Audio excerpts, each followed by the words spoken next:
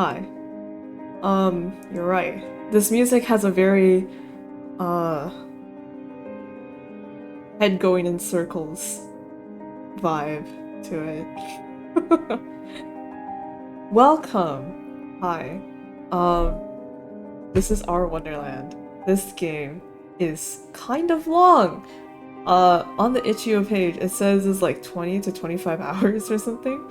So, hopefully, the next 2 days I can finish it. I'll give myself 2 days. Maybe three. My Monday was great, but very uneventful. I ate a cookie from Amazon Go and I got a coupon uh for shopping there so many times. So hooray capitalism, I guess. Um uh Nick is replaying this game on Steam called Will a Wonderful World. Uh Yes, Amazon Go. The one with the cameras and the AI technology that doesn't really function all that correctly, and they need people to watch through the cameras to verify that Amazon Go. I mean, what? No! No, Mr. Amazon! Um, no! Mr. Amazon, Mr. Twitch, I didn't mean it. I was just being silly.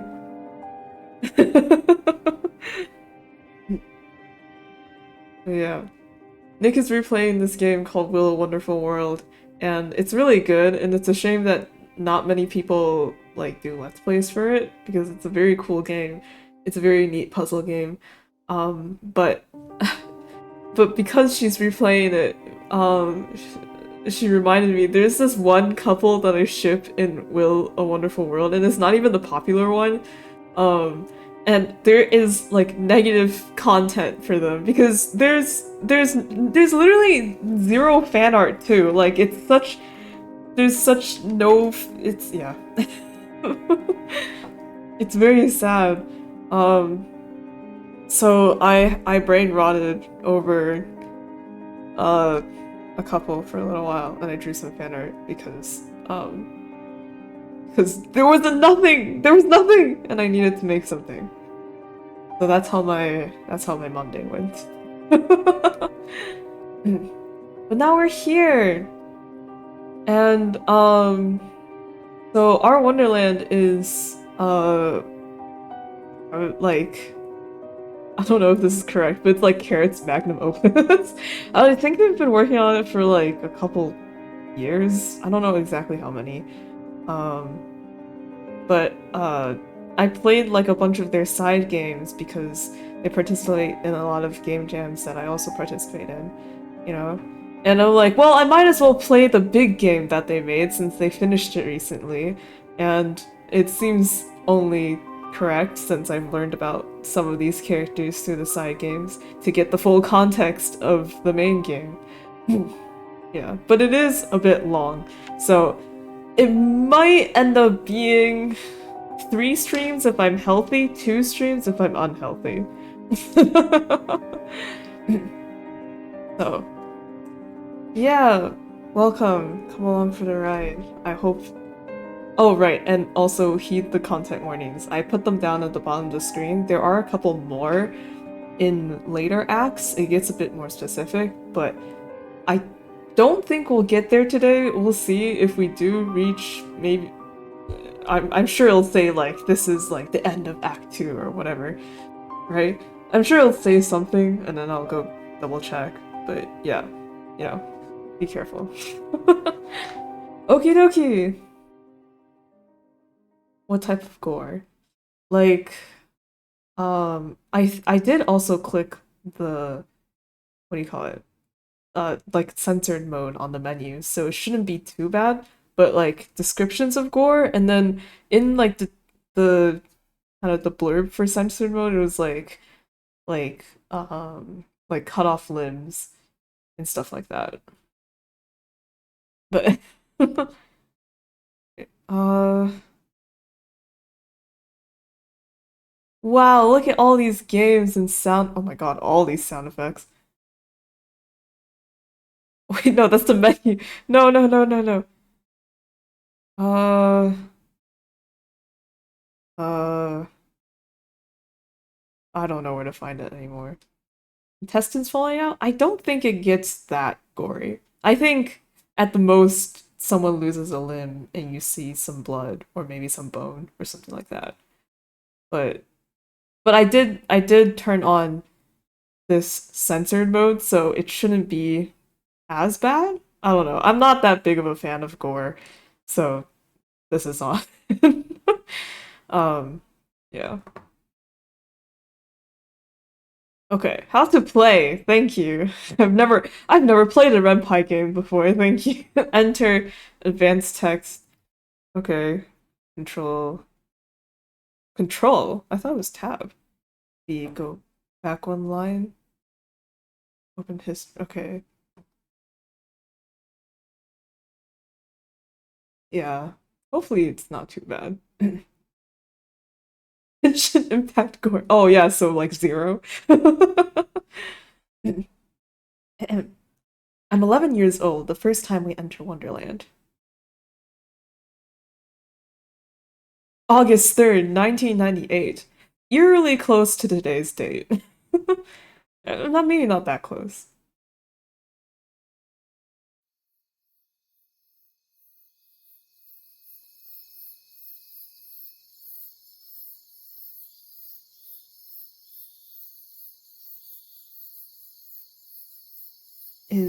Is everyone ready?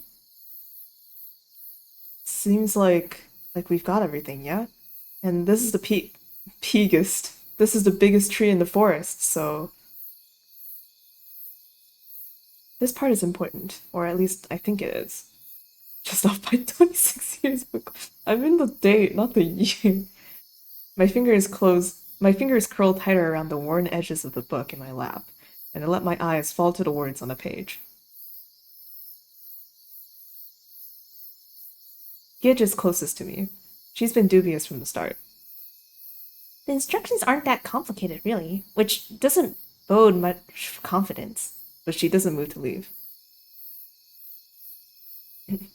On second thought, I'm pretty sure my mom's calling me. Orlom is across from me. His face is as white as the time he threw up in Mrs. Groansmayer's sixth period. I'll get an earful if she finds me way out here, so I'm just gonna. He throws a glance back at the blackness between the trees. The corners of his mouth twitch like he's about to cry. He doesn't leave either. The last time your mom cared about where you were coming out from behind her damn legs. Genzo's as salty as ever, but that's Genzo for you. His dying words will probably be a dig at Orlom. Or Orlom's mom. Hold on, who's Orlom again? No, there's no history! No! No! Carrot, why? You're amazing with the voice. I'm just doing my best, man. Whoa, what was he doing between his mom's legs? And then there's Bugs. Bugs doesn't understand anything. She's only 9. That's inappropriate, Gen. You're gonna corrupt poor Buxley. Ah, shit. If Bugs didn't understand that, she needs someone to corrupt her ass pronto. Genzo's the only one who dares swear. It sounds so natural, it makes me jealous. I tried saying hell in the mirror one time. I hadn't been able to look at myself in the eye for days. If anyone cares, I'll resent that comment about my mother. Oh, Okay. Guys! I need to get everyone back on track. I know if I don't corral them, we'll never even get started. And then what would be the point, really? We need to focus, okay? Come on. I lick my lips, swallow. My fingers are shaking, palms sweaty, knees weak, arms heavy, vomit on my sweater already. I press them together into the book's yellowed pages. This is gonna work. I'm telling you, this book's like a gazillion years old. Besides, books can't lie. Not like Orlon's mom. Hey, what is it exactly does it say we have to do again? We don't have to break out into a song, do we? I readjust the book in my lap. Finger to the centered paragraph in the middle of the page. Its font fancy and curled. Thank you. By blood alone shall the innocent pass, traveling hand in hand, where every wish is your command. Your very own Wonderland. Whoa, bars! Smoker voice. He's like 8 years old, but it sounds like he smokes 20 packs a day. Orlon's fingers go to his mouth. Blood? Oh, wait, no, that's Orlon, sorry. Blood! Buck's eyes widen. The light of the lantern dances off her trembling pupils. Cool.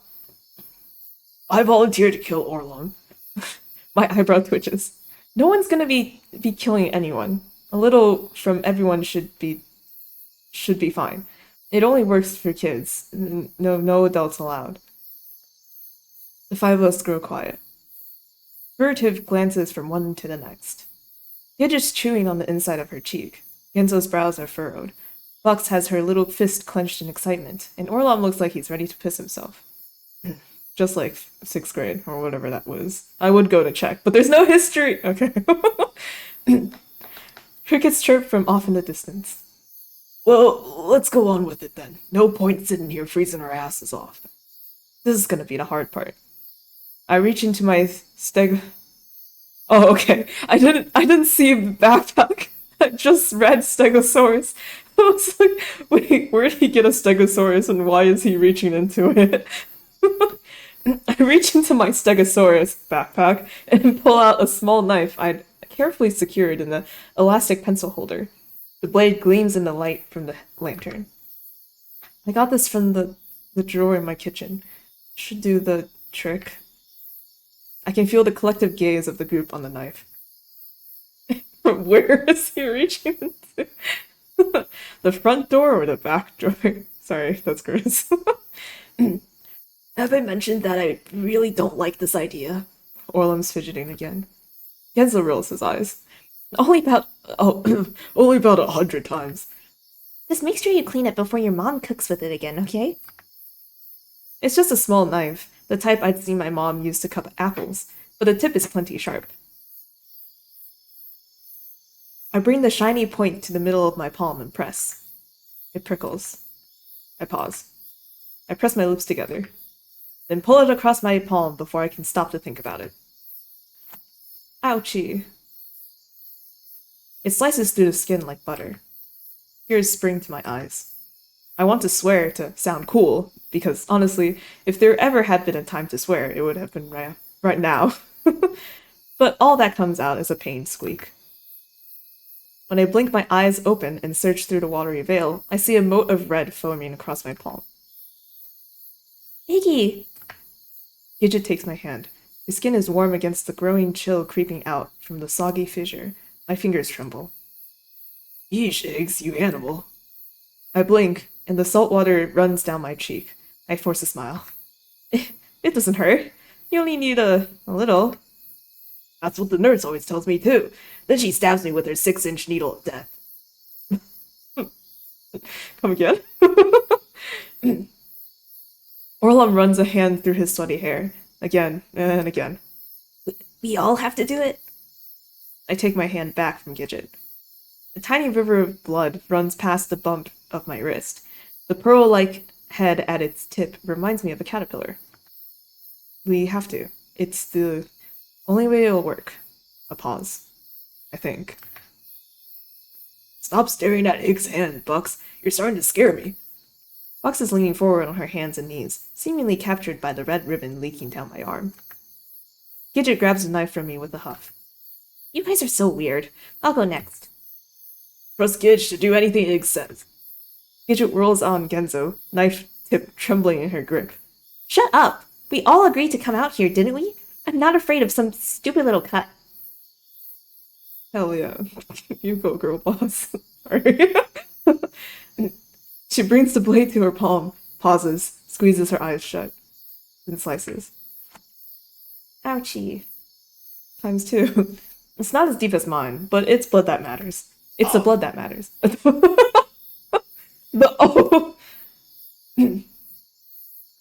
Tiny pinprickles bubble up within the shallow grove, almost like tiny chicken pox. See? She holds her palm up with a waggle of her fingers. Didn't hurt at all. Genzo just smirks. Are those tears I see, milady? She ignores him. No, Orlam, it's your turn. Orlom blanches. I can see the sweat gathering on his forehead. My turn? Genzo grabs the knife from Gidget and siddles up next to him. Here, I'll help you. Yo! You just stay right there. I can do it myself. Orlom scooches backward so fast he nearly falls over, then snatches the knife from Genzo's hand. His freckled cheeks puff out in what could either be indignation or dread as he brings the tip of the knife to his palm. It takes forever. Again and again, Orlom tenses up as though trying to push out an especially large poo, but again and again he pulls it away, tears bubbling up in his eyes. Finally, he pulls the blade across.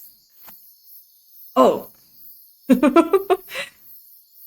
That's it. A mosquito would do better than that. There's blood, right? That's all that matters. Orlom pushes his hand in Genzo's face. There is indeed a tiny spot of red. I cut in before things can veer off track once more. That should be fine. Thanks, Orlom. See? Orlom puffs out proudly. Gidget turns to Bucks, who's been watching the whole ordeal go down in rapt silence. It's your turn, Buxley. Do you think you can do it? Bucks bobs her head, and when Orlom gives her the knife, she gouges it straight into her palm. Oh god. Ow! Gotta flush away the anxiety, Dookie. Nahida would be proud. Her hand quickly turns red. Buxley? God almighty, she's a monster! The sight makes me queasy. But Bucks, you don't need that much. Bucks just grins. It doesn't hurt, honest. The slow back away. She holds her hand up and we all back away. Genzo grabs the knife from her. Give me that thing before you kill yourself. Without a second thought, he swipes it across his palm, forging a similar mote to mine. Ow. He eyes the growing trench curiously. The circle grows silent, each of us looking down at our sliced palms. That's everyone then? My voice trembles. A moth flutters in front of the lantern. Genzo gnaws on his bottom lip. I hate to be the bearer of bad news, but nothing's happening. Is there something else we need to do? Gidget asks, turning towards me. I can hear my heart beating in my ears. Everyone's eyes are on me. I don't... I swallow, but the saliva gets stuck in my throat. I think there's a psychopath in their midst. There are a couple thoughts that I have since I know at least some of the guys as, like, when they were older, and I'm like, interesting how they compare to when they're younger. I glance back down at the book, then it comes to me. I guess maybe we need to hold hands? Oh my god, before marriage? Hold hands? Orlov's voice rises a good octave. Isn't that unhealthy? What if one of us has a disease? We already have you, what could be worse? Genzo snickers. No one's gonna get sick, Orlam. It's fine. Even though Gidget sounds unsure. I reached my hands out, one towards Bucks and one towards Gidget. There was a moment of uncertainty. Then both of them reciprocate. It's the weirdest.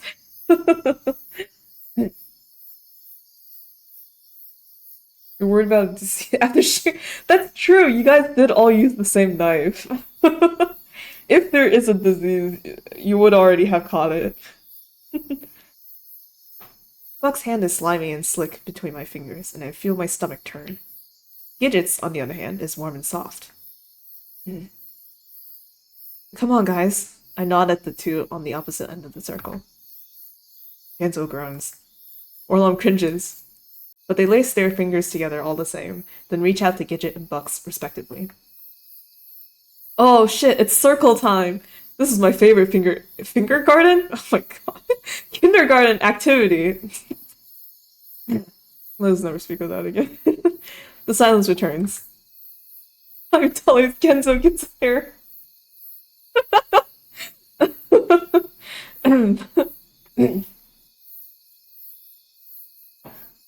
Another moth flits to and fro in front of the lantern. A grasshopper preens itself atop an especially tall blade of grass. I spot an ant crawling across my bare knee. I resist the urge to flick it away. Beautiful moon out tonight. Genzo's gaze is pointed skyward. This isn't working, see? Nothing's happening. Orlam seems 1 second away from jerking his hand from Genzo's grip. I don't have an answer. I don't know. What else it could... This is boring, Buck sighs. The blood can't keep her entertained any longer, it seems. Am I allowed to go home now? Even Orlam is starting to seem more disinterested than anxious. Get the taste of fingerprint. No, I'm sorry. I'd failed them. It's okay, Iggy. It's not your fault. Gidget gives my hand a reassuring squeeze. It would have been cool if it were red. The sound of something heavy cuts her off. Like a large stone sliding across a gravel surface. Gravel surface? It's loud and grating, and just for a moment, it feels like the very ground is opening up in front of us for all the way that... Oh, wait. It feels like the ground is opening up in front of us for all the way that grinding, scratchy moan makes our hearts thrum. It ends as abruptly as it started. And the forest grows silent. No more crickets, no more cicadas, no more fluttering moths. Even the very air is still. I realize my eyes are squeezed shut and crack open first the right, then the left. Everyone's looking at me. No, not me. Past me. I twist backwards and see the base of the big old willow, the tallest tree in the forest, its trunk like a massive boulder covered in twisty, gnarled roots. If Genzo dies, I'm ending the stream by force. We're here to root on Genzo. We're on Team Genzo only. Now with a very visible and very dark hole in its side. Across from me in the circle, Genzo hisses between his teeth. Well, shit. Well, shit indeed. An anxiety shit.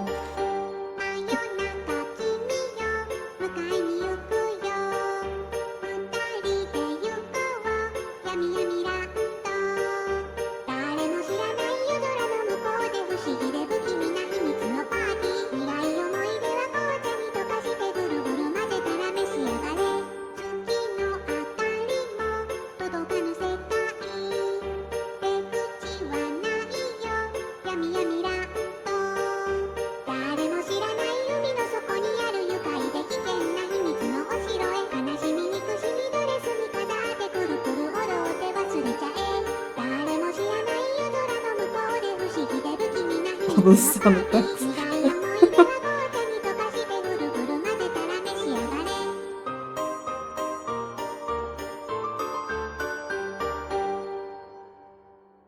Yippee!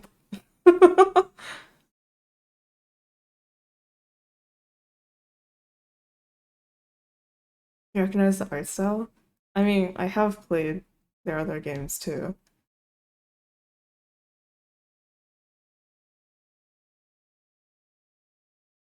Iggy! Who is this? She has me before I had a chance to react. Before I have a chance to react. She goes for the legs. She always goes for the legs. One meaty hand wraps around my right thigh as another goes for my left. Then her shoulder takes my hips. At that point, escape is futile. Bucks rises to her full height, and I go with her, draped like a sack of potatoes with my ass in the air.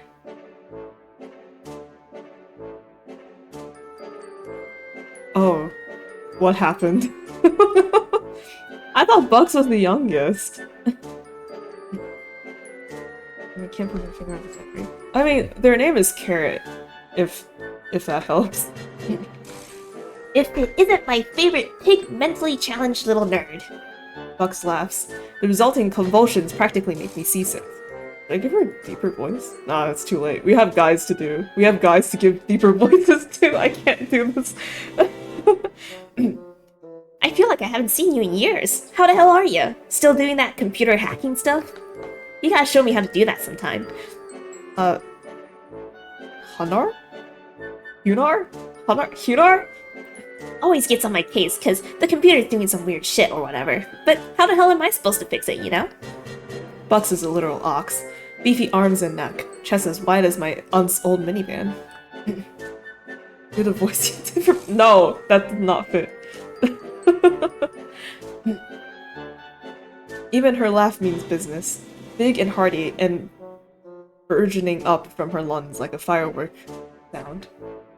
I'm, great. Just great. I can feel the blood rushing to my head. My nose is bumping against Bucks's back somewhere just above the waistline. My glasses are threatening to slip off my ears. Bucks, I can't breathe. Oh, right, yeah. Bucks drops me back to the sidewalk. It takes a moment for the world to stop spinning. So what? Can I get you a beer or something? I've got the good stuff. Crafts from that place just outside of town. She claps her hands together. Let me grab you one. She barely waits for me to acknowledge her question before clomping off towards the porch. I grab my strewn messenger bag from off the ground, then follow with a hand up to maintain my nest of curls. Bucks's house is nice. The nicest any of us have managed, to be honest. It's a cozy split level with white shuttered windows, and a spacious porch wrapping all the way around to the backyard. She's not in an orange. You saying that she should be in prison? The type you dream about once you're halfway through college and you realize you have no idea what you're actually doing with your life. I follow Bucks around the porch now, dodging the fake terracotta pots of a few hanging plants along the way. Honestly, this type of house, I would not have imagined a character like Bucks having. This very suburban, middle-class home. The sound of the TV drips out from the screen door leading inside. I pause for just a moment to hang my messenger bag up on one of the railing posts, then start for the steps. Heads up! I round the corner, just as Bucks tosses me a beer from the cooler. I barely keep from dropping it straight onto the deck. The backyard is neat and trim, and decorated for the occasion. What occasion? Picnic table with multicolored plates and napkins, a few strings of red, white, and blue flags draped across the trees, a trio of white and green striped lawn chairs. Is this a 4th of July barbecue? Bucks even has her grill out, the air above it warping in the heat. I pop the tab of my beer and wander towards Bucks, who's grabbing a can of her own. So, what's new in Iggy World? Anything new and exciting? Anything new and exciting? Foam bubbles down her chin as she takes an impatient sip. Can't say much has changed since last year's barbecue, to be honest. Still in my apartment over in Brookside, still doing mostly freelance. I know it says softball, but I keep reading it as football. Really? I keep reading it as off-ba. I mean, how do you know it says softball? It could be football. Wait, no. Never mind. It can't be. Ignore that comment. I can spell.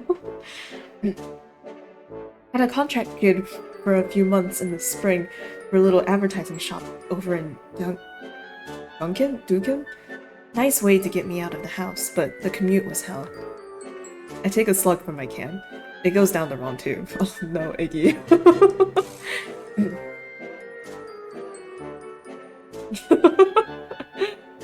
We all make our mistakes. Never take the intercity bus. I finish with a choked cough. I'll trust you on that. Bugs raises her can toward mine, and we clink them together in a tiny symphony. No special friend to keep you company in that lonely little apartment yet? I take another chug. Longer this time. No, not yet. We've really got to get it. We've really got to get you out more. Get you out of Lambrook. I'm telling you, there's nothing left here for a bright single centerfold like you. Centerfold. Hell, even I wouldn't be. Hell, even I wouldn't still be here if it weren't for the little monster. Better for raising a kid, you know? School district and all. Bucks wipes her mouth on the back of her arm and nods her head. At what? I don't know. I'm so shocked at like the drastic time from kids to like full adults, not just young adults, but like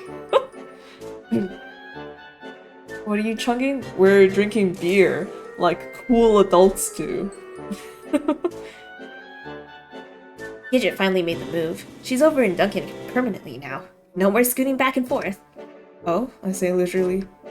I helped her out a few months back moving her stuff. Surprised she didn't call you. Shit, I never got back to her about that. I guess she wanted someone with a little more broad? Can't argue with that. Buck slaps me on the back, and I nearly spit out the beer in my mouth. Once I recover, I attempt to divert the conversation. It's the fact that they're all grown up. Yeah, right? The time jump was wild. What about you? Still delivering packages? Buck straightens up at this. No more door-to-door for me. Just call me Shift Manager Buxley.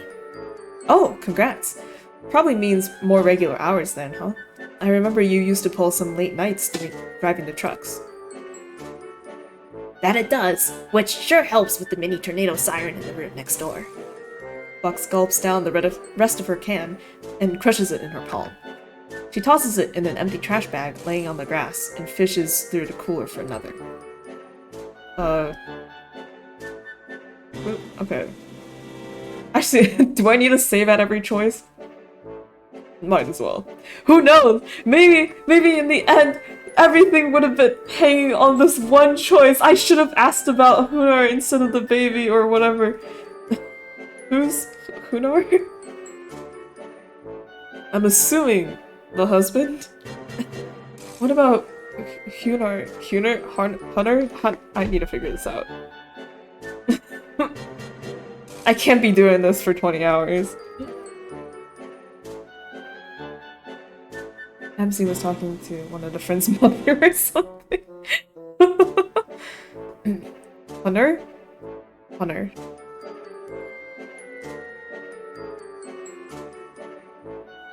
Honor. Huner. Honor. Okay. Hunter. I don't know. None of those had very high ratings, so I'm assuming both of them are wrong. What about Hunter? What's he been up to? Oh, you know, Hunter as ever. Between him and the screaming pile of goo, feels like a breath of fresh air doing something like this. Fox opens the top of her next beer and gazes out across the lawn. Things aren't good? Nah, just, you know, what do you expect? Neither one of us are getting much of sleep. Sharing a beer on the patio with the crew, though. Almost feel like my old self again. I can imagine. The babies I see at the store are enough for me. No, thank you. As if to emphasize my point, I promptly spill beer down the front of my chin and shirt. Icky, why are you such a mess? Buck squawks. What? No cotton-topped munchkin is in Iggy's future? Cotton-topped munchkin? Spill. I wipe at my shirt. I mean, I guess, I don't know. Look at this clown. Just telling you. You never know. I mean, look at me. Who ever expected I'd procreate, huh? Actually, we kind of all did. I raise a brow. What with you proclaiming your undying love to Hunter after being crowned homecoming queen, and declaring you were going to produce a whole softball team of babies to lead the school to victory once you were gone. Another guffaw laugh from Bucks. Sounds about like me. Damn, what memories. Almost makes me shed a tear. The screen door creaks open before just as quickly slamming shut, and we both turn towards the porch just as Hunter walks down the stairs, baby in tow. Well, speak of the devil, there is the man of the hour himself. Bucks raises her beard. Oh. Aw, he's so short. Guffaw? Guff Ow? Guff Ow? Alright. Iggy, so good to see you. It's been too long. Hunter's long bangs are pulled back with metal hair clips. His eyes look tired. The baby's half hidden in a purple blanket, but I still see her tiny little nose twitching amongst the soft folds of baby goo. Why is everyone calling the baby goo? I mean, I know they're soft, but they're not like malleable. Well, it really has. Sorry for making myself so scarce. I guess I can lose myself in my work sometimes. More like your games, am I right? Bucks elbows me in the ribs. I laugh not at all awkwardly. Hunter smiles and shifts the baby in his arms. That's not good for your health, you know. Get out and get some sunshine once in a while. Damn, he's telling me to touch grass. Well, I mean, as much as you can handle. What with you being so pale? Try harder. I attempt to shift the conversation away from me and my hermit-like tendencies. This is the little bundle of joy then, yeah? 3 months old yesterday. I lean in for a closer look. She's absolutely tiny. I can't help but think of the cluster of baby rabbits I found cuddled in the giant planter my mom had on the back patio when I was a kid. So completely helpless. She stares back at me as though she's never seen something stranger in her entire 3 months of life. Be through speaking to you, the player. No. They're just like, yeah, Iggy's just an extension of you. We know you sit at home alone. In front of a computer all day. I don't blame her, to be honest. What's her name, if I might ask? Hunter's whole aura seems to shift. He turns to Bucks. You haven't even told your friends her name? What's wrong with you? Do you not care about your own child? Bucks grunts. For God's sake, what do you expect me to do? Go around professing my love for her daughter to every goddamn person on the street? Don't forget to mention her name to one person. Sorry. Guess I'll try and work her name into every single one of my goddamn sentences from now on.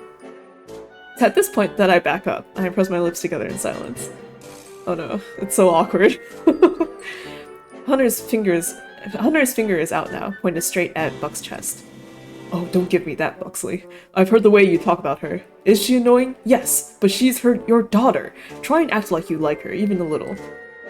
Bucks raises her hand in disbelief, eyes wide. So now you're saying I don't like my own child? Is that it? You know what? I'm done. I'm not even gonna try. I'm gonna put the meat on. Oh right, the barbecue. Right, that's what it's about. She turns on her heels without another word and stomps off towards the grill, crushing her can and tossing it atop the trash can along the way. You do that. Hunter huffs. I'm gonna put the appetizers out so our guests aren't standing around starving to death. He shoots Bucks back a prolonged look of resentment before pulling an about face and storming back inside the house. I continue to stand awkwardly in the middle of the yard, half-finished beer in hand. Man, that's the worst feeling. Like, I don't know, it doesn't even have to be a couple fighting, but just like if you go over to like your friend's house and like their parents start arguing, you're just like, oh god, what do I do? What do I say? Where do I go? Appetizers at a barbecue?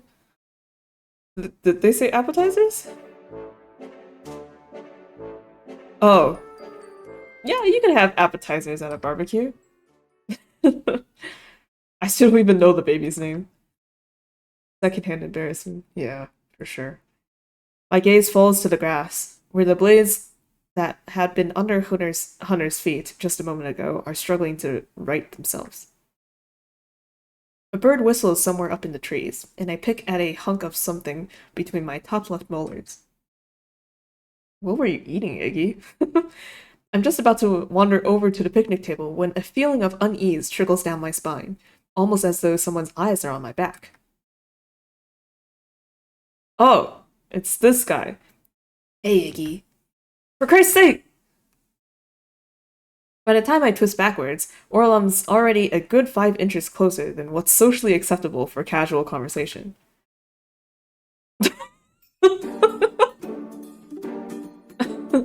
Hey, Orla, I didn't hear you slither up. I take a step backward. Orlin takes a step forward. He looks like he hasn't slept in weeks.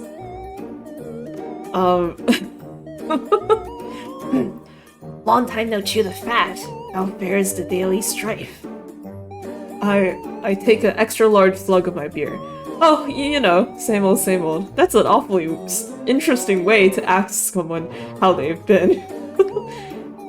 You still writing code for top secret government espionage projects, Mr. Hack and Slash? If by top secret government espionage projects you mean a new website for Ruckerman's this and that, then yes, that's exactly what I've been doing. This amuses him and he laughs. He hasn't slept in weeks, but he probably hasn't showered in months. Orlum has the weirdest laugh. Like every syllable is perfectly enunciated, with an identical gap in between each. Oh, it's cool, so he laughs like a robot. It's socialized in years. Okay, I'm gonna make myself a little bit smaller so I don't block too much text. Alright. Have you ever wondered what he considers this and what he considers that? I shift my weight from my left foot to my right, then back to my left. Surprisingly, the thought never really crossed my mind. I've always been more of a that guy myself. Orlum shrugs. Why have this when you can have that, am I right? But you know me, always on the superlative fringe of society. Fringe is right. You have a lot of it. Fringe, that is. It might be because of that lack of shower. Okay, sorry. I glance back toward the house. Bucks is still at the grill. Hunter is nowhere to be seen. I turn back. Somehow Orlon seems even closer. His Bugs Bunny chungus. What? Why?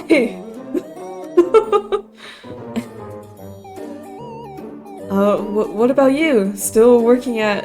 Actually, I seriously have no clue what you're doing nowadays. Alan and Alan. I do data entry at their branch in town. The baby powder guys? Alan and Alan. Oh, Wonderland. Oh! No, I know what you mean. Not just baby powder. We have all kinds of products for the squirmy little skin tags. All these other names for children other than child or kid or their name. They've been called goo, they've been called skin tags. Buck should be all over. Buck should be all over that. You give her a discount? Oh. I blink. Orlum stares at me with that same off-kilter smile, then continues. You want to know the secret ingredient in our powder? What helps it give skin the extra soft sheen? I've sucked my entire bottom lip up into my mouth by this point. I'm not sure if I want to know. Dead skin cells from real babies.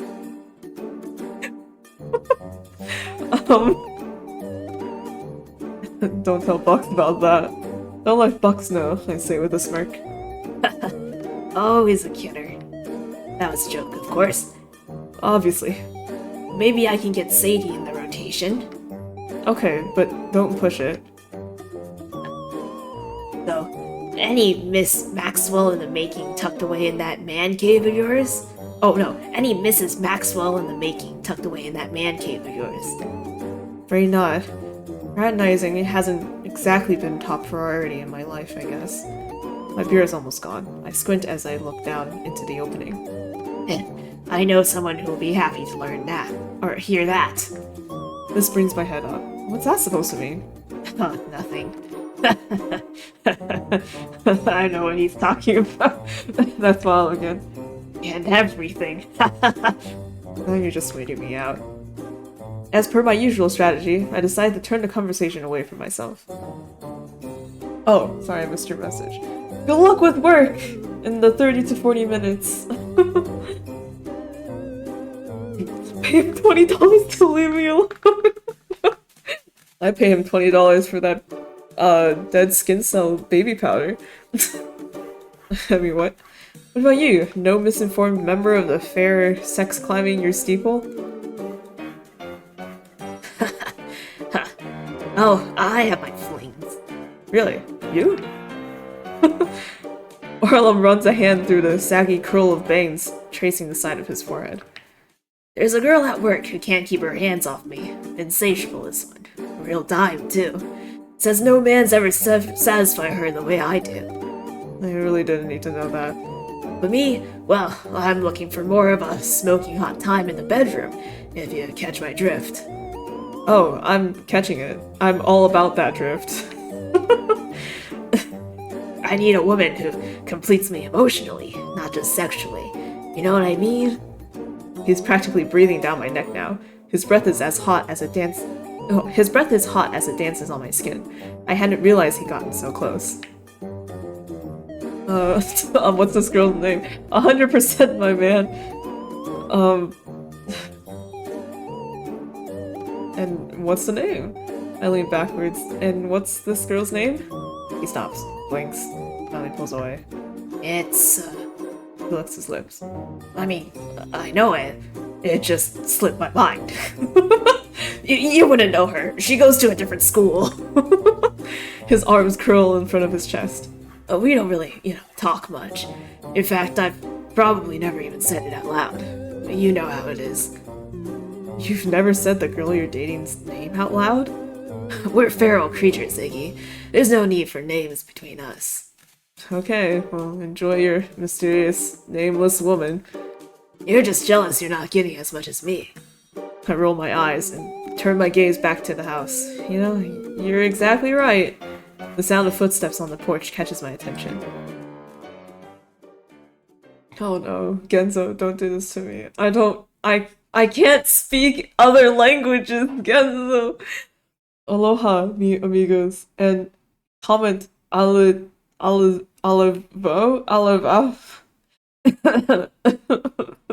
The party has officially arrived.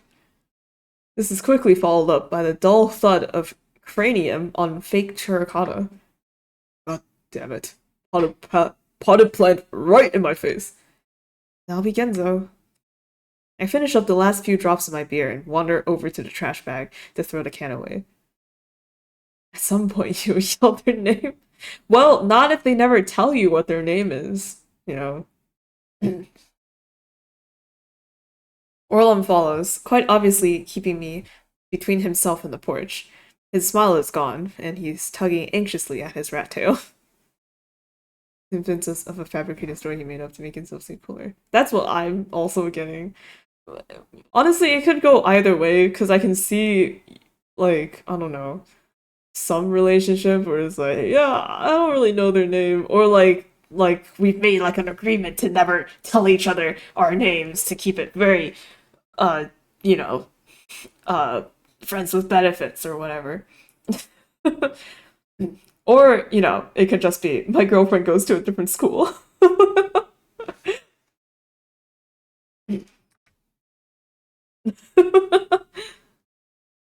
Oh my god, leave him alone.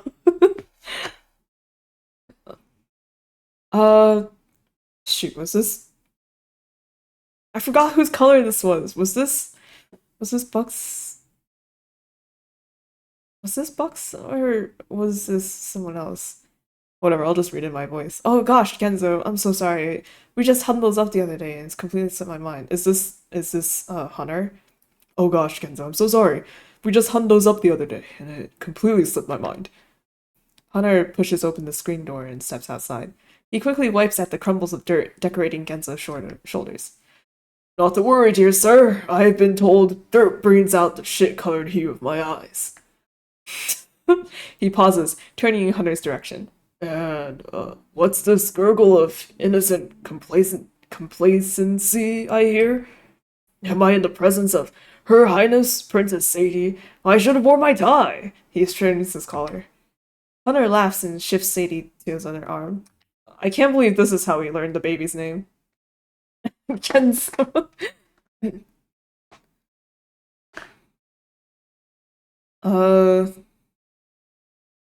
Aren't you always a treat? Anyway, I've got some things to finish up inside.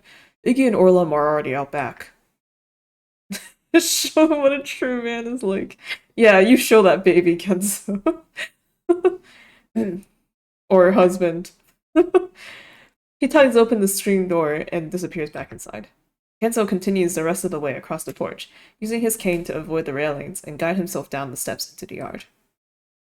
Hey! He immediately spreads his arms. Hey! Iggy! And I thought I smelled something coming up the block. Is that a new cologne, Orlum? Or do you just naturally smell like a horse's ass?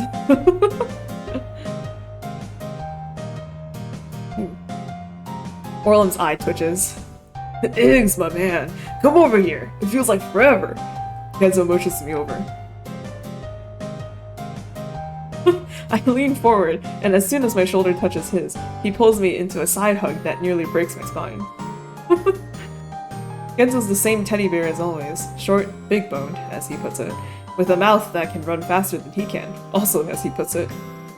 I'm even given a familiar whiff of his ubiquitous orange knit cap as my face is mashed into the top of his head.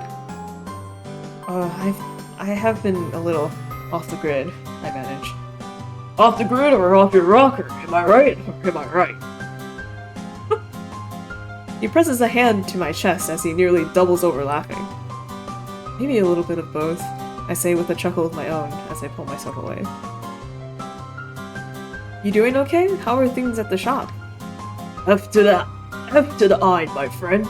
Just got myself a deal, impound actually. They're gonna send me some of the busted up bikes no one's ever picked up. I'll see if I can get them fixed and back on the market. His face is beaming beneath his sunglasses. More of a passion project really, but feels good to breathe new life into the little tykes. Or should I say, trikes! Hey! Okay, that's the minister I was looking for. He pauses for a moment, then raises his head, nose twitching. Is that the pungent odor of freshly grilled carcinogens I smell? Bucks turns away from the grill for the first time since her argument with Hunter. Burgers are coming right up. Hope everyone's hungry. I can always count on you to fill my stomach, Huckleberry Finn. Kenzo rubs his hands together. Which reminds me, Iggy, Game Rex, you have? I run a hand through my curls. I'm already eyeing the cooler and wondering if I should grab another beer. Actually, this one game's been sucking up my time. You get to control your own airship, and there's these terrifying vortexes you have to go through. And don't get me started on the giant fucking tornadoes. I finally give in and fish through the ice for a can. I've been playing a game on my phone called Candy Cudgel. Orland's shoulders are hunched so low, it's a miracle he doesn't fall over. Genzo ignores him. I played something along those lines a few weeks back, I'm telling you. There's something about sweeping skies and swashbuckling heroes that just... He brings his fist to his chest and shakes his head. Gets me right here. He glances in my direction at the sound of me popping the top of my beer. I know I tell you this every time, but you should really develop one of your own. You've got enough crazy kernels up in that noggin of yours to launch your own library. Only if you'll be my main character? Huh? What? Huh?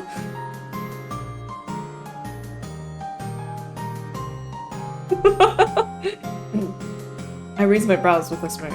Only if you'll be my main character. Now there's an idea that guarantees a blockbuster.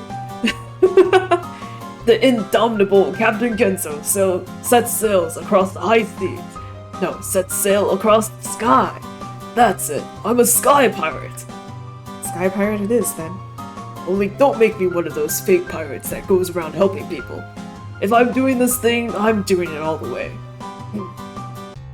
You missed our hints. Murder, battery, aggravated assault. I want to own this shit. Hell, you could even go crazy and throw in some tax fraud in there. I want to be in the game too. Fine, you can be the swab. Why do you want me to develop something so bad? I mean, it doesn't have to be a game. You could just get out and do some- Oh, you should just get out and do something. Do something now, get you out of here. That's what Gidge did. Orlum snickers at this. We'll see how long that lasts. Last I heard, she could barely make rent. Hey, at least that lady's trying. Which is more than anyone can say about us lazy fuckers, am I right or am I right?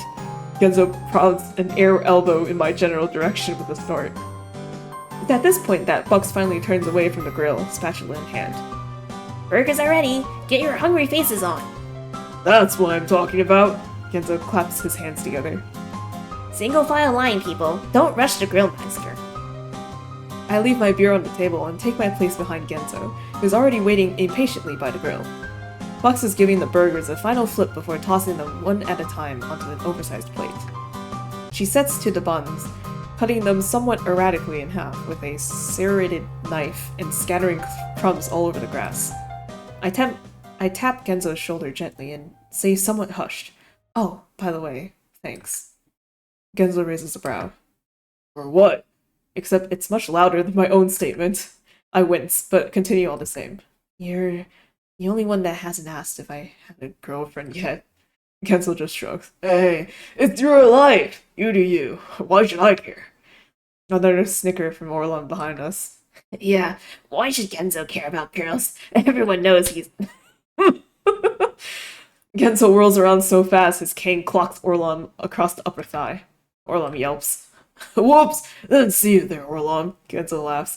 "Sorry, this thing's really got a mind of its own sometimes."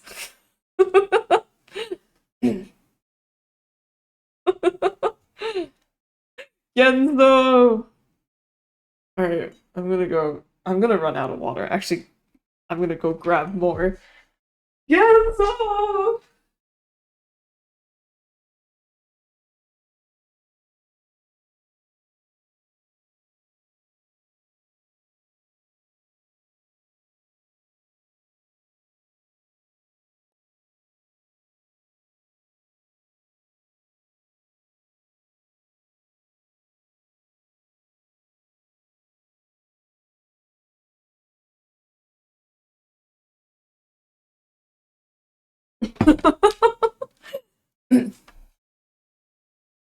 I open my mouth to say something, but Genzo's already turned back to the grill with his nose turned towards the meat and cheese concoction Bucks is stacking atop the plate.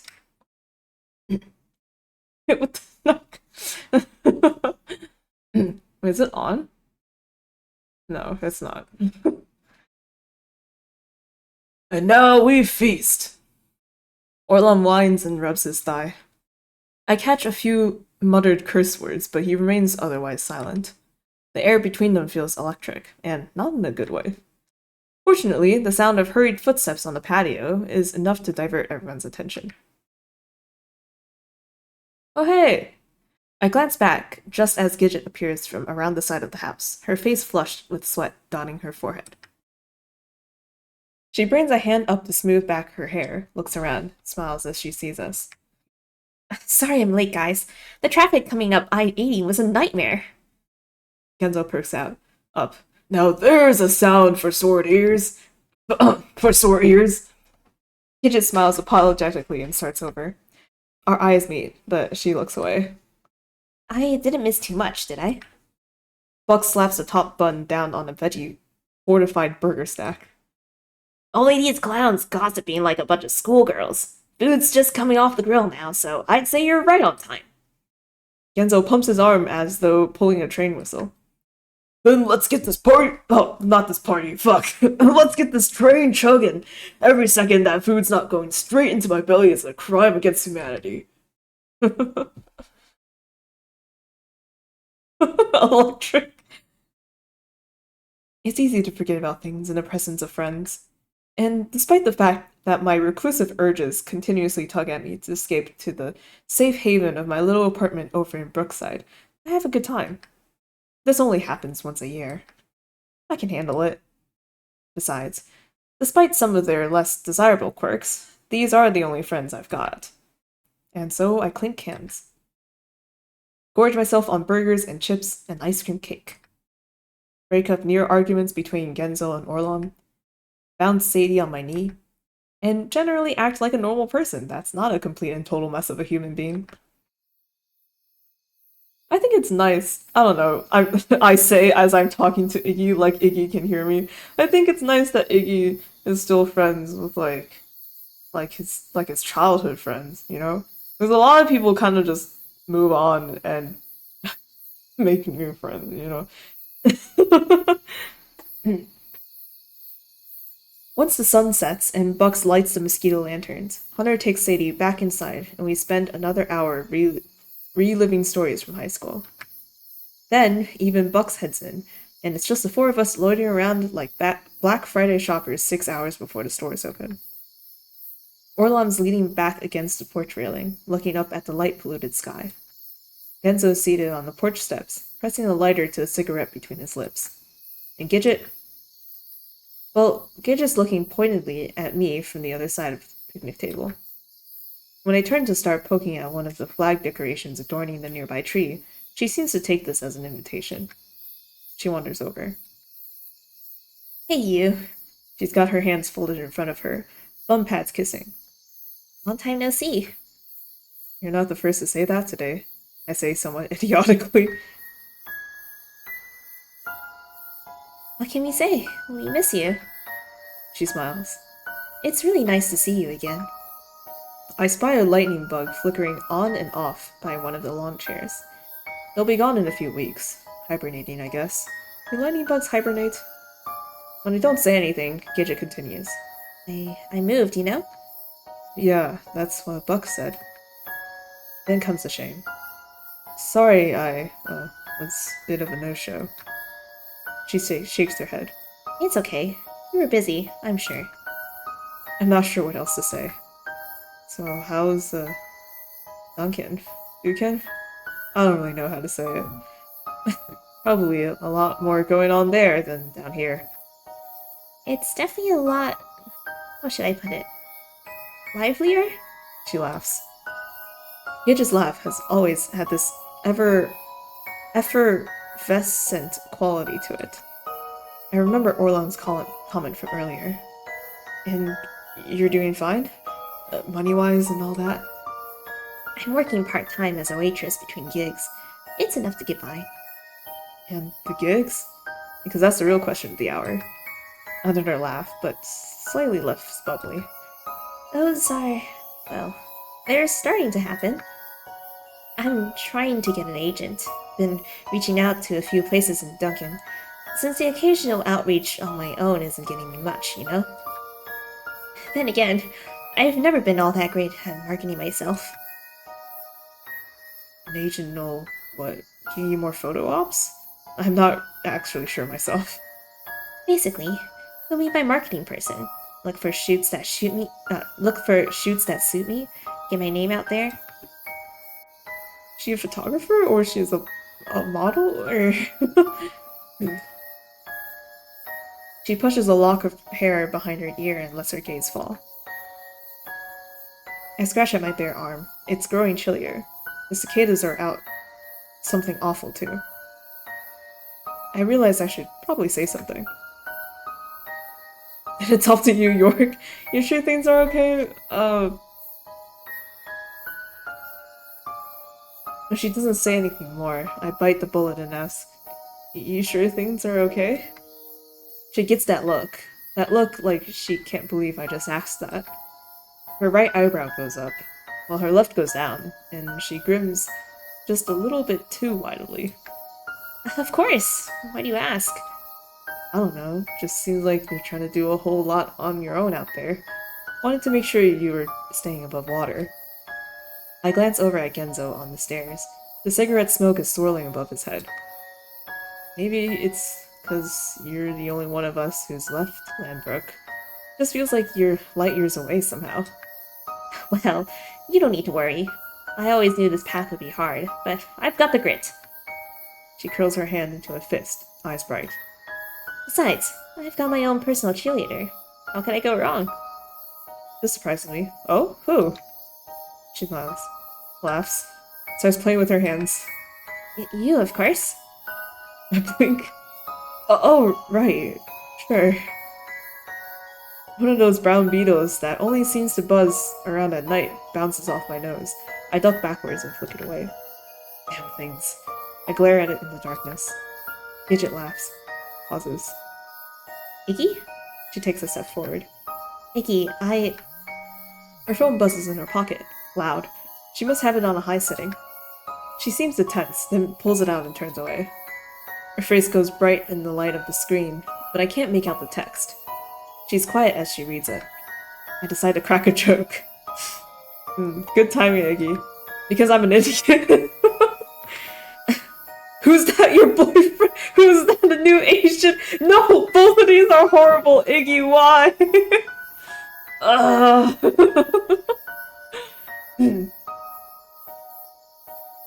Let the fates decide.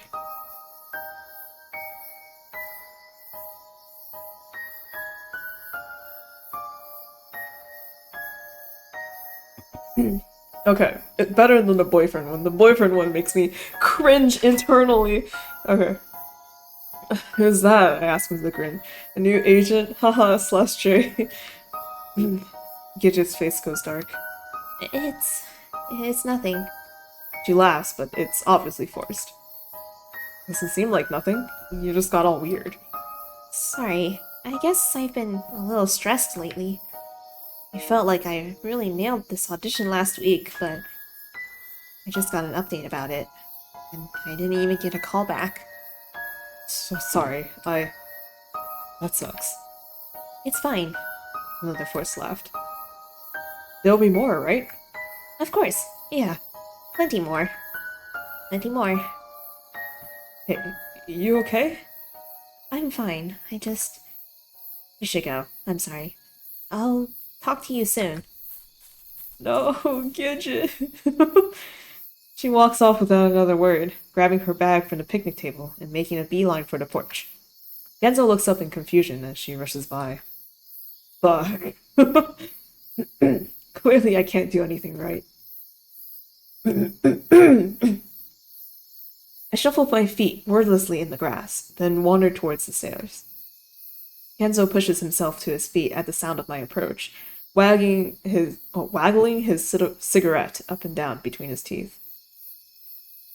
Oh no. RNG is not kind. You left in a hurry. What happened? What happened? What happened? What happened? I run a hand through my hair. Bad news. Poor gal. She's really been trying, you know. But life has a way of punching you in the face. Repeatedly. With a crowbar. You think she'll be okay?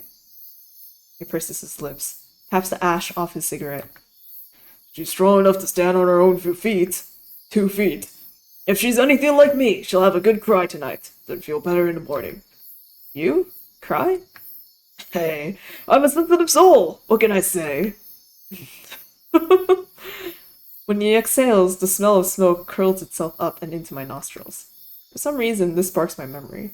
Oh, hey, about earlier. What, when you spilled beer down the front of your pants? He snickers.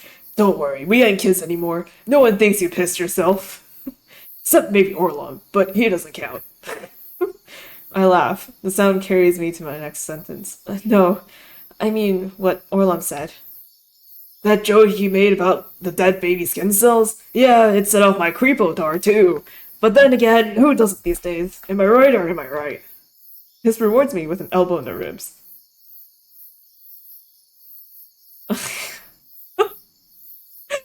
I don't want to force him to talk about it because it's so obvious he doesn't want to.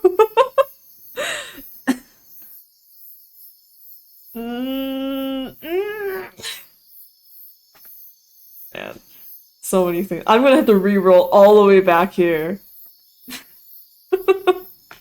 And it's because it's like you fucked up the entire interaction, and now everyone's dead. Happy coin flip. Okay. Give him the ellipses. I squint, staring at his face, staring through his face. We having a staring contest now, or what? Come on, Iggs, go home. You're tired.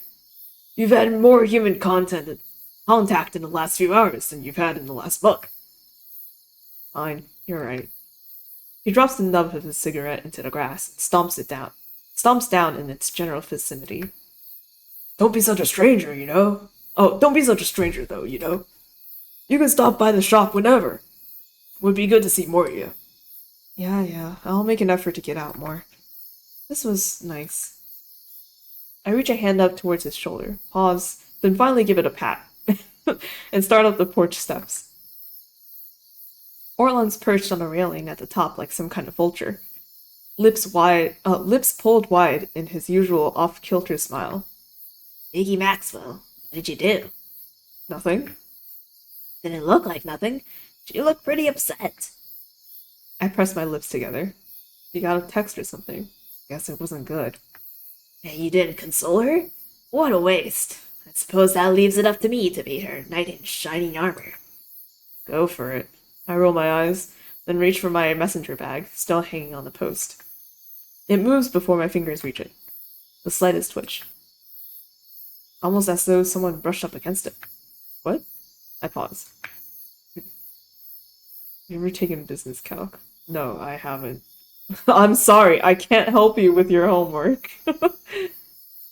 Squint. Tilt my head. Did you? I start and half turn towards Orlam. Hey, what?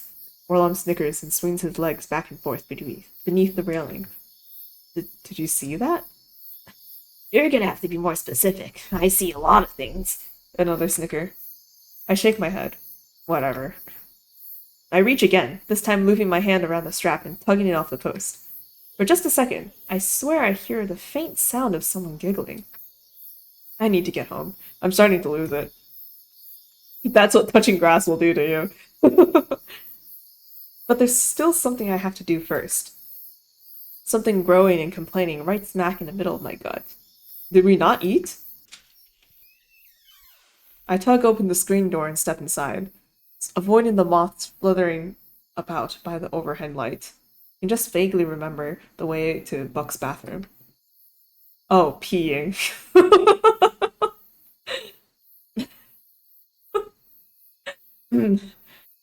Piss break. Alright. A much needed pee and a wash of my hands later, and I'm maneuvering back toward the dark hallway to the porch door when Bucks's voice makes me jump. Oh, so that's just the way it's gonna be, is it? Glad you get to make all the rules. It starts soft, somewhat hushed, but towards the end, it's clear she's losing control of the volume. Oh, because it was my idea to buy a brand new grill when we're having trouble just making the house payments. I'm not sure what kind of fancy world you're living in, but grow up. They're coming from the other side of the door to the right. A single line of light is painting shadows across the floor underfoot. I stop. Chill on the inside of my cheek. Instantly feel guilty, but it's not enough to make me move. Ha! Fantasy world. In a fantasy world, I wouldn't be woken up every hour by a sound that makes me want to kill myself. Can we fucking give her something? Give her- Oh, Can we fucking give her something? give her something? And just what are you implying? Oh, come on. A little whiskey? She'd pass right out. Oh my god, Bucks. You're out of your fucking mind if you think I'm gonna let you feed my infant daughter whiskey. Oh, your infant daughter, is it? And what am I, the fucking surrogate? Might as well be, for how much you seem to care about her. This is the first time you were even around for dinner all week, and it was only because your friends were here. Who the fuck cares? It's not like she's gonna remember any of this. I care, Buxley. I'm not raising this baby myself. Pause. Oh, no, you don't. You've already had plenty to drink tonight. Clearly not, because I can still understand the words coming out of your mouth. Buxley Krills, do not walk out of this room while I'm talking to you. Footsteps, getting closer. Oh god. Spitting out with Mima too much. Let's just stay in the bathroom, Iggy. Let's not move. My heart leaps up somewhere in the vicinity of my voice box, and I hotfoot it to the rest of the way to the screen door, barely making it outside before I hear the door inside get shoved open. It takes a moment for the tension in my shoulders to release, and even then, I can still hear my heart in my ears. Letting out the breath I hadn't even realized I'd been holding, I glance up and see Orlam still on the railing, and that smile still on his face. Little old to be scared of the dark, aren't we? He laughs at his own joke. Every syllable is perfectly enunciated, with an identical gap between each.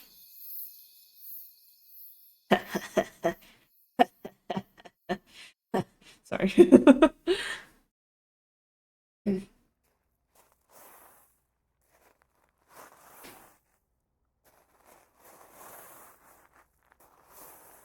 I'm awoken the next morning to the sound of Mrs.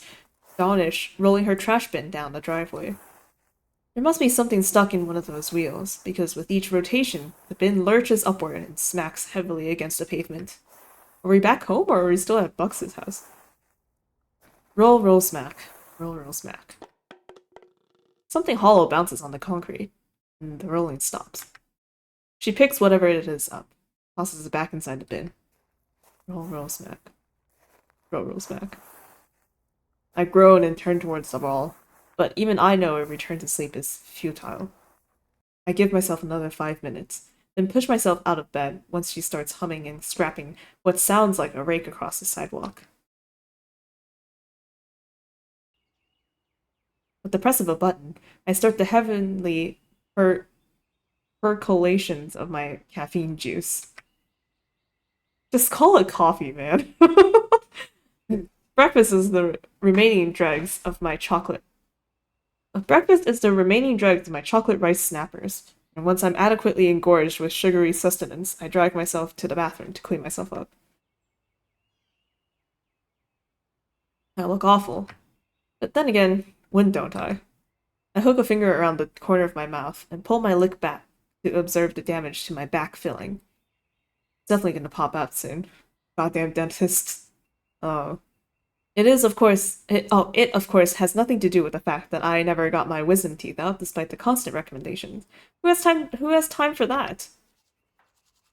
I let my lip flop back into place and take to my teeth with the toothbrush. Once the chocolate has vanished from my breath, I splash a little water on my face, slap my cheeks to get the blood flowing, then wander back to grab my coffee and man my usual post at the desk. The computer screen crackles to life, and I massage my temple as I wait for it to finish booting. Backup teeth? Just in case I lose one, I can just shift in the wisdom teeth. I'll probably have a headache by the end of the day. I always do after I drink, and it doesn't help that I have to put in extra hours to make up for the work I didn't do yesterday. Whatever. I snap my earphones over my ears, pull my knees to my chest, pop open my text editor, and get to work. I know this song. 3 cups of coffee, 1 granola bar, and 2 readjustments of my legs later, I've reached my groove. I nod my head to the music as my fingers dance sporadic rhythms across the keys. Yippee! I'm so focused, I don't even notice my phone buzzing until it's about to switch over to voicemail. The green phone icon catches my eye, and I instinctively snap my hand towards it. Oh no! Only for the tips of my knuckles to graze the handle of my coffee cup, sending it and the last few sips of my cold coffee towards the carpet. No, not the carpet! Left-handed? I guess so. Every nerve in my body reacts at once. I leap from my chair to grab it. No! Only to jerk my headphone cord out of its jack in the process and promptly blast the dance-worthy beats of my electro swing throughout the entire apartment. Oh my god. Iggy, your mess is too real. This about sends my heart into overdrive, and with a panicked twist, I reach back for who knows what at this point. But my flying hand hits the back of the chair, and my feet pretzel beneath me, and we both go down. My head hits the soggy carpet, just as my phone gives one last zealous buzz, vibrating itself straight off the desk and onto my chest. He's just like me, for real, for real. Yeah, exactly. I pick it up just as it beeps to tell me I have a new message. For fuck's sake. I'm 3 heart attacks past giving a damn at this point, but the name on the caller ID says it's Hunter, and given that I don't think he's ever called me before, I know it must be important. I clicked the music off and jabbed the redial button, balancing the phone between my ear and shoulder as I set to blotting the carpet with paper towel wads. The phone rings twice, then connects. Hey, sorry I missed your call. What's up? The paper towels are soaked by this point. But the sound that comes through the receiver isn't what I expected. Sobs. Harried sniffles. A cough. Hunter, he's crying. Iggy. I pause in my carpet cleaning ministrations. Hunter, what's wrong? It's Bucks. She's gone. I don't know where or what happened. I woke up this morning. She was gone. There was no note. Nothing. It starts a fresh wave of sobs. Iggy, she took Sadie. Both of them. They're just gone. I've called and I've called and I've called.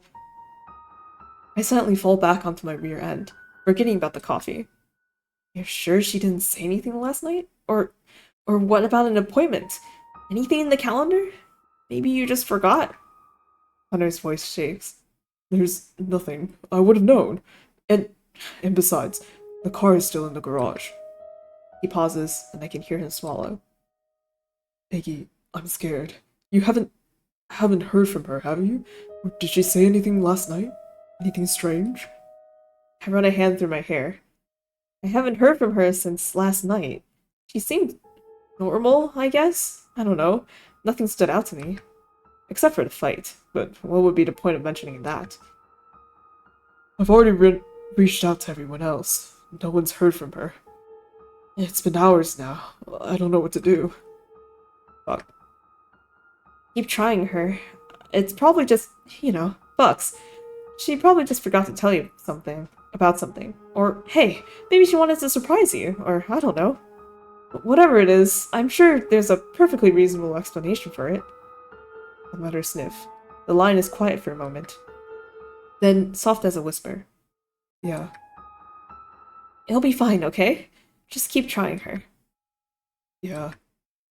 The line goes dead. I blink. Hunter? But there's no response. He must have hung up.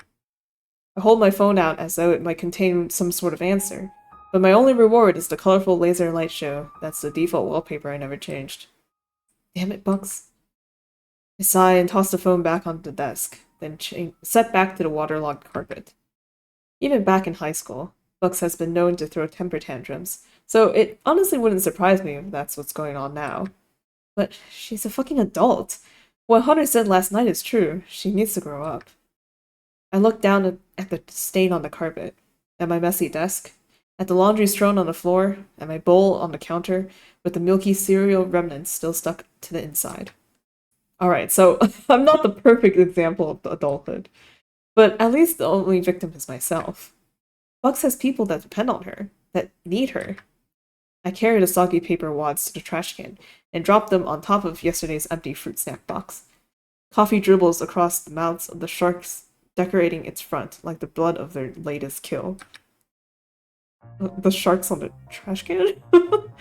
Oh, the fruit snacks? Are there sharks with fruit snacks? Not about to let this incident distract me from my work any longer. I migrate back to the desk and snap my headphones back into place. There's still work to do. With one last glance at my silent phone, I give my cheeks a slap and dive back into the function I'd been 3/4 of the way through finishing. Time to focus.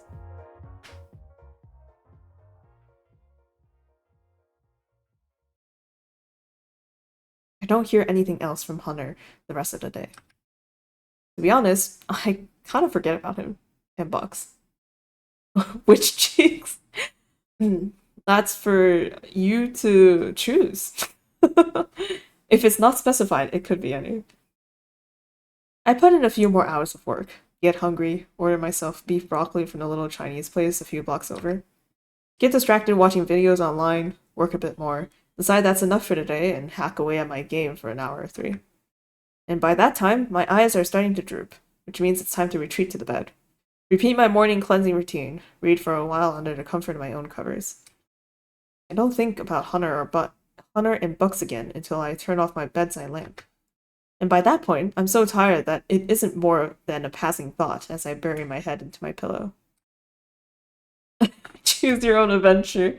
Choose your own adventure and also choose your own cheeks. I'm sure it's fine. I'll call tomorrow. I dreamed that night. I'm in the woods and someone's calling me. I chase after the voice in the darkness, but every time I think I'm getting close, it comes from a different direction. Iggy. I run faster, the branches whipping at my face and the roots underfoot, threatening to send me stumbling into the dirt. Where are you, Iggy? I don't know what this voice is supposed to be. I run and I run and I run. Run until I can't breathe and I fall to my knees. No! Ah! The darkness is closing in. I feel something on the back of my neck. Iggy. Iggy, I'll say. No! Wrong Iggy! Our Iggy, not that Iggy.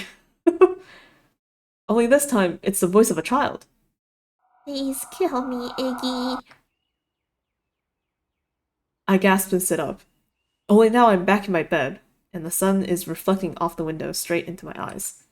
I groan, my heart still thudding away inside my chest.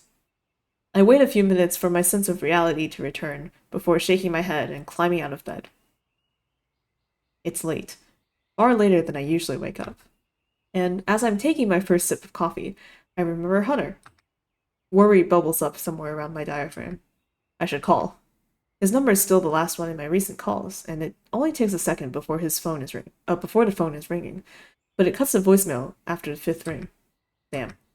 I gnaw at the inside of my cheek. The bubbles of worry are starting to turn into a froth. Maybe I try someone else? I pull up my contacts. Who should I call? Well, obviously Kenzo. Should a type? Oh, or who should I call? I don't think so.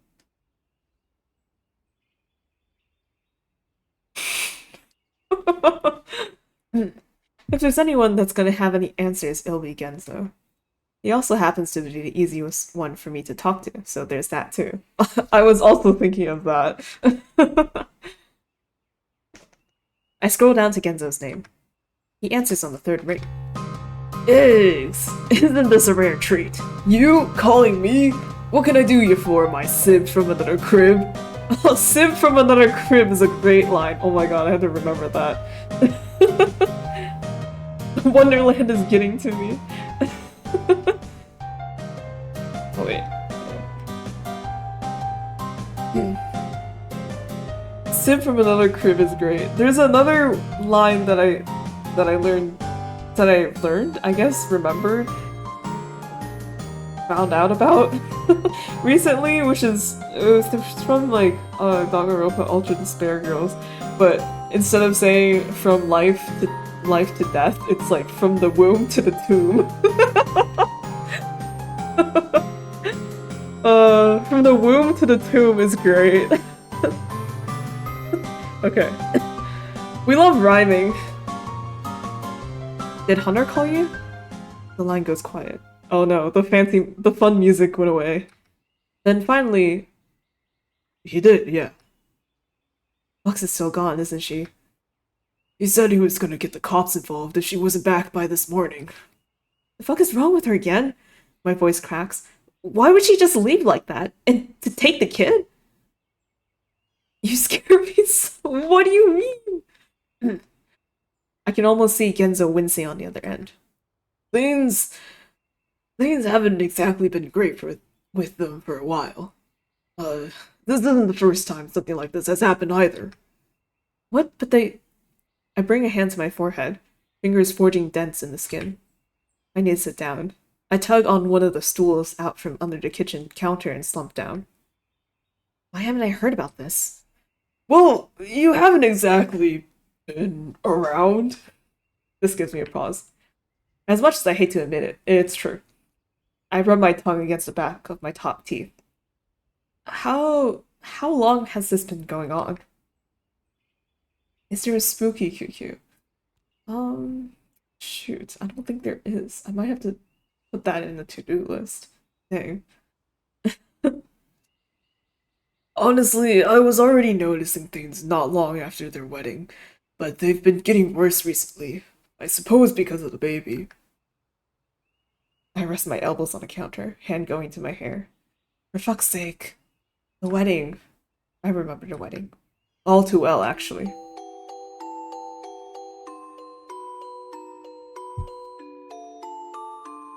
Oh. Uh-oh.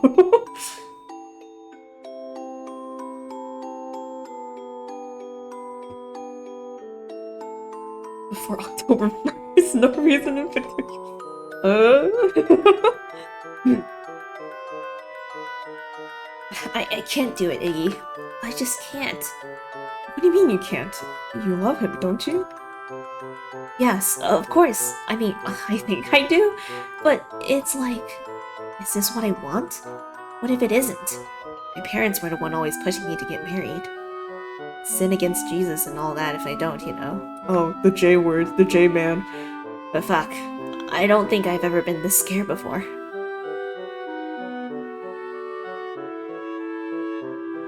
I found Bucks hiding in one of the stalls in the bathroom.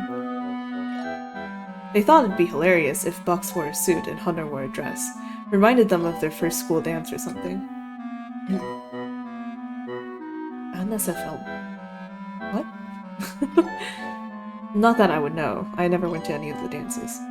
At any rate, she'd been wearing this classy suit, decked out to the nines, hair slicked back. Though, when I'd found her, it's been a different story. Bow tie wrestled loose, button popped, collar mused. And her knee had been bouncing like a fucking grasshopper. But you already said yes, and now everyone's families are waiting out there, waiting for you. You know what it would do to him? Bucks wipes her forehead.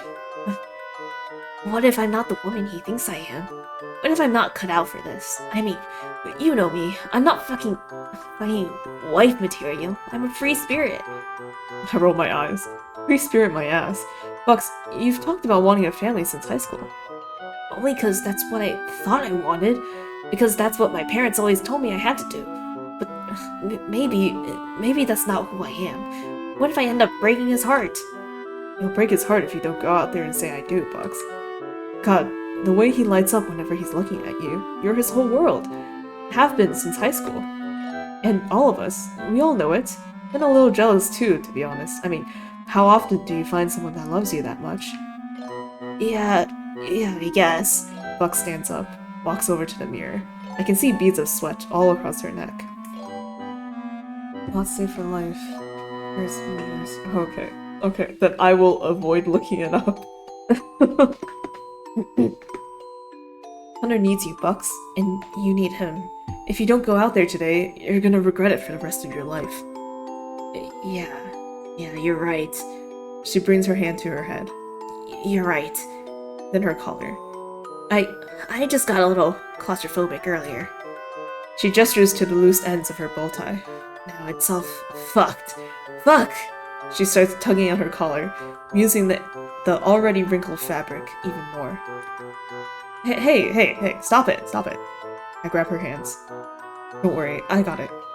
I smooth over her collar and get to work on the tie. Thanks, Iggy. Hey, what are friends for, huh?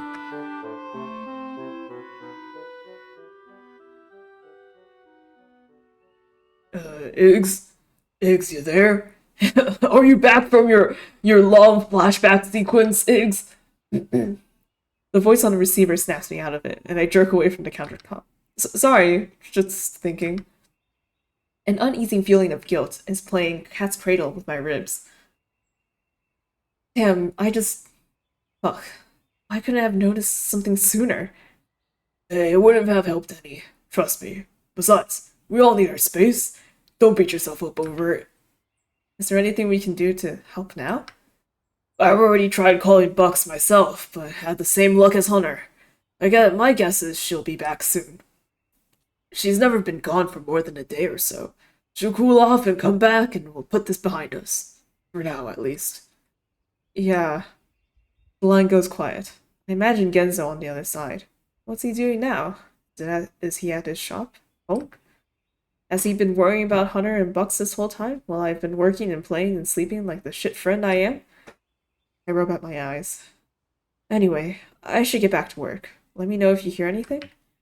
Will do. A pause. Random, but you didn't have trouble sleeping last night, did you? Why do you ask? Just had some weird dreams, is all. Can't shake 'em. Anyways, whatever. I'll talk to you later. Yeah, later. Okay. I put the phone down on the counter with a sigh and curl my fingers into my hair. My insides feel like a twisted knot. I stare at the streak of oil my cheek left behind on the phone screen until my vision blurs. I try to focus, to concentrate on my work. When that fails, I switch over to my game, but even that can't distract my thoughts enough to assuage the gurgle of unease turning my bowels into a butterfly sanctuary. Dinner eludes me, as well, my appetite only coming in short bursts to see me reaching for the half-eaten snacks in my pantry. I don't hear from Hunter the rest of the day, nor Bucks, nor Genzo, nor anyone for that matter. The normal serenity of solitude has morphed into a feeling of anxious isolation, and I find myself reaching more than once toward my phone to ensure I haven't missed a call or text. Night falls, along with my motivation. I'm past the point of even trying to divert my attention. I sit at the window and watch Mrs. Dawnish make her third trip to the mailbox that day, then retreat to my bed, figuring I'll play some music and try to relax, get an early night's sleep. Tomorrow should have some answers. But even my normal beats only serve to make my nerves dance in a different pattern, in different patterns. I cover my head with my pillow, lie with my feet at the head of the bed, move to the floor, move to the chair in the living room. Maybe I should take a walk. Somehow the cool night air sounds tempting. The apartment feels absolutely stifling all of a sudden. Outside. Grass. I grab my keys and shoes and step outside, the breeze playing with my curls as I start down the sidewalk.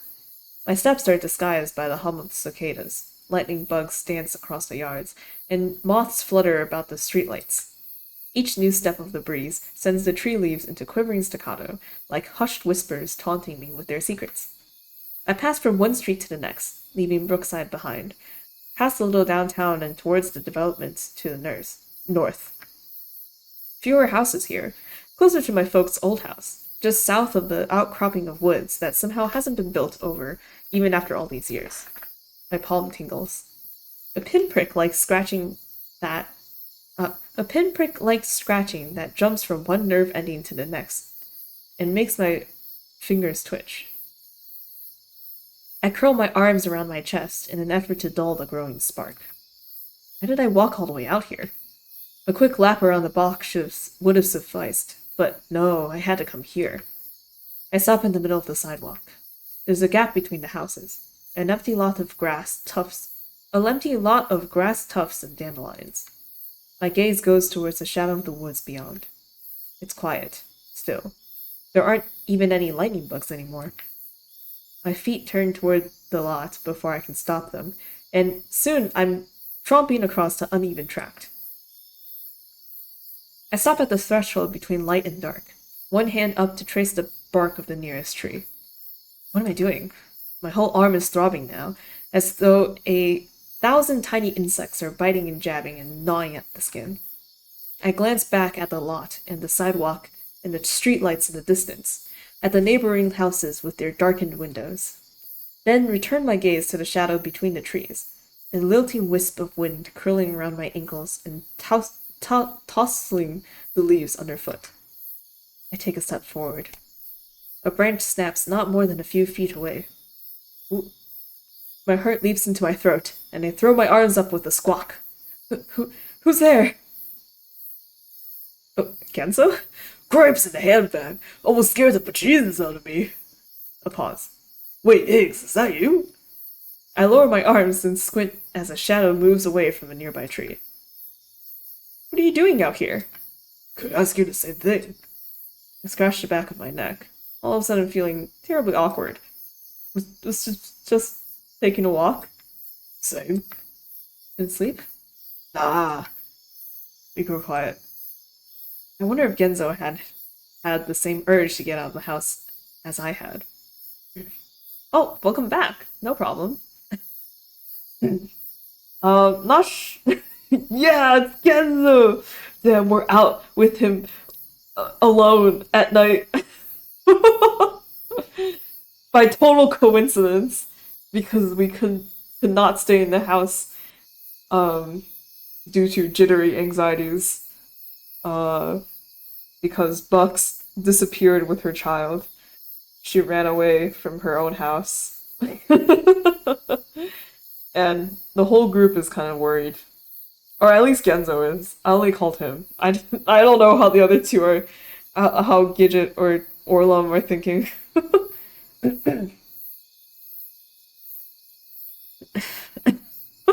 Oh my god.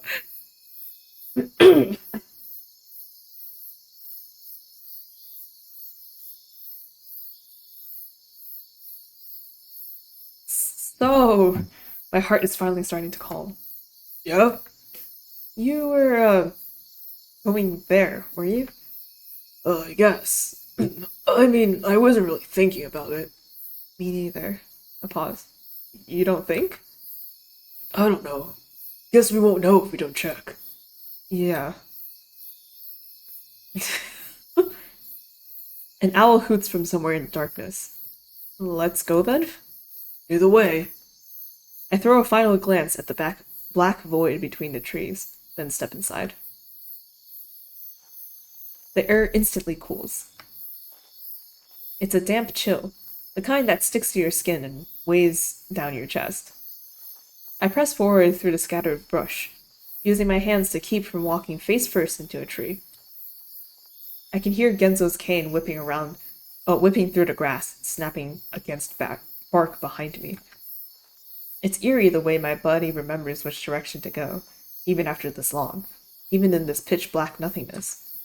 Though perhaps it's not memory at all. Memory wouldn't tug at my arm. Memory wouldn't tweak the direction of my toes with every step, leading me further and further into the spongy blackness, where all I can hear is my own heartbeat echoing off my ribcage. I reach forward, seeking out the bark of the next tree. Only this time, when my fingers touch the jagged edges, it sends a spark all the way up my arm and into the back of my throat. I stop. Genzo's cane whaps against my ankles, and he stops too. We here? Yeah, I answer before I even have a chance to check. Because I know. How could I not? The biggest tree in the forest. Its base like a giant boulder choked with winding roots. I let my fingers trace across its surface as I circle around, careful not to trip on the gnarled outgrowths. Halfway around, my hand hits air. I come to a halt. The familiar edges are there, the rounded gap in the side, the hollow echo of stagnant air, the far-off scent of something sweet. It's open. I take a step back and hear Genzo approach. Jesus.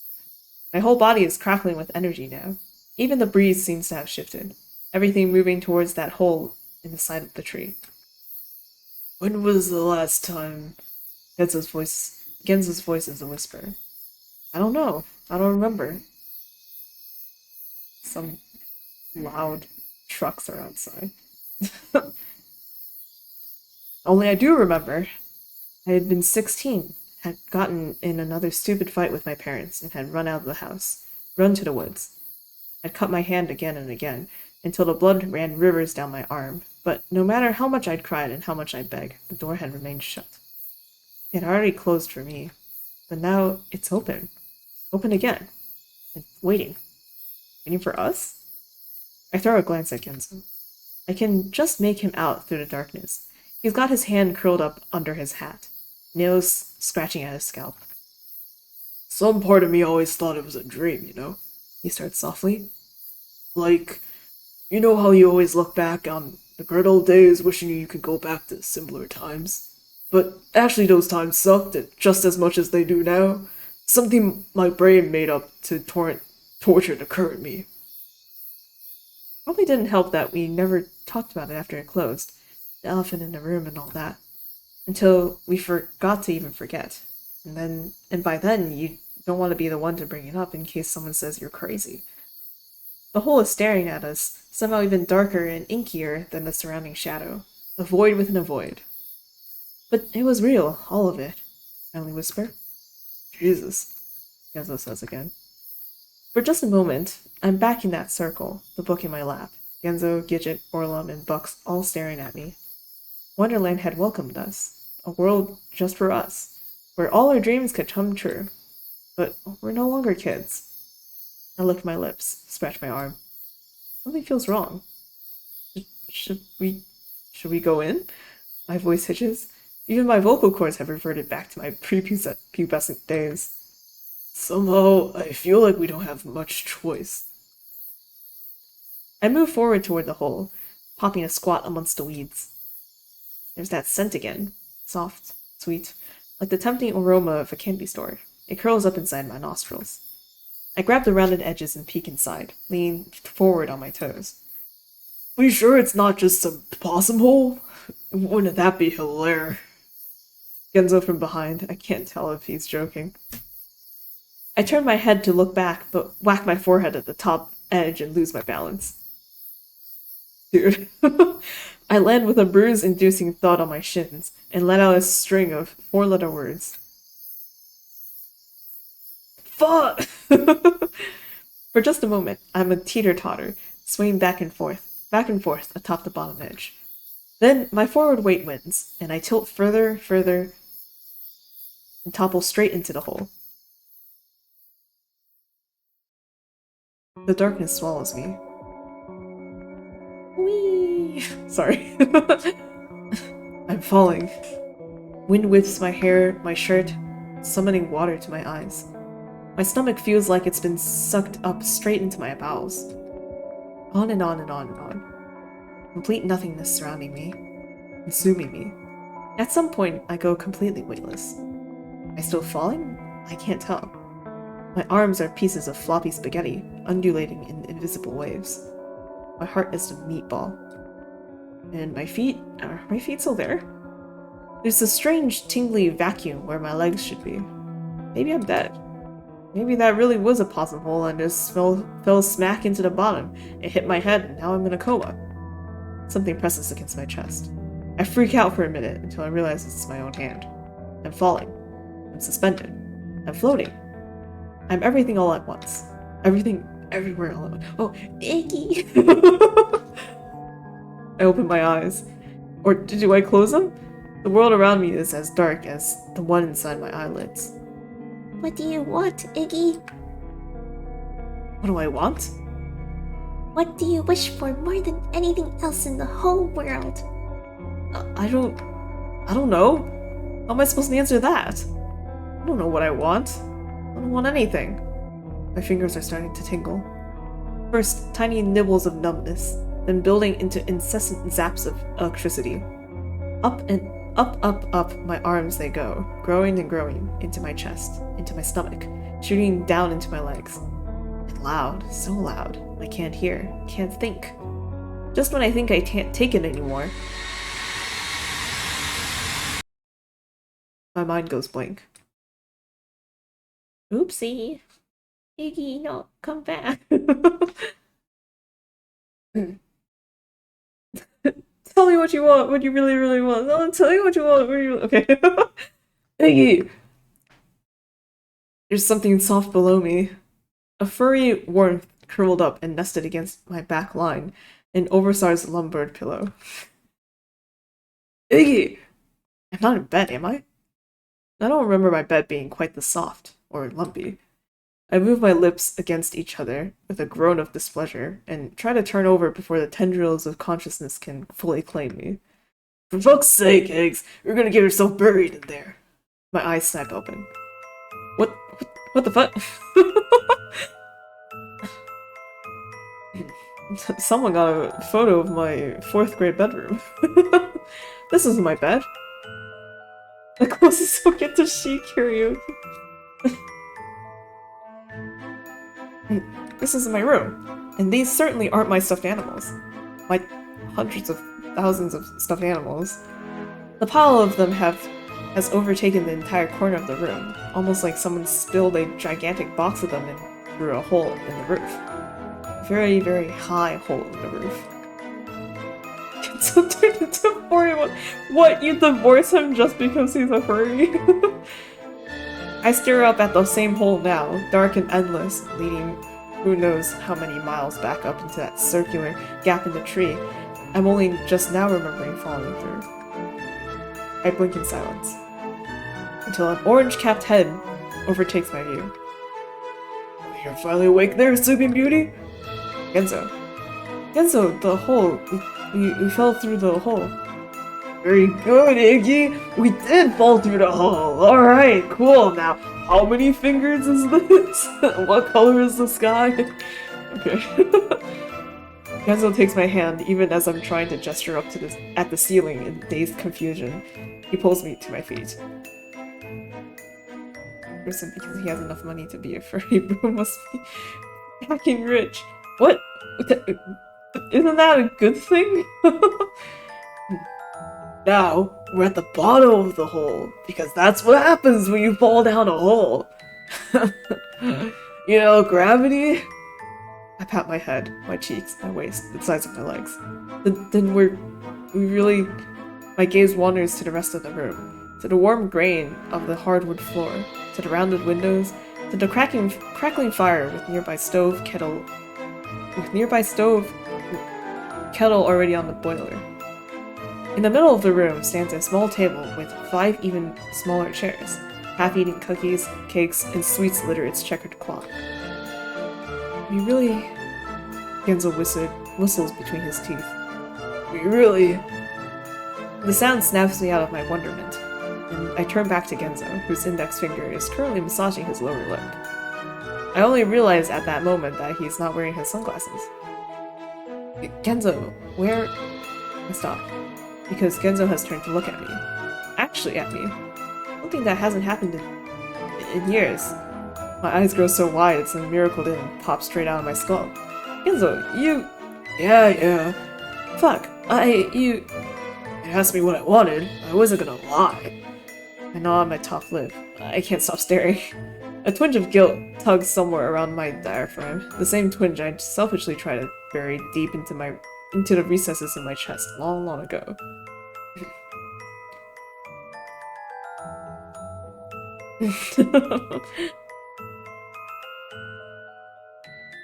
He couldn't do it, but it was safe for work. Okay. I also have to wonder though, because we fell down here with Genzo, right? And part of me is wondering, like, well, is that because we called Genzo first? Or like, is it because we called Genzo earlier, when we were asking about Hunter and Bucks? And like, if we had called someone else, would we have fallen down here with the other person? Like, that's what I'm wondering. So, I don't know. It's fine that we have Genzo here with us. Oh wow, that is a lot of money. Genzo scowls and jerks his head away. Would you fucking stop that? It's not like this is permanent. Yeah, but still, you mean not even at all? Oh yeah, I had my obligatory repeat moment. Stared at you all awkward like while you slept, as appropriately heartfelt music played in the background. Someone should have put a video on YouTube. Would have gone viral. Man sees colors again. Man sees friend again. Fuck that. Mr. Beast. Giving children their eyesight back or whatever it was. But fuck that, I'm not gonna let myself get separated from reality. And I sure as hell not staying down here any longer than we need to. This is wrong. All of it. We're not supposed to be here. I finally pull my gaze away, attention returning to our quaint surroundings and the nostalgic smell of spice curling up inside my nasal cavity. I can't argue with that. Somehow I don't know. It's like looking behind the curtains at something I'm not supposed to see. I close my eyes and For just a moment, the empty table in front of me is full. All 5 of us sitting there, gorging ourselves on cookies and sweets. Chubby fingers reaching for fistfuls of cake, laughing about the wishes we'd made that day, everything from a new puppy to a spaceship to sail around the moon. I even remember the one time I had wished I could talk to animals. That had been a treat. Now, however, the laughter is gone, and all that's left are the deserted crumbles of childish innocence, spilt in unreadable patterns across the floor. It's remained the same after all these years? Because I'm assuming that description was like when they fell down here initially, right?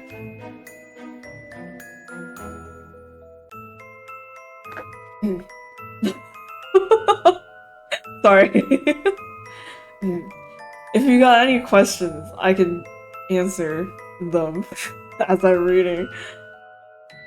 I will say though, Eggs, you turned out exactly how I always pictured in my mind. Genzo puts his hands on his hips. I, like an idiot, let the follies of sentiment soften the ridged creases in my heart. Oh, how's that? Like a loser. Thanks, Genzo. The square root of 9. Anyway. I'm not helping you with your math homework. Haha, very funny. Haha, very funny. I roll my eyes. God damn, you didn't wish to turn into a stodgy old stick in the mud, did you? The Eggs I know would never have taken that sitting down. I bring a hand to my head with a grimace. Sorry, I guess I don't know. I'm feeling a little overwhelmed is all. I guess I can't fault you for that. But I keep pinching myself wondering when I'm gonna wake up from this dream. It really is unreal. Oh, hey, Mr. Fanny Pants. I toss a glance at Genzo's discovery. He's holding a stuffed purple elephant with buttons for eyes and a pair of yellow striped pants. Its trunk sags to one side of its face like a limp, well, one can probably guess, until Genzo gives it a flick and sends it to the other side. He was always my favorite. He had a lot of favorites, if I remember correctly. What can I say? I have a lot of love to give. We should look for Bugs. You really think she's in here? Genzo places Mr. Fanny Pants carefully atop one of the chairs. Oh, yes? I don't know. None of this makes any sense, but clearly something was calling us here. Otherwise the door wouldn't have been open. Okay. You think it called all of us then? This gives me pause. I think of Gidget, Orlon. If Genzo and I both came, if Bucks is indeed already here. My gaze wanders to the window and the world beyond, my lips part. But before any words can form, the sound of footsteps interrupts my thoughts. Heavy, march-like, again and again, steady and methodical. Okay, I'm gonna take a pause here. I'll try to do like a really quick summary of basically what happened. So basically, when they're all children, they all gathered in the woods and they cut their hands because apparently the book needs children's blood or something. I don't know. And they did a little circle time, friendship circle, they did a little circle, and then while holding each other's hands, and then like this little door in a big old tree opened, and it supposedly leads you down to what I'm assuming is just called Wonderland. So something similar to like Alice in Wonderland, but the idea behind it is like any of your wishes can come true in this like magical land. Baby's first ritual. Yes, exactly. Yeah. So it's like a magical place where all your dreams can come true kind of place. Yeah, and then after that intro, we time skip to when they're adults, so right now. And by the way, the names. So we are Iggy, right? This is Genzo that we're looking at right now. And then so us two plus Orlon, which is like this orange-haired, greasy, kind of freaky guy. Gidget, who is, I think, an aspiring actress or model or something artsy that needs auditions and stuff like that. I wasn't too sure, they didn't really make it extremely clear, but something like that. And she's recently moved away. And there's some tension that's happening between us. Something happened, we don't know. And then Bucks, who's currently missing. So are you serious? There's an ad right now? Oh my god, come on, man. I'm if this is important. Okay, there's a couple seconds left. I do have to wonder, like, how Genzo lost his vision. Because I thought he was just born without it, but I guess something happened. Okay, we should be back. Bucks is married to what's his name? Hunter. So Hunter actually was not part of the childhood friendship circle. He was maybe someone they met like later in high school or something. I don't know. But he and Bucks were high school sweethearts, you know, and then they got married. What I'm assuming, I don't really know their ages right now, but I'm assuming like young adult, right? So like maybe they got married kind of early. I'm not sure. I don't know. But yeah, so Bucks is married to Hunter, who wasn't part of the friendship circle. And then what do you call it? And then we went over to Bucks and Hunter's house for a like I think 4th of July, I don't know, some kind of summer barbecue thing. And then there we find out through their conversations that Bucks and Hunter have been kind of disagreeing a little bit. They recently had a child, and like, you know, that stress plus like Bucks's kind of immaturity, I guess, isn't really working out well. Yeah, so they had like a couple disagreements. Hunter is mostly upset at Bucks because Bucks doesn't really come across as like super caring for her child, which worries Hunter, understandably. And then Bucks is upset and stressed out because we learn later on that they had a conversation with Iggy at the wedding, saying how she's like, I'm not really sure if this is what I want in life, to be married and have a family, because this is just what my parents have always told me would make me happy, you know. She was having a lot of this sort of self-doubt on what she really wants out of life and whatnot. Right? So there's this kind of like growing stress with Bucks where it seems like the baby and like the family and this whole lifestyle is like, it seems like something that like they all keep saying like, Bucks, this is like what you've always wanted. You always said you wanted a family, right? And then now that Bucks is going through it, Bucks is like, oh no, maybe this isn't exactly what I want. That's kind of my take on it. And then what else? Okay, and then right, so after the barbecue, right?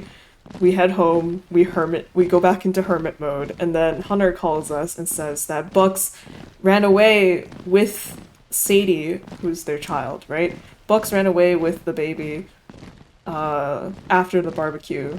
The night after the barbecue, right? So she's nowhere to be found, and the child, right? So Hunter is reasonably stressed out. And Iggy's like, oh, it'll probably be okay, I don't know, and then whatnot. A day passes, and he's like, no update from Hunter, so he calls one of his friends, which we got to choose, so we chose Genzo, and then Genzo was like, yeah, they still haven't found her. And then that train of thought led to the Wonderland hole, which is what we were looking at before while walking out in the forest. So, like, there was, like, this kind of growing anxiety. Oh, we had a bad dream, too. There was, like, a child who was like, Iggy, what do you want? Okay, sorry. I'm very good at summarizing things coherently. Anyway, so we run out into not run out. We take like a midnight walk, and then like we kind of almost subconsciously wander towards the foresty area where we initially did like the child ritual, the child ritual, um, to like the big tree with the hole in it, right? And apparently the hole's open again. It didn't really stay open after their first time in. And so it's open again, right? And so Iggy and Genzo, right, kind of had the same idea, thinking that perhaps Bucks ran away into Wonderland, and that's why no one can find her. So that leads us up to here, where we came back down. Bucks have an affair with someone else and took the baby with. I don't think so. I don't know. If she did, I feel like that'd be kind of out of character. I'm not sure. At least they didn't mention another person at all. So, I don't know. But yeah, that leads us to here, and we're back, and Genzo can see.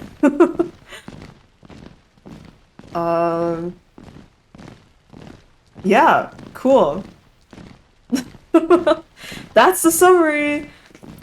All right. We were talking about stuff, and then all of a sudden, heavy marching steps. Heavy, march like, again and again, steady and methodical. I throw a glance at Genzo, then dash towards the window. Genzo follows suit, and soon both of us have our fingers on the sill, and our heads squeezed inside the rounded frame, eyes seeking out the source of the sound. Of course. Then come 2 by 2, boots bruising the dirt, long ears bouncing left-right, left. First 2 with white armor tipped red, second 2 tipped black. And on, all with wide shoulders, heaving and iron spears swinging in sync. Are these like... if this is supposed to be modeled after, like, Alice in Wonderland, are these like the playing cards? The Queen's playing cards or something? They round the curve of the well-trimmed path, picking up dust with each synchronous... Are those the rabbits? Never mind, not playing cards. Genzo's voice is hushed despite the glass separating us from the small battalion. My insides twist uncomfortably. I think so? I can see them in my mind, gangly and awkward, but sweet and doting as they wash over us, patient and curious with each new treasure we'd shown them or game we wanted to play. They'd been our protectors, our friends. But now their soft brown fur is frazzled and splotchy. Their graceful ears are ripped and torn, and their kind eyes twist back and forth in their sockets, twitchy and jumpy. They march with purpose. Red, black, red, black. Oh. Okay. They are the playing cards. Until the rabbit in the lead comes to an abrupt halt, those behind him barely able to stop in time. His ears are standing straight up. Doesn't look like it. I'm kidding. His ears are standing straight up, like lightning rods baiting a storm, and his nose twitches once, twice, 3 times. He spins around. Fur bucks. The rabbit behind him jumps into gawkish salutes. Is he drooling? Oh. I guess he kind of is. The lead rabbit twists his head left, right. The way he moves is unnatural, so quickly and erratically it's like watching a TV stutter from one frame to the next. Oops, sorry, I didn't mean to press that. The tufts of frayed fur on his cheeks shudder with each hair-triggered contortion of his neck.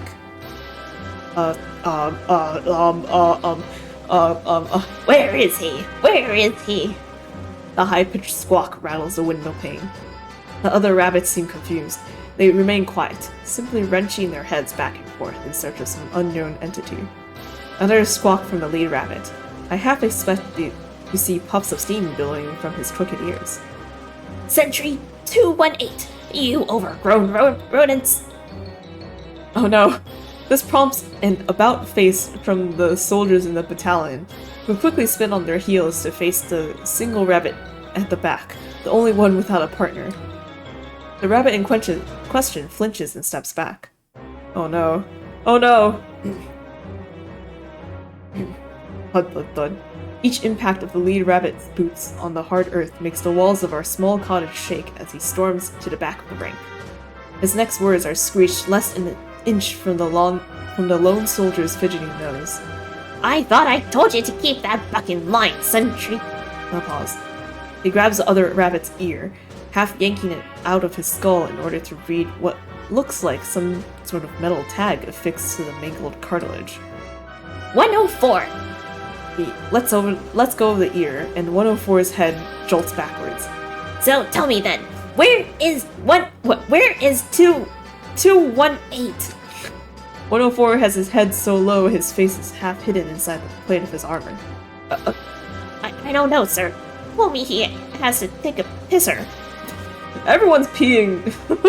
I tried to stop him, but he said it was urgent. He promised he'd be right back. The lead rabbit jerks forward and grabs 104's spear.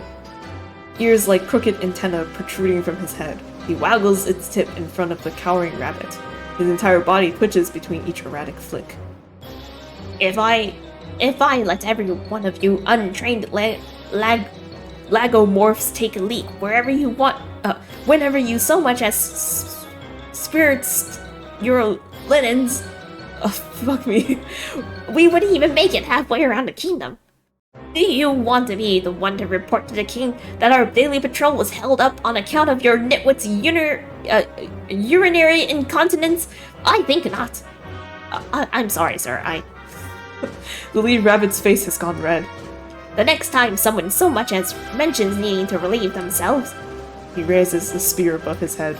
I want you to down on your knees, saying, "Let The head of the spear descends, clocking 104 right between the ears.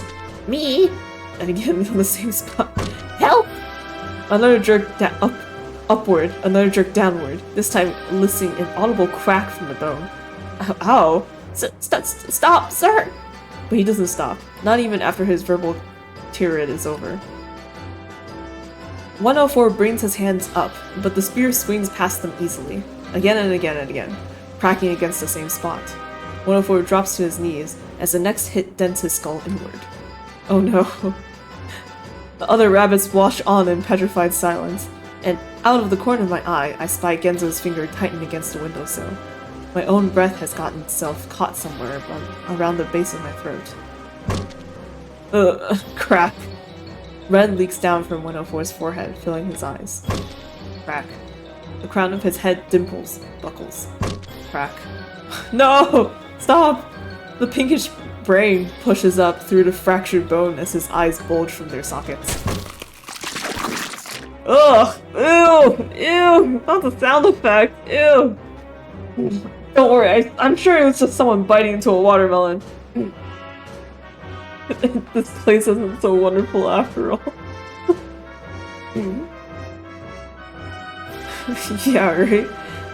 This time the head of the spear sinks all the way down to his nose, forming a mangled valley in the middle of his head and ejecting blood and brain matter out of the sides of his face. Ew! 104's body shudders, deflates, and collapses to the ground. Sticky goop drips from the head of the spear onto his back. The lead rabbit's shoulders heave.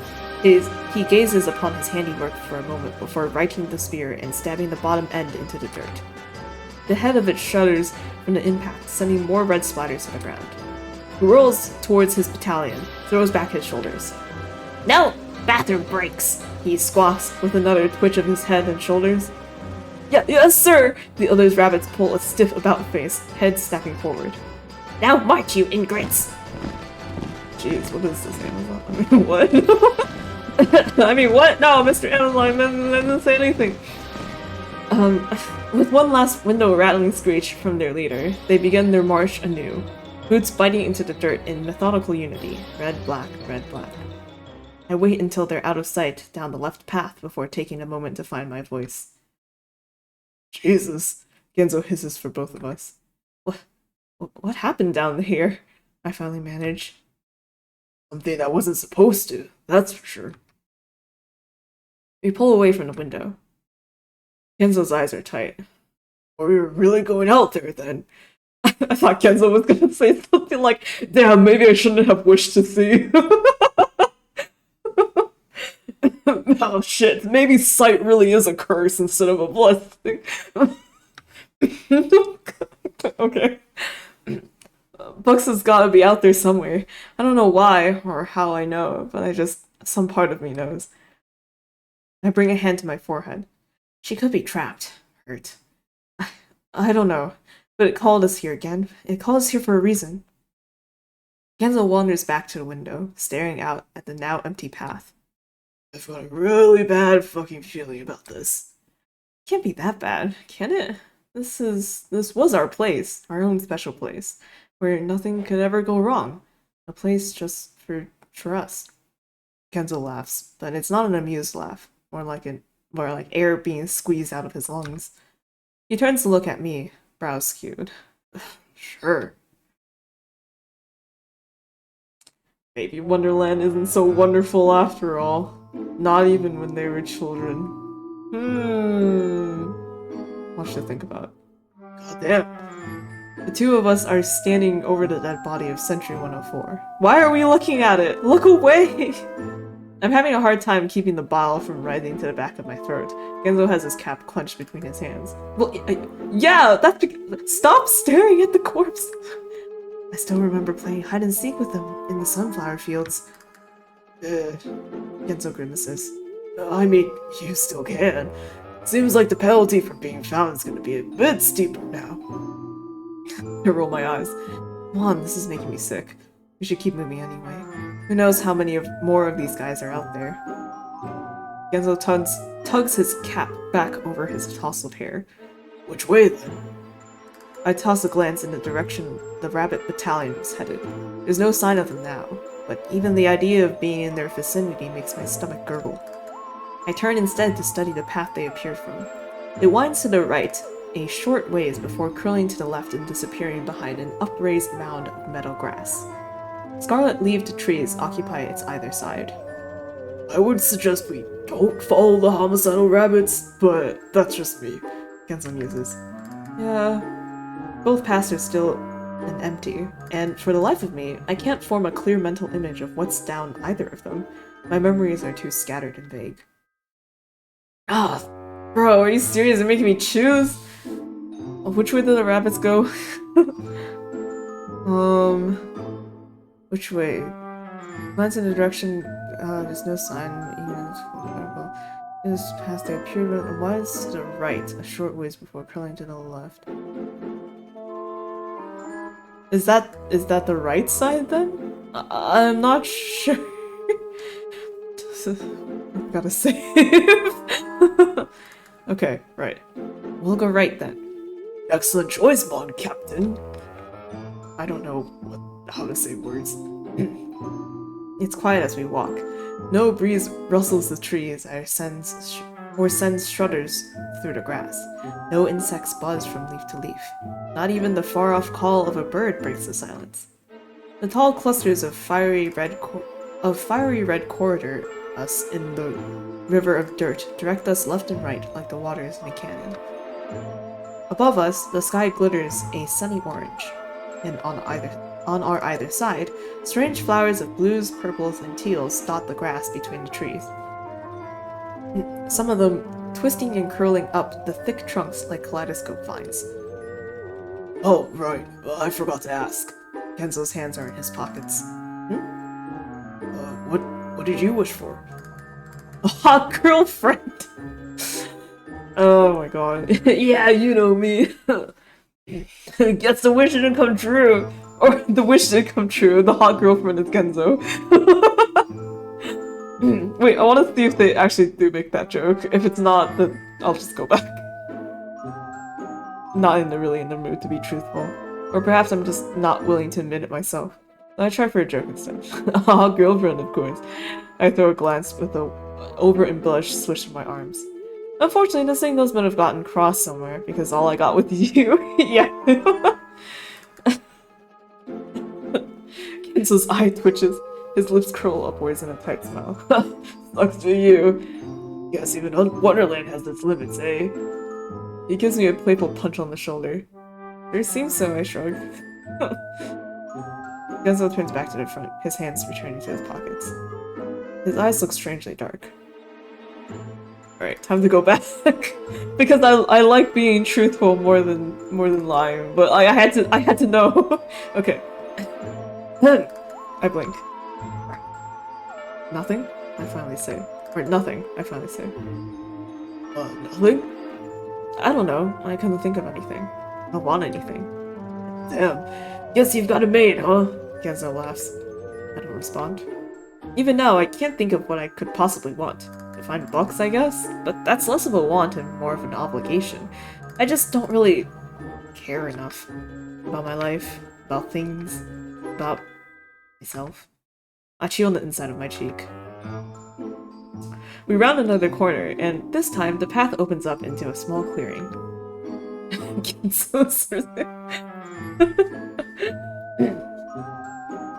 No, we gotta be honest, man. Lying gets you nowhere. Especially in games. An outcropping of rocks overlooks a small pond on the other end. From its peak flows a miniature waterfall, light reflecting off the steady drizzle. I take a step toward the pond. Hooray for truth, only for Genzo to grab the back of my shirt. He quickly tugs me back behind a nearby tree. Oh, 2 seconds later, a rapid soldier appears, his nose twitching and his eyes searching the ground. My heart leaps up into my throat at the thought of how close I was to being seen. I stay perfectly still, Genzo's arm clamped around my waist, as the two of us watch the rabbit in silence. He's looking for something, that much is clear. He wanders to the left and stops. To the right and stops. Twitch, twitch, sniff, sniff. His mangled ears jerk with each change in his direction. Where are you? I glance up at Genzo, chest tight. What's he looking for? Hell if I know, Genzo hisses. Something squeaks. Mouse? Oh. At that moment, a small white mouse rushes out from the bush near the pond. It circles once, twice, tiny tail dusting the ground, and dashes off for the trees. Oh, what? Why are they looking for the mouse? There you are! The rabbit takes off. In a flying leap that has me questioning my eyes, he's on top of the mouse, large boot coming down on its tail. There's another squeak, pained this time, panicking. The mouse squirms against the grip on its tail, but its escape is futile. No! The rabbit raises his other foot and brings it down on the mouse's body. The resulting squelch sends an electric shiver down my body. Man, this isn't how I remembered how Tom and Jerry went. Brush of bush shrubbery.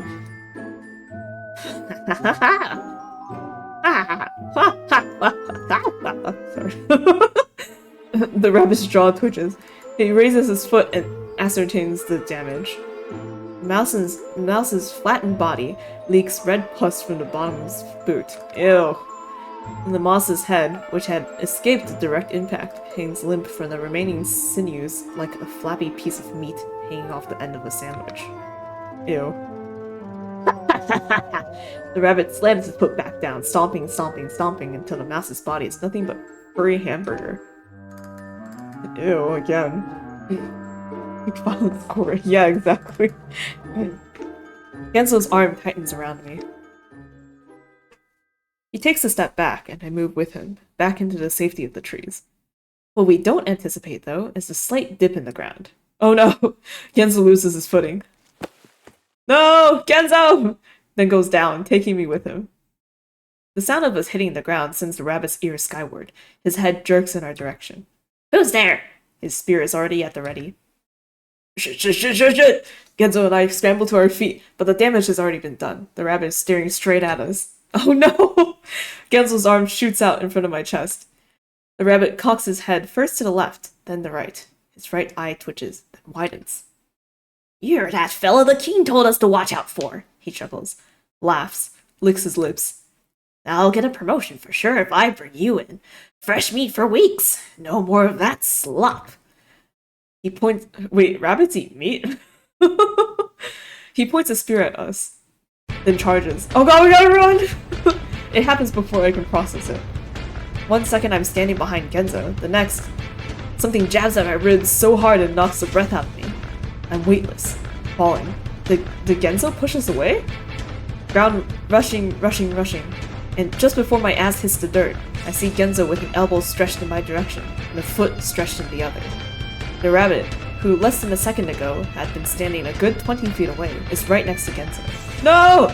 But the point of his spear has missed, slicing a red line across Genzo's cheek instead, and now thrust fruitlessly past him into the open air. The rabbit's head jerks left in surprise, just as his boot hits Genzo's foot. He stumbles forward, unable to stop himself before the tip of his spear crunches into the wood of the nearest tree. It's at that moment I hit the ground. You! Fucking! The rabbit alternates between glaring daggers at Genzo and tugging at the barreled head of his spear. Okay. Oh gee, how did you manage that, Genzo? Or maybe the rabbit just kinda sucks. Genzo, however, wastes no time. He grabs the front of my shirt before I even have a chance to orient myself and wrenches me to my feet. Run! Run. I do as I'm told. Your that bloodthirsty carrots won't do anymore. Only human flesh. The flesh of children. The blood of babies. The two of us go streaking out across the clearing, past the outcropping of rocks, past the pond, and toward where the path breaks off to follow the slowly expanding stream. Beat him up, Genzo. How the hell were you able to do that? I huff as my lungs fight for air. Just heard him coming is all. Genzo wipes at the blood dribbling down his cheek. River on our right, and growing cliffside on our left. We run, the sound of our footsteps in time with the thudding of our hearts. What did he mean by that fellow the king told us to watch out for? I pant, trying to get my thoughts in order. But before either of us have a chance to answer my riddle of a question, Genzo skids to a halt.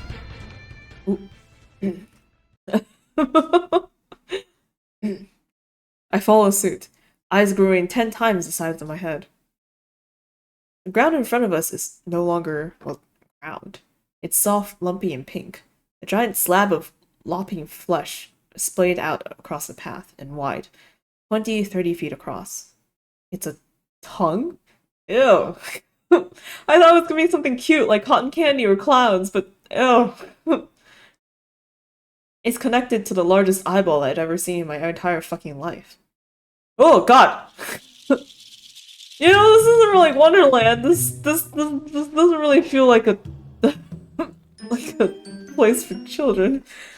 It's round and wet, and sitting in the side of the cliff face as though perched atop a throne.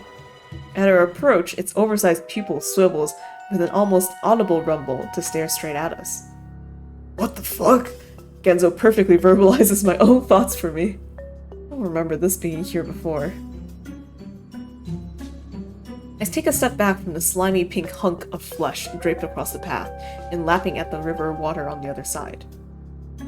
You couldn't pay me enough money to walk across that. Genzo looks about ready to retch. Despite my mutual feelings, I also know that that rabbit's going to be on our asses in a matter of minutes, if you know that. I quickly scan our surroundings, looking first at the steep rocks to our left, then to the river on our right. Wonderland was a dream and this is a nightmare. The cliff seems out of the question, but the river isn't too wide, and there doesn't seem to be much of a current. Just as I'm studying the intricacies of the water patterns, I feel a tug on the hem of my shirt. My head snaps down, eyes refocusing themselves just in time to take in the sight of a small creature staring up at me. What? What? A tomato? Huh? I jerk backwards with a cry of surprise. What the hell is that thing? Genzo comes up behind me, just as I've recovered enough to ponder the same question myself. Just that smile, yeah, right? Any smile that, like, warps the shape of your face in order for you to smile wider is a freaky smile. It's small, only coming up to my knees, but its head is large, puffy, and oblong. Oblong? and red, bright red, almost like a tomato. Two beady black eyes rest above its ginormous shit-eating grin, and its stunted pocket arms waver slightly with each heave of its chest. What do you want, little guy? I pop a squat, hoping a decrease in my height will make me appear less of a threat. It warbles something incomprehensible, then waggles its little tentacle arms off to the right. A bridge? I turn my gaze in the direction it's pointing to see a neat wooden bridge stretched across the width of the river. Ian, why? Hey, there's a bridge! My furrows brow. My brows furrow. I swear that wasn't there before. You're trying to help us then, aren't you, little dude? Now it's Genzo's turn to kneel, though he has a lot less height to lose. The creature joggles its arms again with a happy warble. It certainly seems like it wants to help us, though I can't shake the oddity of the bridge. There's no way I wouldn't have noticed that when I was surveying our surroundings earlier. Still, our only other option is... Jesus. I turn to look at the hulking tongue again. There's a stagnant pool of saliva saturating the dirt in front of it, and that giant gooey eye, not googly, is still watching us. I clench my hands in my curls and with a groan. Oh, uh-oh. There you are! I'm assuming it's the rabbit. I spin around. No! Only to see the rabbit at the end of the path, spear pointed right at us. My heart promptly drops into my stomach. Fuck! Genzo takes a step backward. Even our tiny acquaintance brings its arms up to its mouth in fear. What are we doing, Iggs? I can already see the rabbit rearing up for a charge. I have to make a choice, now. The bridge or the tongue? It feels like everything's pointing in the direction of the bridge being the better choice. Which makes me think it might be a red herring? I don't know. But I don't want to walk across a tongue, ew. It's okay, I saved. There's no way I'm crossing that tongue. Especially when this little guy seems so keen on helping us. I spin around to face his bulbous head and point emphatically at the bridge. Take us there, quick! It nods in fright, then grabs my hand and begins to run. Okay, cool. The two of us jog to keep up, making a beeline for the bridge. By the time we clamber across it, my lungs are burning for air, and sweat is leaking rivers down my forehead and neck. I throw a harried glance back to check on the rabbit, and see him just standing on the other side of the bridge, staring at us. He's not following us? Genzo asks with a wheeze. Maybe it's like some illusion or something? I don't know. He's leaning forward with his hands on his knees as he fights for his breath. Guess not? I look back and forth between the rabbit and her new friend, who's now smiling up at us expectantly. Maybe this is some sort of, I don't know, protected area? Genzo wipes his forehead with his sleeve and gazes around. Seems sus, but sure. Oh my god. I squat back down next to a small creature, curling an errant lock of hair behind my ear. Thanks for that, little guy. Who knows what that rabbit fellow would have done to us? My words of appreciation.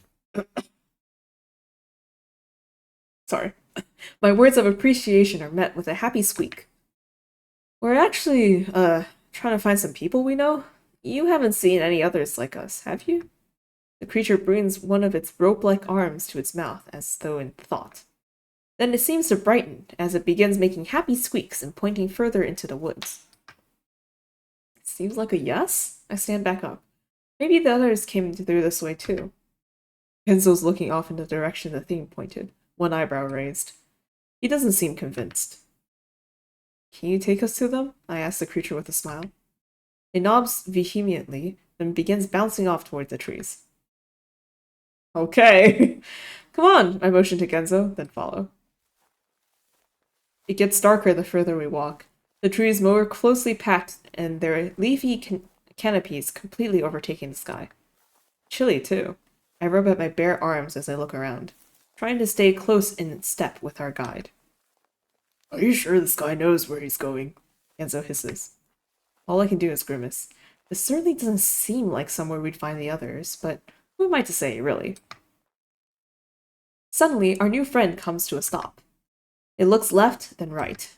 And from the dark From the dark gaps between the trees, I spy other dots of red. Oh no, his friends! First one, then two, then three, then four, then five, then six. Right. They emerge from the shadow like scampering squirrels, all of them looking at our friend and us in curious wonder. Is more of them? I throw a furtive glance between the approaching creatures. The hair on the back of my neck is starting to curl upwards. This is starting to seem like a really bad idea, Iggs. Genzo scooches closer towards me as he eyes our new visitors. Maybe they're his friends? His friends, maybe, but ours I'm not so sure of. I take a step towards our guide, one hand out in what I hope is a sign of non-aggression. Hey, what's going on? Our guide turns around, smiles. Then the smile... Oh no. No! No! Gross! Run! His lips pull apart, and a horrifying sharp row of teeth emerges from the middle of his bulbous head. Iggy! I feel Genzo's hand on my shirt, fingers clamping into the fabric and pulling me back. No! Oh god! But now the other creatures are following suit, all of their mouths splitting into two to reveal row after row of teeth. Oh no, they're getting closer! All the smiling as they move closer. My heart drops into my stomach and I twist on my heels. No, we gotta Genzo, run! I shout as my shoes dig into the dirt. But it's too late. The creatures closest to us hiss, and then they're on us. Oh no, is this it? Is this the end? I chose the wrong thing. I didn't go take a bath in the tongue and I get eaten by tomatoes instead. One flies onto my back, its teeth chomping down on my shoulder. Ow. My body arches backwards, and my vision flashes bright as pain shoots up and down my arm and spine. I reach for it, fingers desperately trying to curl around one of its tiny limbs to wrench it off. But then another one clamps down on my arm. I see its teeth sink into the flesh, and blood come bubbling up between its lips. Fuck. I throw my arm out, again and again, trying to fling it off. The one on my shoulder bites down even harder, then jerks his head back, ripping off a huge chunk of skin and muscle. Oh god. I don't even register the scream that leaves my lips. The pain is everywhere, radiating up and down. Oh, not up and down. Radiating up and out from my shoulder, sizzling like fire across my arm. Iggy! I hear Genzo scream and try to find him through my warped vision. As I step forward, a third creature leaps toward me, hitting me right across the chest and knocking me backwards. Ow. I hit the ground hard, my head cracking against the dirt with a sharp thwack. Before I even had a chance to collect myself, the thing on my chest moves. It opens its jaws with a wide-toothy grin. Oh, this is the censorship. I see. Well, thanks. Should have took the tongue route. Then tears them straight into my chest. The pain is immediate. Clawing, wrenching, tearing. My vision blurs, doubles, twists. Fingers grappling uselessly at the dirt. Through the haze, I see a rising mass of pink and red and realize that it's that thing pulling my insides out, draping them across its jaws like a length of juicy sausages. Yuck. I gasp, choke, a retching croak pushing past my lips as I feel my skin stretch and rip. Yeah, that's way more than just an arm being cut off. Well, I'm glad I have the censored version. The other two creatures have joined it, digging further inside me and tearing off hunks of flesh in great greedy gobfuls. I stare up at the trees, my arms and legs going limp. Vision fading. Just when I wonder how much longer I'm gonna stay conscious, one of the creatures appears smack dab in the middle of my vision and bites off my face.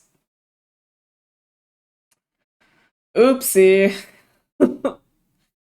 Game over. Unfortunately, you were eaten. But at least that rabbit didn't get you. Would you like to restart from your most recent choice or return to the main menu? Oh, I can just go back to the last choice? Well, that's convenient. I mean, I have a save, though. I'll just use... Good choice! What happens if I choose main menu? Oh, it just goes back... Okay. Well, that makes sense. Alright, anyway. To the tongue we go. There's something wrong about that bridge. Too wrong. And in that moment of indecision, I chose to go with my gut, as much as it pains me to do so. Damn it! I groaned. To the tongue! To the tongue! What? Genzo squeaks, his voice rising about 2 octaves. But there's no time to explain. I grab his sleeve as he's throwing the creature of pain blood. Oh wait, hold on. I wonder, maybe I should use the... like... what do you call it? This version and go back to the last choice instead? Because, I don't know. Sometimes it's better to just go with the flow instead of your own rhythm. Just for the game. If I choose last choice, does it bring me back? Ooh.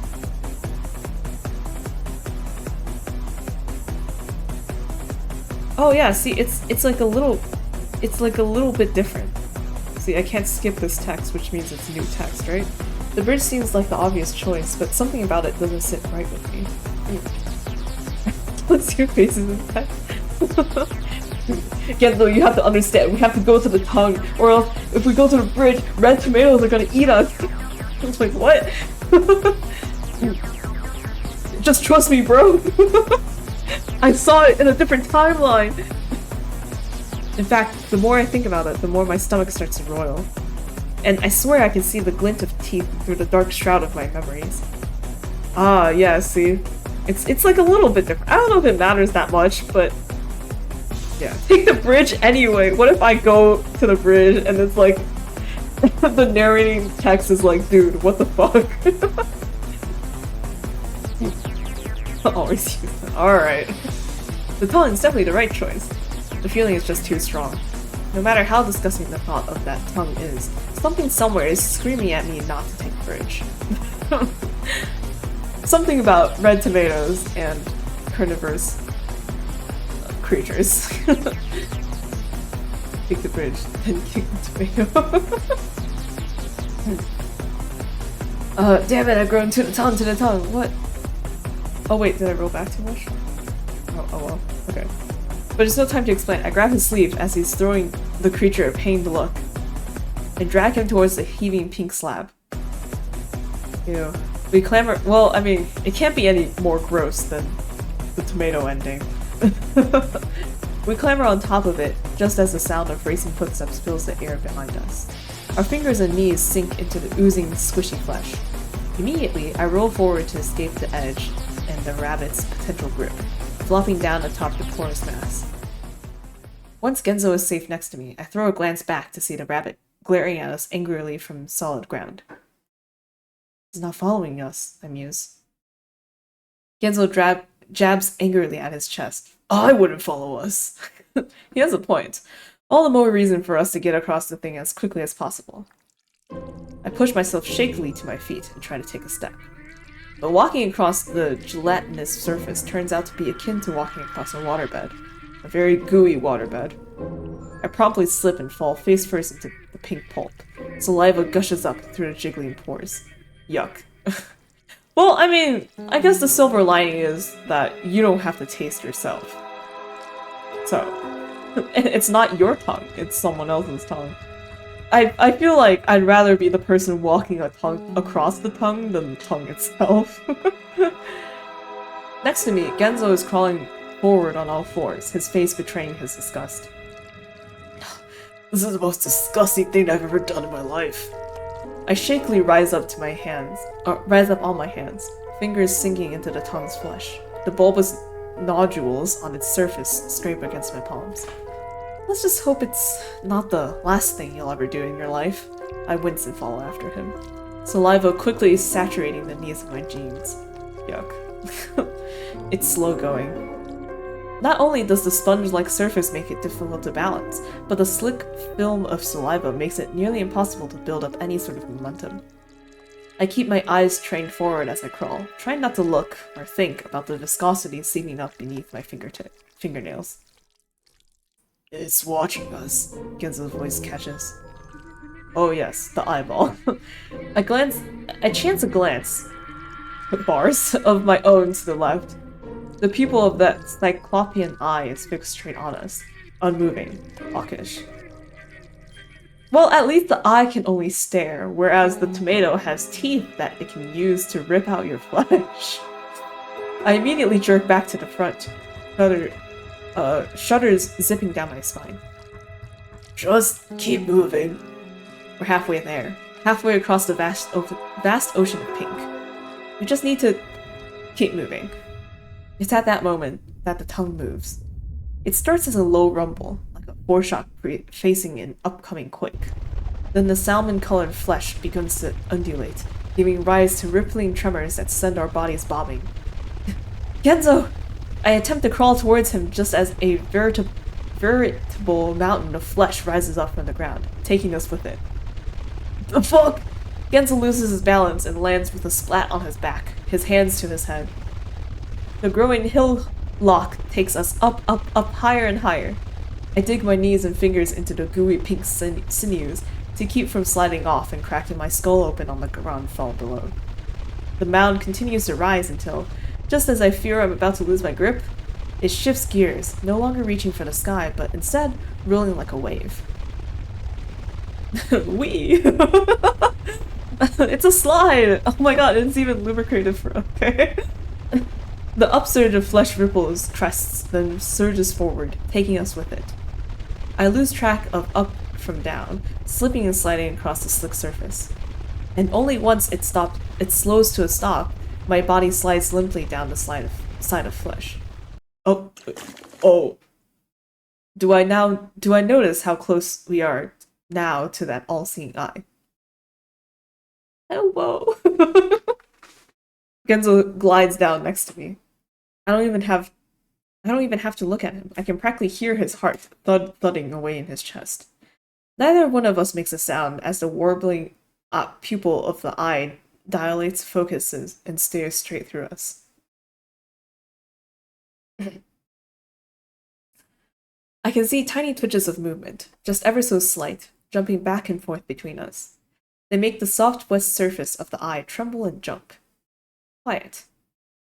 Moisture dribbles down my forehead and checks and pass and check and cheeks. Oh my god. Okay.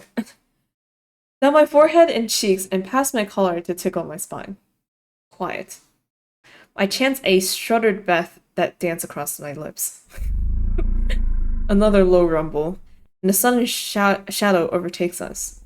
I look up just as the tongue's giant tip curls around, stretching toward us like a probing worm. The slab of wet flesh engulfs both of us at the same time. Ugh. It presses into our necks, chests, and faces, squirming and wriggling. I retch my head to the side with a gasp to keep from suffocating. Fuck, it's tasting. Ew.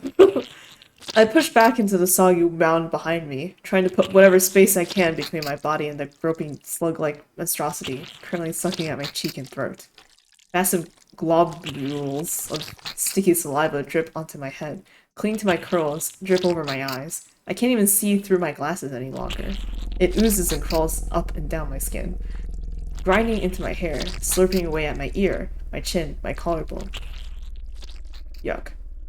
And it's only once my entire upper half is dripping with muck that it pulls away, leaving me plastered to the porous surface behind me and looking like I've just been frisked by a slug.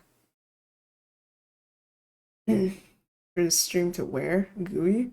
Huh? I peer over the blurry lenses of my glasses at Genzo, who looks similarly deprecated. Deprecated? His cap is half cocked atop his head, scruffy hair forming erratically gelled points. Consider that a memory I'd like someone to permanently purge from my mind.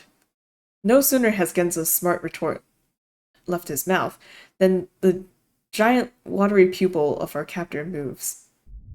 It whirls backwards, pulling a full circle before returning to its previous position. Only this time spotting thousands and thousands of tiny lines. Oh, ew, what the hell? What? How? Wait. What? Eyes in an eye? Like to dim but can't. Oh no. I'll check it out some later. Or you can just spoiler it in the Discord. Biblically accurate eyeball? That's what I was thinking, yeah. Followed by another, then another. Popping open by the hundreds, countless dots of white atop the shuddering surface. Huh? What? Then the biggest line of them all, one that bisects the entire eye. What the fuck? Splits open wide with a giant roar. Here I thought not going the way of the tomatoes would be safe. Oh? Would be safer. But misclicked. But I didn't think the eye would be a mouth. I think it might be tasty. Kenzo screams as the creature streaks again, a deep throaty howl that has me clutching at my ears. Behind us, the tip of the tongue has uncombed itself. And now the entire tongue is rising, tilting, forming one monstrous slide of doom that ends straight inside the nightmare's mouth. No! I scramble into motion, crawling upwards as fast as I can, attempting to dig my hands, my fingers, my nails into the tongue's slick surface. But the higher the tongue tilts, the further I slip. It's all I can do to keep from tobogganing straight down the chute like I'm on a slip and slide from hell.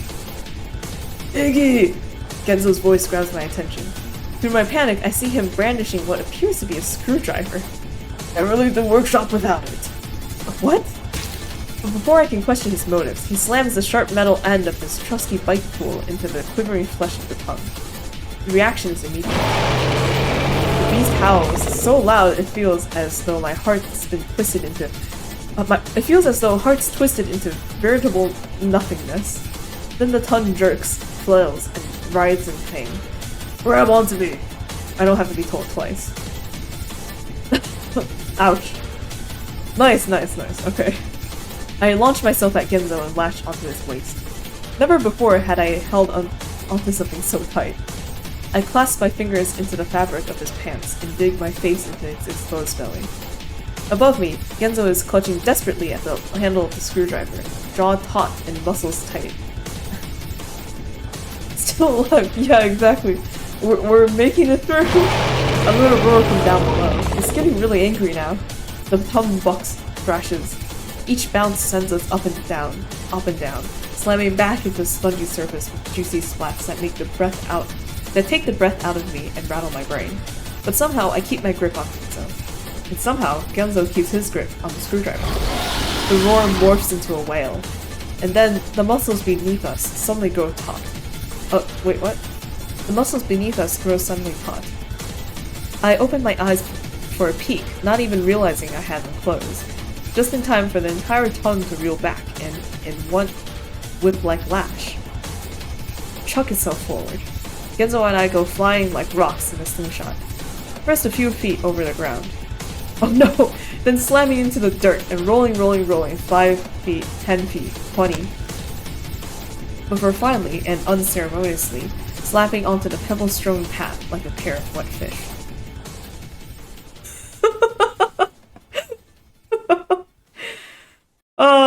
Okay. Alright, cool. At least, body parts and faces are all in check. Alive! Twin puddles of saliva turn the ground dark beneath us. My head's still spinning. I'm not even sure I'm so conscious at first. I open first one eye, then the next. Then with a groan that's half agony and half disgust, I push myself up on my palms. Thick, clammy strings of goo stretched between my skin and the puddle below. Genzo rolls over. His cheeks are painted with glossy drool. Nothing could ever go wrong here, hugs. Hugs? Fuck me. Hugs? He laughs and hacks another wad of saliva onto his chest. Alive, but violated. Violated, but still alive. Okay.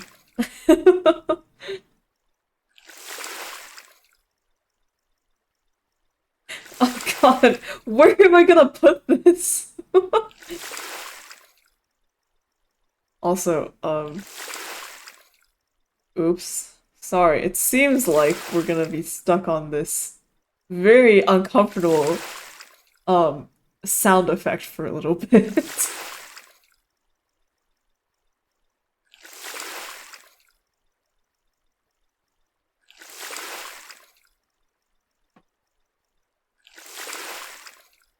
Between you and the warning tone. Oh wait, I actually hadn't had a chance to change like a setting yet. So, so it should be fine now.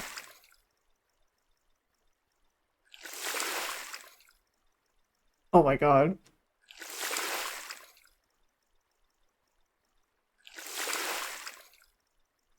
Alright, cool. One fear, and that's tomato friends. Oh wait, that's the wrong button. There we go. Wash everything up to the little pong adventure. Yeah. I rub my face until it's raw, splashing water on it again and again and again. I still can't seem to dispel that feeling of muck clinging to my pores.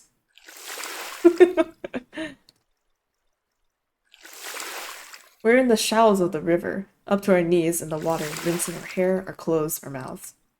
Genzo's taking his jacket off and is kneading it atop his knee like a washboard. His hair sticks up in errant wet tufts that shudder with each jerk of his shoulders. My glasses are the worst. No matter how many times I rinse and buff the lenses, a prismatic glare remains. I limp carefully back over to the grass and squint at Genzo, who's now wringing out his jacket. Out here and away from that horrific monstrosity, it's calm again. Nothing and no one in sight. And only the trickle of the river current. Oh, only the trickle of the river current as our musical accompaniment. Glad to know this place is apparently fucked up beyond all reason. Genzo follows me back to the bank. He shrugs his jacket back on before pulling his cap over his curls. Really? Just lovely. What could have happened to it? It wouldn't just, it wouldn't just, on its own, would it? You know what? Iggy, we don't even know what this place is. Hell, until this morning, I would have told you it was nothing but some crazy yet suspiciously coincidental dream we all had as kids. I run a hand through the damp ringlets of my hair and peer out across the landscape. A flash of movement catches my eye, and my gaze goes immediately towards the far bank, where the river twists around to form what looks like a small beach. A dock has been erected on the sand, and a boat is slowly gliding its way over it from the opposite direction. Genzo follows my gaze. He narrows his eyes. That's strangely serendipitous. No, I remember this. The sight of the miniature white riverboat, with its slowly churning red and black water wheel, its benches with just enough room for 5, and its helm of gleaming, polished wood that moves on its own, like magic. It's enough to bring fuzzy, shifting images bubbling to the surface of my brain. Of adventures down the river, of standing at the helm with my arms outstretched and feeling like an intrepid explorer off to discover lands unknown. For a moment, I do nothing. Then I take a step, then another. The steps morph into a jog. I get to the wooden steps of the dock, just as the boat comes to a halt on the other end of the pier. Oh, Jesus! Genzo huffs behind me as he runs to catch up. To the left of the dock is a cherry red and white sign with the words Kitty Cruise on it. Past it, I see the river fork, with the right channel leading back along the direction we'd just come, and the left leading deeper into the unknown. I point toward the boat, like some sort of overwrought tour guide. We can take this! Better than walking, that's for sure. You've gotta be fucking kidding me. Oh, I'm sorry. Did you want to stay on the road with the giant man-eating eyeball and the homicidal rabbit guards? And the and the flesh-eating tomatoes? Hey. Genzo raises a finger, then lowers it with a shrug. Come on, I remember writing this all the time, I urge as I start up the steps. My ascent is halted, however, by a jovial, high-pitched voice from the other side of the railing.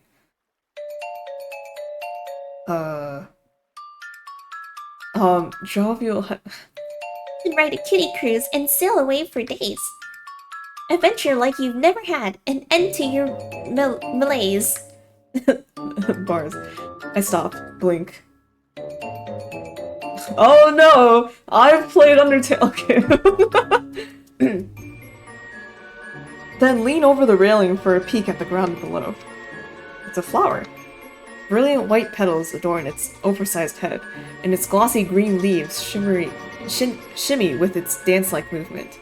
Flowy, flowy to flower! It has no mouth, but somehow the words form all the same. Melodic and sprightly.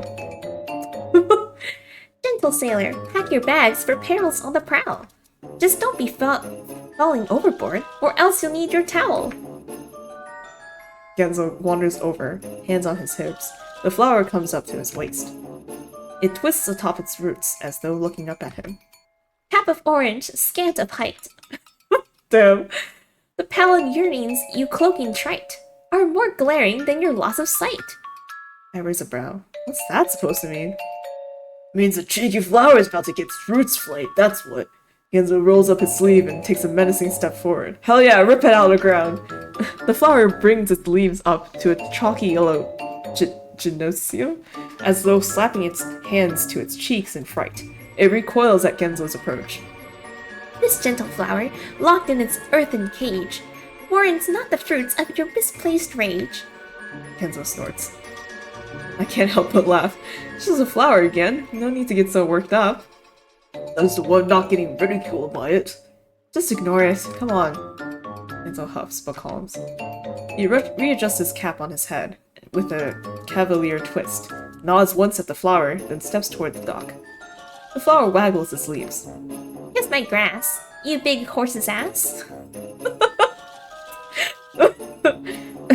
Genzo twists immediately on his heels and storms towards the flower.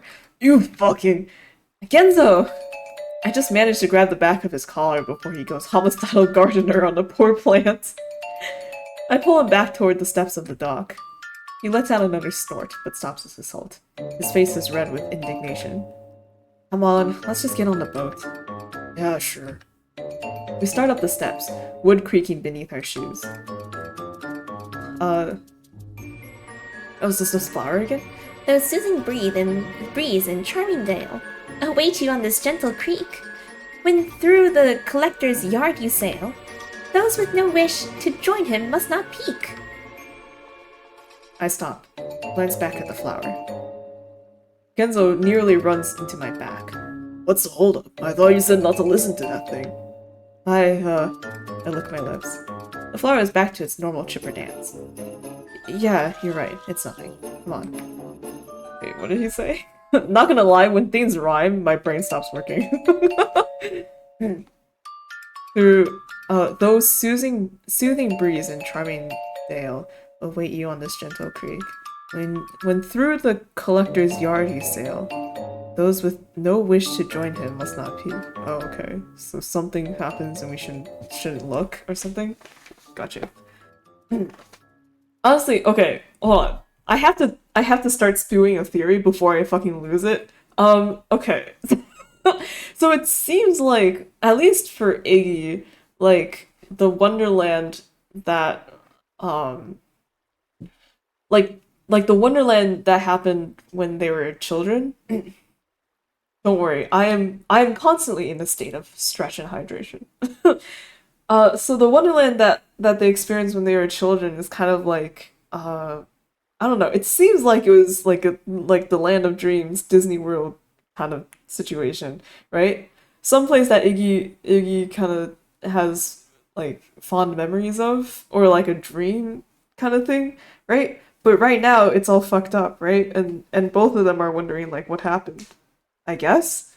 I don't know. It maybe they have like an inkling on like what happened, and they're just not telling us the player. But oh, whatever. Um, but my current working theory is that Wonderland is like a reflection of like their friend group, right? And before when they were children and they all seemingly, I guess, got along better. Like it was all like, oh, happy and games. But now when they're older, there's like a lot of I guess there's a lot of things that they might not have told each other or something, or some kind of tension between all the friends, which is why Wonderland is kind of messed up. Like it's like a representation of that. That's just like the initial theory that I have. So I just want to throw it out there before I explode. Okay. And also like with the boat and everything and Iggy's saying that he's been on this boat before many times. Like I have to wonder, is it like like many times as in when they were in here as children, in Wonderland as children, or like in the real world many times or something. And like for some reason that boat has appeared here in Wonderland or some, I don't know. Many thoughts, many things. The more you know, the more you grow.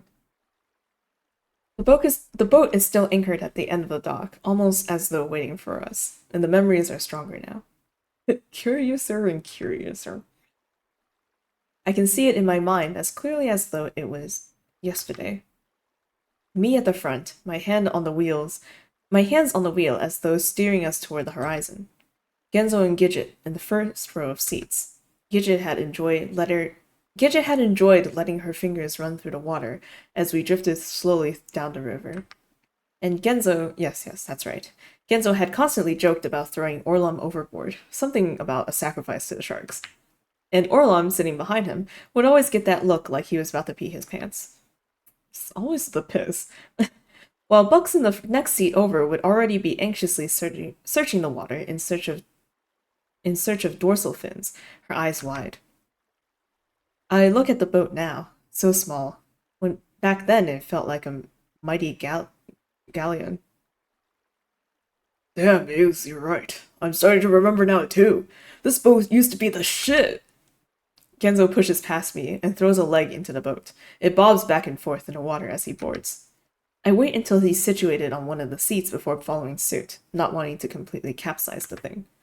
For a moment, I worry that it might sink beneath our combined weight. We're quite a bit larger than we were the last time we rode, but it ultimately holds true. Genzo raises an arm in the air. Toot toot! Let's get this tugboat tugging! I look around, wondering if there's something we need to do. A button to press, a lever to pull. But apparently all it requires is our presence, as no sooner have I started my search than the water wheel in the back slowly chugs to life. With a shudder, the boat begins to glide across the water. Bars, what the hell? Damn, everything's rhyming. I sit down shakily in the seat next to Genzo before I can lose my balance and fall overboard. The river is calm, smooth, and the boat cuts through the water like butter, slowly but steadily. Once it reaches the fork in the river, it turns left automatically, taking us further away from our cottage, the rabbit guards, and that hellish ocular creature. Genzo leans back, feet propped up on the edge of the boat, and head resting in his arms. I'll admit, this is much better than walking. Yeah.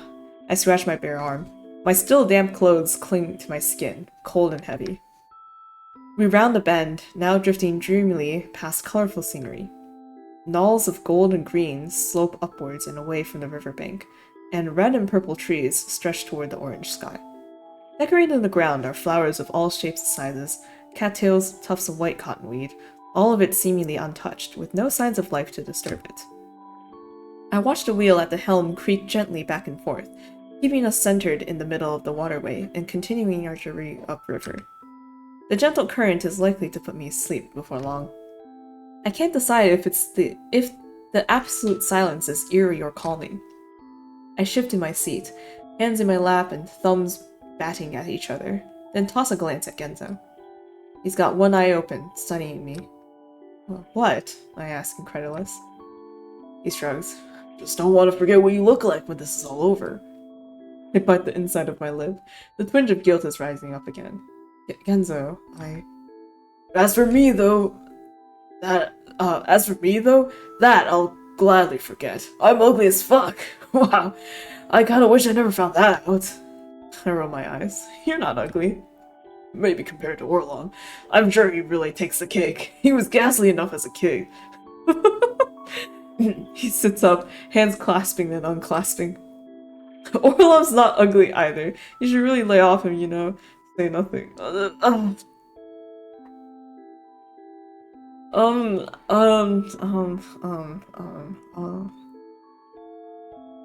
Where's my slaves? I'm gonna start stocking up on them.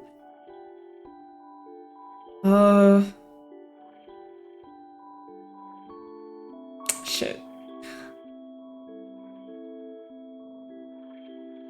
Compared to Orlon. Orlon's not ugly either. Fuck, which one's better to say?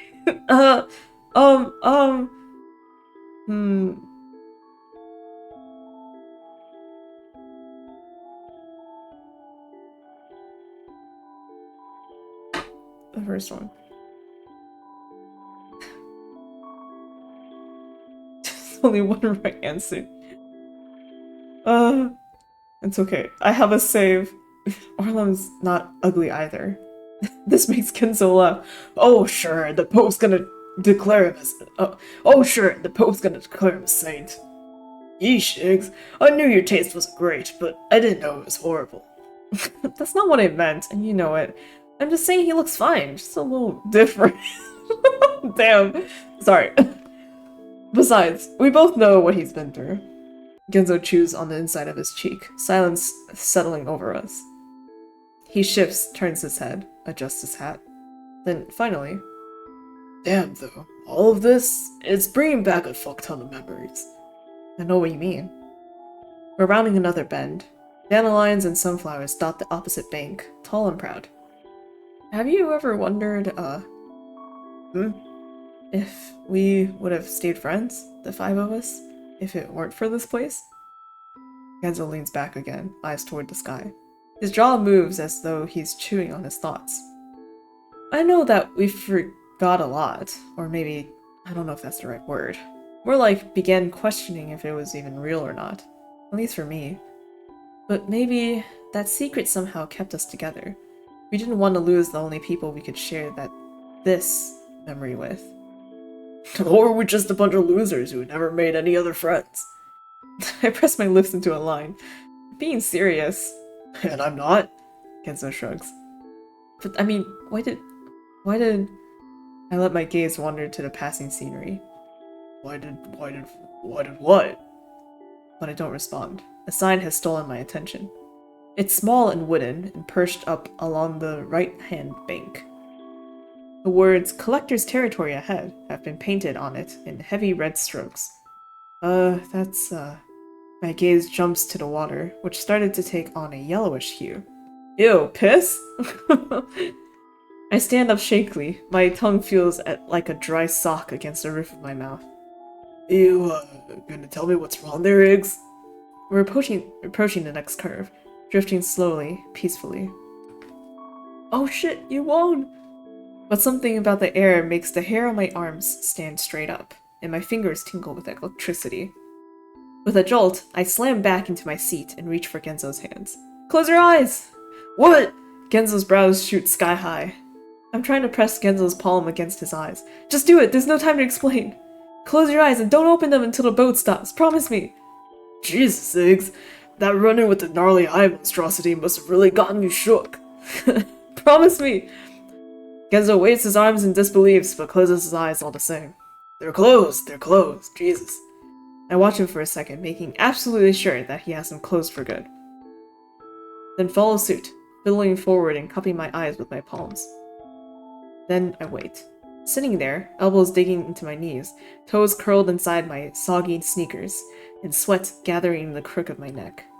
I can hear the water lapping against the sides of the boat. Can feel the rhythm of the water wheel against my backside. this gentle swell pushing us forward. Calm. Quiet. I chew on the inside of my cheek, fingers sticky and forehead damp. Waiting, waiting, waiting. We must be past the curve now. What am I doing, sitting here like this? Ridiculous. And to make Genzo play along too. What an idiot. There's nothing out there. Tendrils of shame work their way up my chest, making my face feel flushed and hot. My stomach feels like it's being tied in 50 different knots. Stupid, stupid, stupid. I should just look already. There's nothing there. All I ever do is overreact. My cheeks, my neck, my back, I feel so hot. Hot with embarrassment. My breath comes out shaky and feverish, leaving moisture on my wrists. I'm a disgrace. Just look already, you idiot. What? No? I press my hands into my eyes hard enough to make them pound. And in that instant of pain, the heat leaves. My chest unclenches. Coolness washes over my body like a breath of fresh air. What the fuck was I just thinking? I wipe my damp forehead, but keep my eyes clamped shut. What weird thoughts. I rock my heels back and forth, lick my lips. There's still only the sound of water past the boat. That gentle rocking motion. Hard to believe I'd just been berating myself for wanting to play it a little bit safe. Though I have to admit, I am a bit curious. Who is the collector, and what is this territory of his? Why aren't we allowed to see it? The back of my neck tingles with curiosity, a tangible feeling of yearning. It spreads down into my back, pinpricks that dance with excitement. I want to see it. I want to see what's there. My eyelids flutter momentarily, and the thrill of it sends up and down my spine. The thrill it sends up and down my spine is enough to make my heart jump. I need to know. This single thought has consumed me. I can't stop thinking about it. This unstoppable need.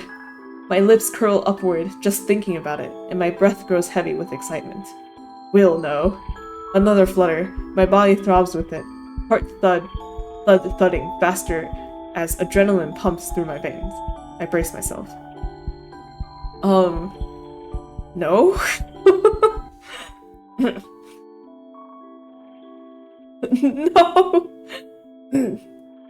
I am just a little bit curious. Like, I know we're gonna probably not be alive if I do open my eyes. But, like, what kind of not alive would it be? No, you can't. I shake my head. No. What have I been thinking? I take a deep breath, clearing my thoughts, and feel the dire craving that had been racking my body mere moments ago drip away. My body feels heavy and cold, like someone draped a hefty blanket over my shoulders. And my breath comes out ragged, even though I've just as though I've just run a marathon. Row, row, row your boat gently down the stream. Merrily. Sure, nothing will go wrong. I open my eyes and it's the tomatoes again.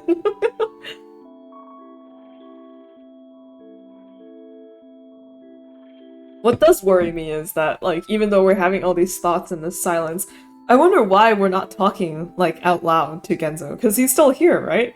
And, like, we're just not supposed to look. Not like we can't talk. My lips move noiselessly with the words. Merrily. Life is but a dream. I clench my eyes even tighter, trying to ward off the feeling of dread crawling its way up my skin. Concentrate on the words. Don't think about anything else. Row, row, row your boat gently down the stream. I nod my head with the rhythm. Merrily, life is but a dream. Even my heart seems to be pounding in time. I can feel it in my arm. Warm, throbbing heat that wants to burst out of my veins. Merrily. My head swims. Merrily. I rock back and forth on my heels, humming beneath my breath. Life is but a dream. Iggy, we're here, we made it. You can open your eyes now. I sit up, unsure. Genzo's voice comes from the right, towards the front of the ship. He sounds confident, assured. Come on, Iggy. But I don't move, and I don't open my eyes. Something's not right. I shake my head, take a deep breath. Start my humming anew. I cross my arms in front of my chest, hands to my shoulders this time, and lean forward, back and forth. Iggy! Genzo's voice is sharp this time, scared. Iggy! Help! Iggy! I hum louder.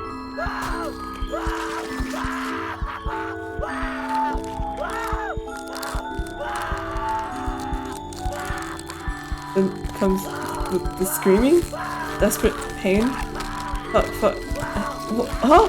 I clutch my eyes even tighter, but not enough to stop the tears from escaping out the corners. I bite down on my tongue. The sheer terror in the shrieks gorges at my heart, howling it out with each renewed onslaught.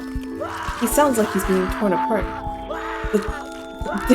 Damn, where'd you get the sound effect, man?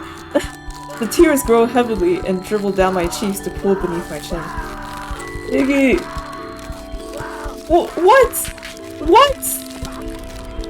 Oh my god. Am I supposed to look? I feel like I shouldn't. I feel like I shouldn't. It's a lie. It shouldn't be yeah, it's just another... I bite down on my lips so hard I can take blood in my mouth. Not real, it's not real, it's not real, it's not real. The boat hits something and comes to a sudden stop, sending me flying to the floor. Oh! I open my eyes. Right. That's the first thing I notice. I'd had my eyes closed for so long that the orange daylight now seems exceptionally brilliant. Okay. I blink against the glare, tears still streaking my cheeks, and attempt to survey my surroundings. We're at another dock, bobbing lazily in the river. Oh! Genzo's still hunkered down on the seat across from the one I'd been occupying moments earlier, his eyes closed and features contorted. I push myself to my feet and wobble and stumble towards him. Genzo! My hands go to his shoulders. When he doesn't respond, I give him a shake, which finally rouses him from his focus. He looks up at me in confusion, his face white and eyes strained. I can see beads of perspiration dappling his cheeks and forehead. What is it? The boat stopped. I guess that means we should get off. Oh, sure. Yeah. You okay? Oh, yeah, sure. He pulls out his collar, rises to his feet. I guess I got a little, seasick there. Dude. We disembark the boat in silence, then stand on the dock, unmoving. So, are we gonna talk about this, or... Genzo removes his cap and runs his hand through his hair, again and again. Droplets of sweat bounce off and onto the wooden planks. Path seems to lead this way. I point past the end of the dock and towards where a valley of dirt winds itself off and away from the river, bordered on either side by more trees. Yeah, but Genzo's voice lacks his usual vivacity. We start our trek away from the river without another word, just the two of us, walking down a dreamlike path in a world of fantasy, with no idea where to go, or what to expect next.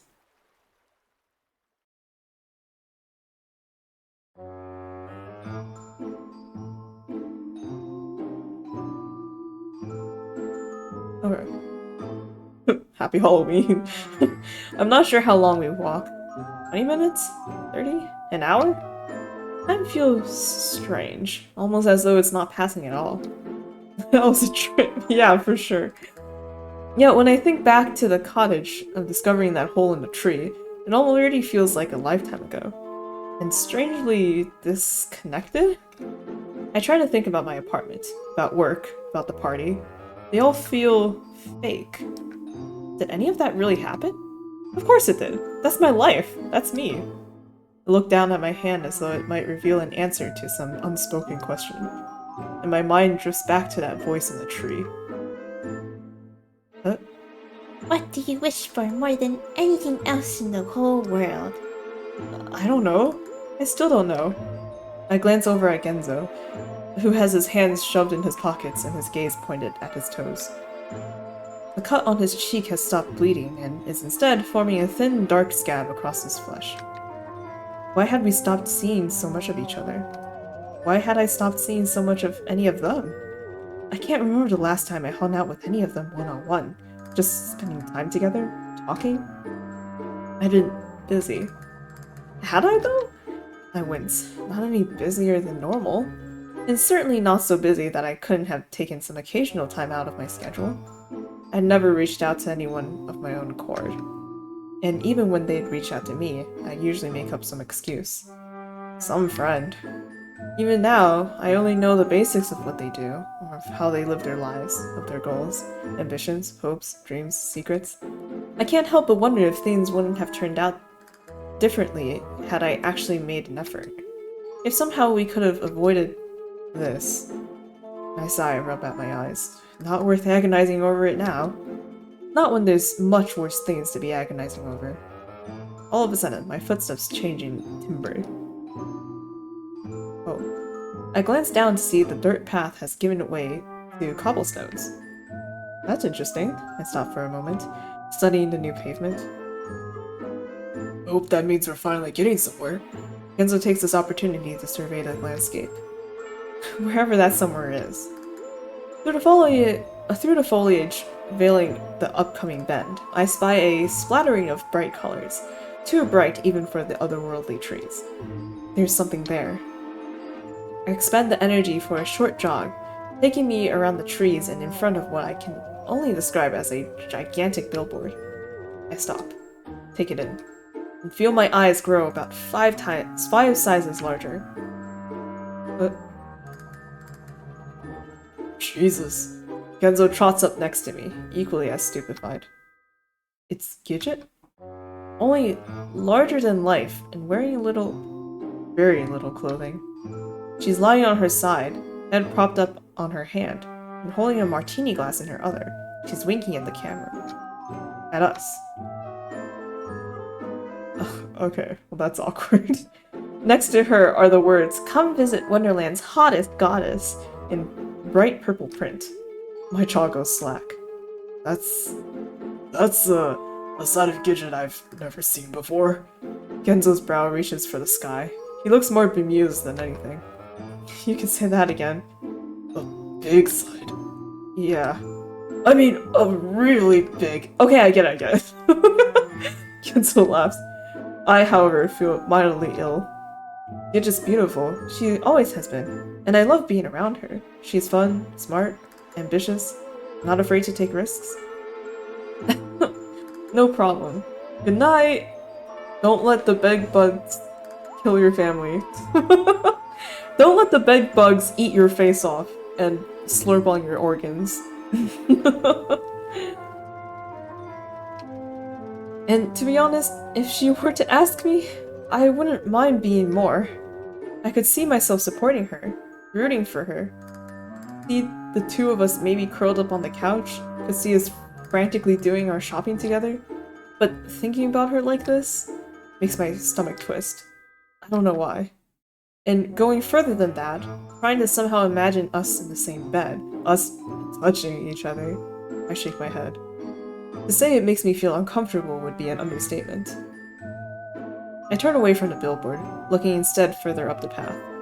It's bordered by other smaller placards that stick up and out of the ground like signposts. All of them sport Gidget, some in gorgeous dresses, some in bright summery ensembles, some in ridiculous get-ups that look like they've come straight out of a fantasy horror movie. Damn, girl's clearly been busy, Genzo whistles beneath his breath. I guess this means Gidget's here too.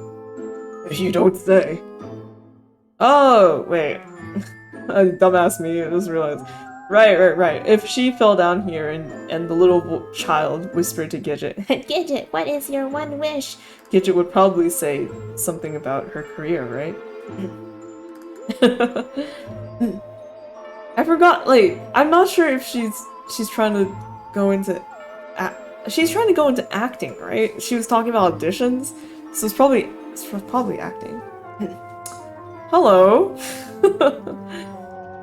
And so we make our way down the Gidget-lined path.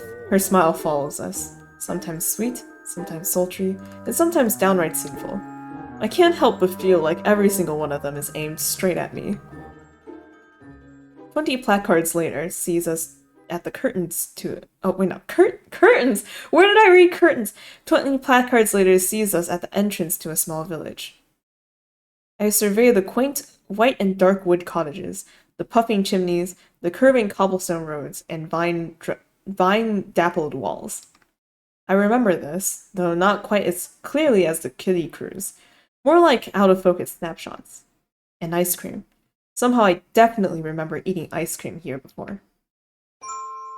I'm suddenly feeling super hungry, Genzo scratches at his belly. Pushing the thought of sweets out of my head, I start down the main road. For once, we're not the only ones here. People are milling about, walking from building to building. A boy even rides on his bike, a satchel of mail hanging off his shoulder. None of them so much as glance up as we look around. Who are these people? Are these just like NPCs? Wonderland NPCs? They can't possibly be other people who fell down here, right? I round the next corner and stop. A crowd of people is gathered outside one of the more ornate-looking homes.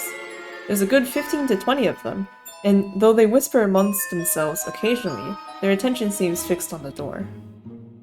Who's the celebrity? Genzo sidles up next to me. I'm assuming Gidget? I don't know. I step out of the way at the ring of a bicycle bell, and the boy from earlier goes gliding past. My stomach gurgles. Somehow I'm pretty sure I know who it is. Wow, it is her! Good morning, darlings! I turn at the voice to see the door open. Gidget has her hand raised above her head to greet the crowd. The previously quiet gathering erupts in cheers and applause. The sinking feeling in my gut forms itself into a 2-ton boulder. Thank you so much for seeing me off today. Another shoot. Can you believe it? The scouts here just can't keep their eyes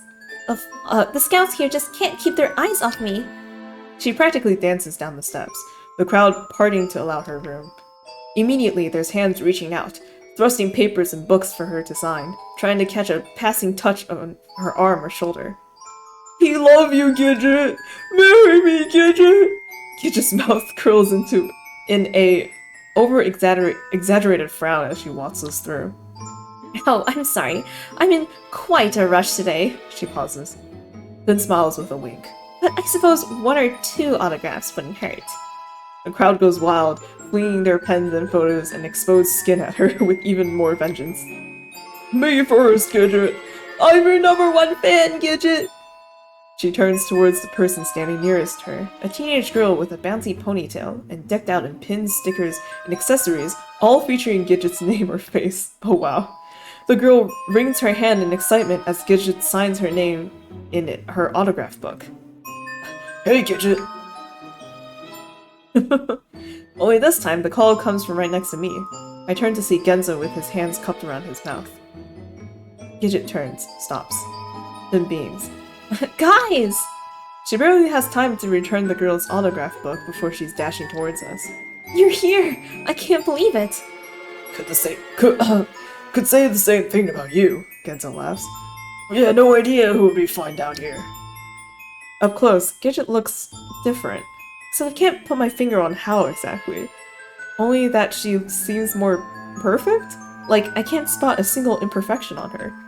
Her skin is gleaming, her blue eyes actually seem to be sparkling, and even her hair is flawless, not a single lock out of place.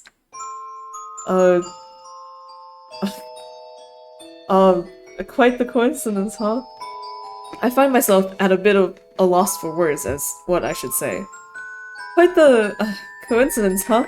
Running into you down here. Gidget laughs. Is it? Who else did you expect to see? I don't know. I blink, turn my gaze skyward. I don't know. I guess maybe I didn't expect to see anyone? Don't rack your brain too hard there, Iggy. Another laugh. I mean, this is kind of our place, isn't it? Just for the 5 of us. Even though it's been a long time. Just so weird how almost nothing has changed. I practically feel like a kid again being down here. Actually, as I push my glasses up, actually, Gidget, things have changed. We almost got eaten by tomatoes. You're, doing modeling gigs then? I ask somewhat tentatively. Yeah, crazy, huh? Oh wait, so it is modeling, not acting. Okay, never mind. She starts, then stops, gaze shooting to her watch. Oh crap, that reminds me. I'm already late to my next one. Come with me? It's just over in the pier. Come down with me? It's just over at the pier in town. Afterwards, we can grab some drinks at the inn. Catch up? I glance at Genzo, who glances at me. I shrug. Sure, why not? Because what else can I say? I'm honestly still confused by this whole situation. She grins. Amazing. Come on then, this way. And starts off down the road, not forgetting to throw a parting wave at the crowd still camped outside the door as she passes. Catch you all later. Kenzo scratches his forehead.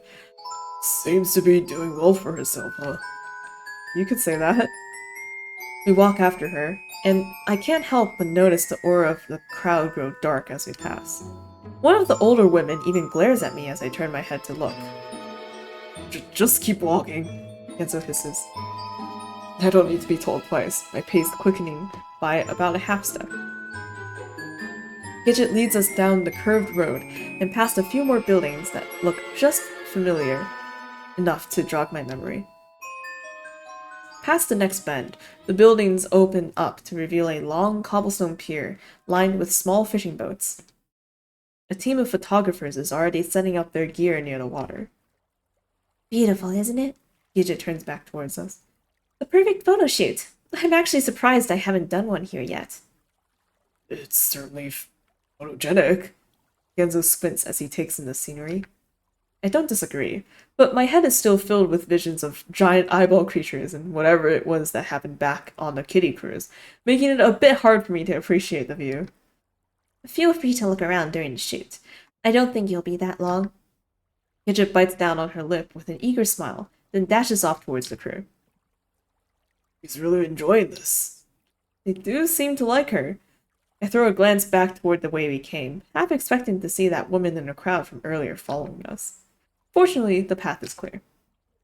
Pretty obvious what she wished for, huh? I don't respond, instead biting down on my lip and watching the crew finish setting up. One of them, the makeup lady, I can only guess, is already checking Gidget over, touching up her face and getting her in position. The shoot starts, and Gidget is on fire. I've never seen her look so alive, so happy, having the absolute time of her life. They start with a few shoots, with her back to the boats, then walking along the pier, sitting atop the railing and gazing out across the lake. But despite her constant smile, I can't stop the feeling of unease clawing at my belly. Why is she here? Why is she doing this? She's not supposed to be here. We're not supposed to be here. How can she act like this is normal? Why are you doing this, Gidget? Except that this time the voice in my head is the one from my memories, bubbling up, floating to the surface, swirling around at the base of my brain. Computer lab? Why are you doing this, Gidget? What? Gidget looks at me in confusion. Her brows furrow as her teeth gnaw at the inside of her cheek. What do you mean? I thought you'd be happy for me. It'd been fall of senior year, the annual school hackathon, the one all the college reps attend to scout out new talent. It was supposed to be me that won it. Oh, uh-oh. Me that got all the scholarship offers. Me that had been working towards this every year of high school. You ruined everything. What are you talking about? Gidget's eyes quiver. She looks like she's about to cry. You're not even good at coding.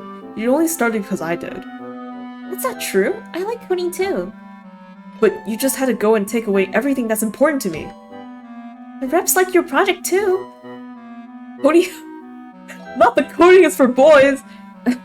This stops her. Her lips are trembling.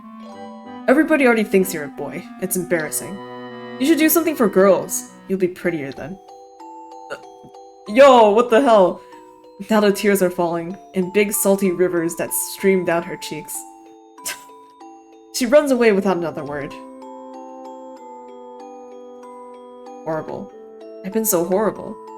Even after all these years, I still cringe just thinking about it. I hadn't meant a single word of it. It'd been the anger talking, but I'd never apologized, never taken it back. And Gidget had changed after that. Grown her hair out, got interested in fashion and dresses, always asking me about how she looked. She stopped coding altogether. No. I glanced back up at the present-day Gidget, currently resting her chin in her palm and shooting a smoky glare at the camera as her hair dances in the lake's breeze. Savage. I'm sorry, Gidget. No sooner has the thought entered my head than Gidget glances up, beams, and begins waving me over. I pause, unsure, pout to myself, as though there could be anyone else she's pointing to. When she nods, I shovel over awkwardly. She jumps down off the railing at my approach. Join me for a shot. What? My voice cracks. Yeah, come on, just for fun. Her arm sneaks its way around mine, and I feel her tugging me toward the camera. Besides, who wouldn't want to shoot this handsome... Who wouldn't... Besides, who wouldn't want to shoot this handsome stud, huh? I throw a look of helplessness back at Genzo, who just laughs. Make him swoon, you animal! Seems like I don't have much choice. They position us on the other side of a little blue sloop, its sail flapping gently in the breeze. I don't even have a chance to ask what I'm supposed to do before the cameras are snapping like crazy.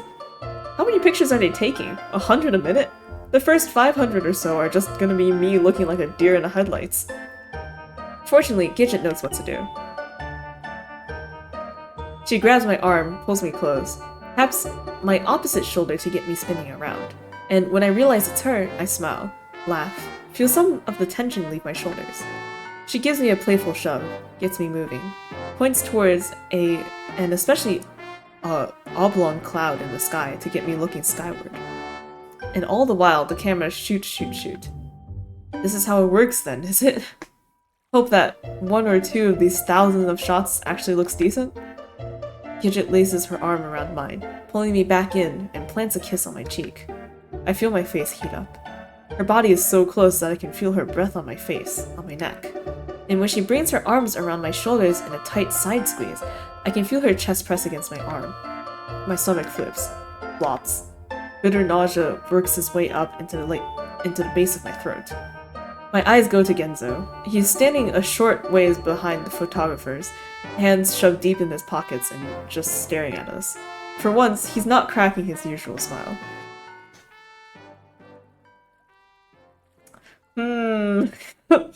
I step away, chin curled inward and hand to my head. Maybe that's enough time in the spotlight for me. I cough, wipe at my nose. Gidget just laughs. You were never one for the attention. She throws me a wink. Thanks for obliging me, though. I'm almost done here. Then we can head back. I nod somewhat apologetically, chin about to disappear in my clavicle, and shoot out a view of the cameras. Once clear, my stomach slowly normalizes, and I take off my glasses to give my face a few good rubs. So, I take it you won't be coming back to shoot the swimsuit edition, eh? An all too familiar elbow nudge to the ribs pulls me back into the moment. Very funny. I take the opportunity to clean my glasses. 2 quick breaths across the lenses, and a solid rub with the hem of my shirt. I place them back on my nose. Blink. By the time I look over, Genzo's gone back to watching Gidget, who's now walking along the cobbles, looking back over her shoulders at the cameras. I check out the opposite direction, back toward the winding roads and their surrounding cottages. Every now and then, something will jump out that triggers a flash of memory.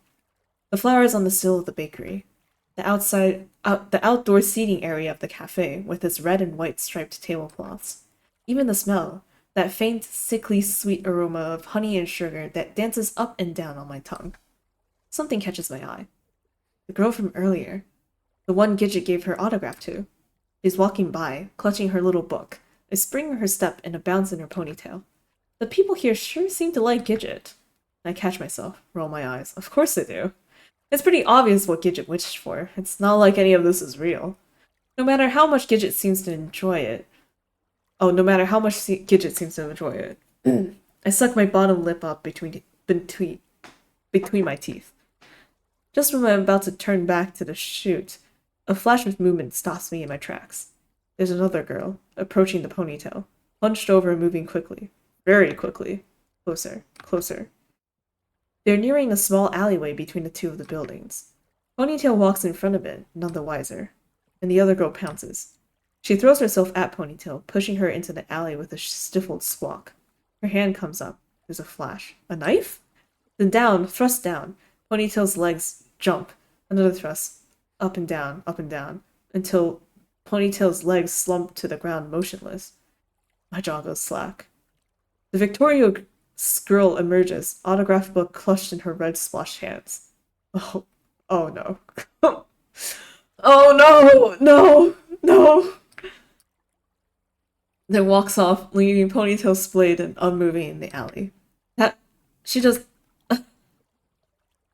It seems we're never free from murder. It's always, quite literally, around the corner. I raise my hand, blink, trying to form words that describe what just happened, to alert the others. But by this point, the camera crew is packing up, and no one's paying attention to my incoherent mumbling. Genzo, I try. What's up, Iggs? Iggy, Genzo, we're done. Gidget comes bounding back, still full of energy. Thanks so much for waiting. Let's head back. They love me at the inn. They'll give all of us free drinks. She grabs my wrist, tugging me along with the rest of the crew. All Genzo can do is shoot me a look of amusement as he takes up the rear. Oh no. No! I know this song. I don't know who this is. Drink up, boys, it's still in the house. Oh, oops. A busty woman in a flower print dress and a white apron slams 2 extra large beers down on the table in front of Genzo and me. Told you so. Gidget sticks her tongue in amusement across from us, already nursing her own cocktail. Don't mind if I do. Genzo promptly grabs his and downs about half a glass. I'm considerably more reserved with my own. Clutching it in both hands, I bring it to my lips, tasting just enough for the foam to decorate the bottom of my nose. The inn is bustling with patrons. Men playing cards, groups of friends laughing and drinking. Even a table not far behind us, filled with what I can only assume are fans of Gidget. They sit watching us, scribbling down notes at our every action. Well, that's healthy behavior. It's a cozy place, music sprinkling in through an old phonograph, warm candles beaming down from wooden chandeliers overhead. Stairs in the corner lead up to what I can only assume are overnight rooms you can book at the counter. Sure didn't have anything like this here when we were kids. Genzo laughs and wipes at his mouth. I glance around, taking in the ambiance. I mean, I guess we did always know this place changed. It always just kind of knew what you needed, even beyond the wishes, I mean. Genzo crosses his finger over his heart and lowers his head. Thank you for knowing what I need. He promptly takes another swig. I turn my attention back to Gidget. She's just watching the two of us with a smile. So, how long have you been here then? Kinda seem like you've made yourself at home. Gidget curls a lock of hair around his finger. To be honest, I don't even know. The days kinda meld together here a bit. It hasn't been that long. Plus, I'm having a blast, so I haven't really felt the need to come running back, you know? I force an awkward smile. Yeah, sure. We definitely haven't made. The only reception Iggy and I got was a friendly game of Impale. Impale the humans from our old friend the rabbits. Oh, and a welcome back tasting from the world's largest eyeball. Gidget's eyes go wide. What are you talking about? You mean you weren't killed about 20 times on your way here? I take another hesitant sip from my beer. God no, I was welcomed like a queen. Best day of my life in recent history. Well, besides every day. Gotta admit, life is good down here. I try to hide my grimace with a glance at Genzo. He just scratches his head in wonder. Guess it's a recent change then, I fondly muse. And a big welcome party from the friendly tomato. Yes, exactly. Don't forget the stupid tomatoes.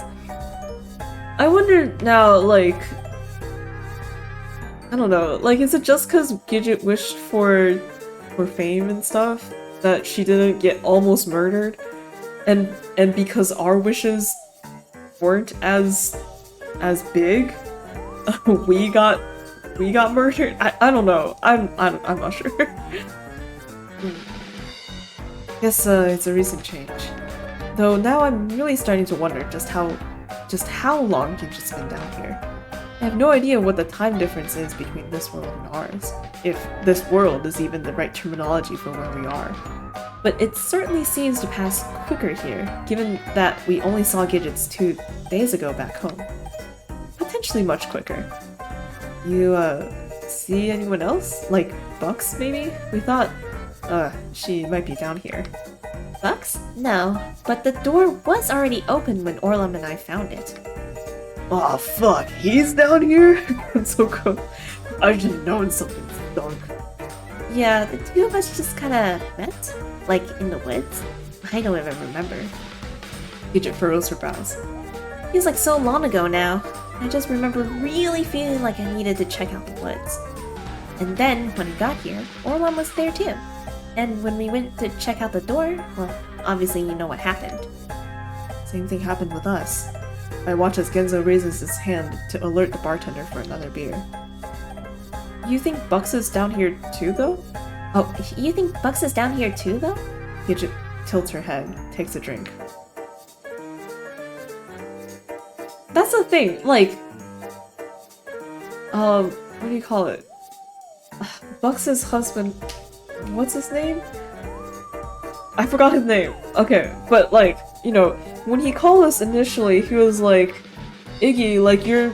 Like, I already called everyone else to ask, too. You know, you're the last person I called. But he called basically everyone to ask about where Bucks could have gone. Right? So, it's really strange that Gidget doesn't seem to be very, like, focused on Bucks disappearing. Right? Or maybe, like, she's caught up in the moment and she just kind of forgot, I guess. But I don't know, like, it seems weird that she wouldn't have a clue about Bucks's disappearance. Because I feel like that's pretty important. I don't know, but if you called on the rest of us, the table grows quiet. Then the same woman shows back up with Genzo's next beer, slamming it down with enough force to make my own glass rattle. Drink up, kitty. Yes, ma'am, Genzo salutes. Gidget laughs. See, Genzo has the right idea. You should enjoy yourselves. Stop looking so gloomy. I mean, look at where we are.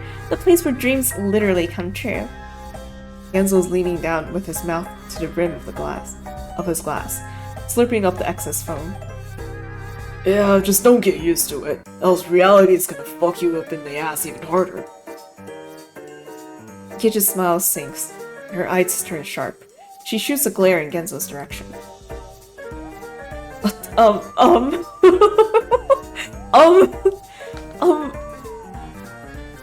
Well, yeah, Genzo's right, but like, why do we have to be on the path of, why do we have to choose? Genzo's right, we have to go back at some point, and the longer we stay here, the harder that'll be. Awkward, yeah. Gidget turns to me with a pout. Oh god, not you too, Iggy. I thought for sure at least you'd understand. Genzo throws an arm around my shoulder. My man knows what's up! I mean, I get it, Gidget. This is nice. Too nice, really. And it's great to have that break from the doom and gloom back up there. I toss a glance skyward. But, like, you don't actually want to stay down here, do you? Forever, I mean. Just living a fantasy? Who said I was gonna stay down here forever, huh? When do you plan on going back? I ask somewhat tentatively. Whenever I want! Gidget responds almost instantly. Why? What does it matter to you? I raise my hands defensively. It doesn't. I try to laugh it off. Just, you know, wondering about your plans is all. Gidget's smile returns, as sickly sweet as the scent of honey tickling my nose. I'll go back eventually. I'm just enjoying my time here is all. What can I say? This place granted my biggest wish. She leans forward, one hand moving across the table to touch my wrist. And it seems it's about to grant another. I stare at her hand. Genzo stares too, even in the middle of gulping down his beer. I pull away, shoving my hands into my lap. My face feels hot, and my eyes stay fixated on the bottom of my glass. I'm gonna go have a smoke. Genzo breaks the silence before pushing up and away from the table. The alcohol, you know. He throws a glance at me, then I gidget, then adjusts his cap and walks off for the exit. No, cancel, don't leave. I don't want to do this. My belly is flip-flopping something awful now. Just looking at the beer left in my glass makes me nauseous. I force myself to look up. Gidget's still smiling. Hey, I also honestly just bushed. Genzo and I, feels like we've been through hell and back just getting here. Could really use some, sleep. My knee is hopping like a grasshopper under the table. Oh, of course. His room's upstairs. I'm sure Miss Graham would be fine with you using them. Thanks. Yeah. I try to grin as I push myself up. I push myself to my feet. It's just, you know, how it goes. It certainly sounds like you had a rough time. Yeah. I pause, reach for my beer, pull my hand back, bring my hand up to say something, lower it. God, you're so awkward. Izzy, Iggy.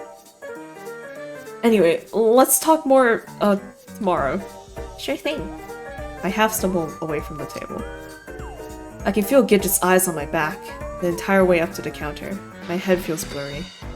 Thankfully, a quick chat with the aforementioned Miss Graham is all it takes to secure myself in a room at the top of the steps. She grabs the key and leads me upstairs and away from the noisy bar, opening up the door to reveal a cozy room outfitted with a bed, wardrobe, and desk. You have a nice night now. She bids before leaving me with the key and shutting the door. Quiet. It's wonderfully quiet. I hadn't realized just how loud it was downstairs until now. And the beautiful silence does wonders for my chest. I can practically feel it unclench itself, muscle by muscle, as I let out the longest breath in my life. I meander toward the bed. It's decorated with a thick red quilt and crowned at the top by two fluffy-looking pillows. I sit down and feel the mattress curve delightfully beneath me, then take the opportunity to look out the window at the foot of the bed. It's dark now, with only the street lights to illuminate the cobblestones below. A few people are milling about. I search for Genzo, then realize I'm on the opposite side of the building, so there's no point. I sit back and examine the room instead. The walls have been built with thick, rounded logs. It reminds me of the old cabin I stayed at during camp one summer. Rustic. My body is still relishing in the quiet, and I kick off my shoes, swing my legs up and onto the bed. God, it feels good to get off my feet.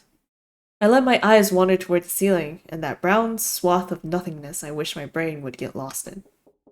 There's a knock at the door. I grimace, but somehow it's not like I didn't know it was coming. I swing back around reluctantly and slide my feet back into my shoes. Coming. I shuffle toward the door, fumble with the doorknob, pull it open. Oh boy. Gidget's shy smile greets me on the other side. Hey, I say. Hey, She says back. sorry, I mean, is it okay? I just wanted to talk. Oh, sure. I move to the side so she can come in. She walks in the middle of the room and looks around. These rooms are nice, yeah? I stayed in one my first couple of nights here, before everyone prepared that place for me in town. Yeah, it's nice. I stand in the doorway, unsure of what to do, and finally slide my way toward the head. Not the head, the bed. I perch myself on the edge, expecting her to take the chair in front of the desk. She sits next to me on the bed instead. I don't move. My face feels like it's frozen in place. Pretty crazy, right? All of this? Yeah. To think that this place we went to as kids still exists. Heck, that it always existed. I think part of me tried to write it off. Chalk it up to kids being kids. Make believe and all that. Yeah, I know what you mean. I lean forward and perch my elbows on my thighs. Hands clasped. It's real. All of it. And it's given us another chance. I haven't been looking at her, but at this point I turn. Her gaze is pointed up toward the ceiling, as though trying to peer past it and straight into the stars. Has it though? Another chance? Wait. What? I guess I'll save. Whatever. Gaze is pointed toward the ceiling as though trying to peer past it and straight into the stars.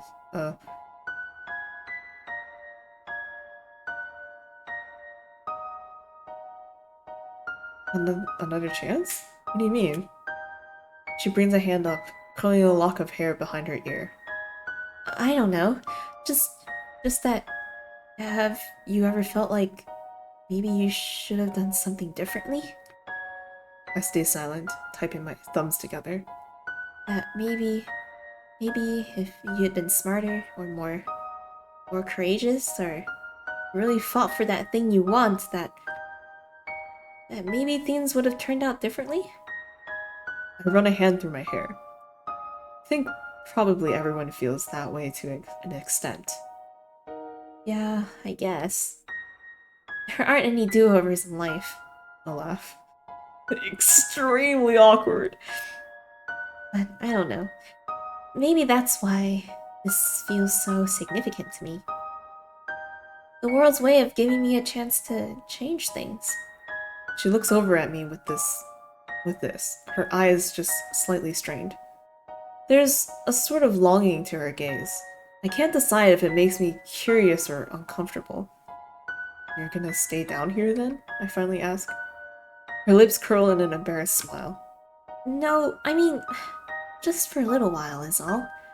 Besides, it's giving me good practice. Modeling, I mean. I've had so many shoots down here. My confidence feels through the roof. By the time I head back, I'll be a pro. There won't be any agent. There won't be an agent anywhere I can't impress. That's great, yeah. Her smile twitches. You know, I thought you'd be happier for me. What do you mean? Am I not Oh god. Am I not pretty now? I've got a whole fucking village telling me I'm beautiful. Her eyes flash. I sit up with a start, lips pressed tight.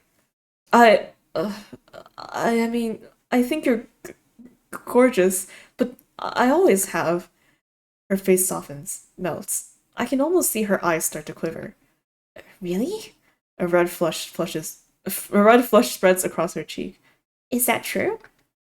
Beads of sweat are beginning to break out on my forehead. I wipe them away as I run a hand through my hair. I mean, sure. She looks down at her lap, brings her hands together, plays with her thumbs.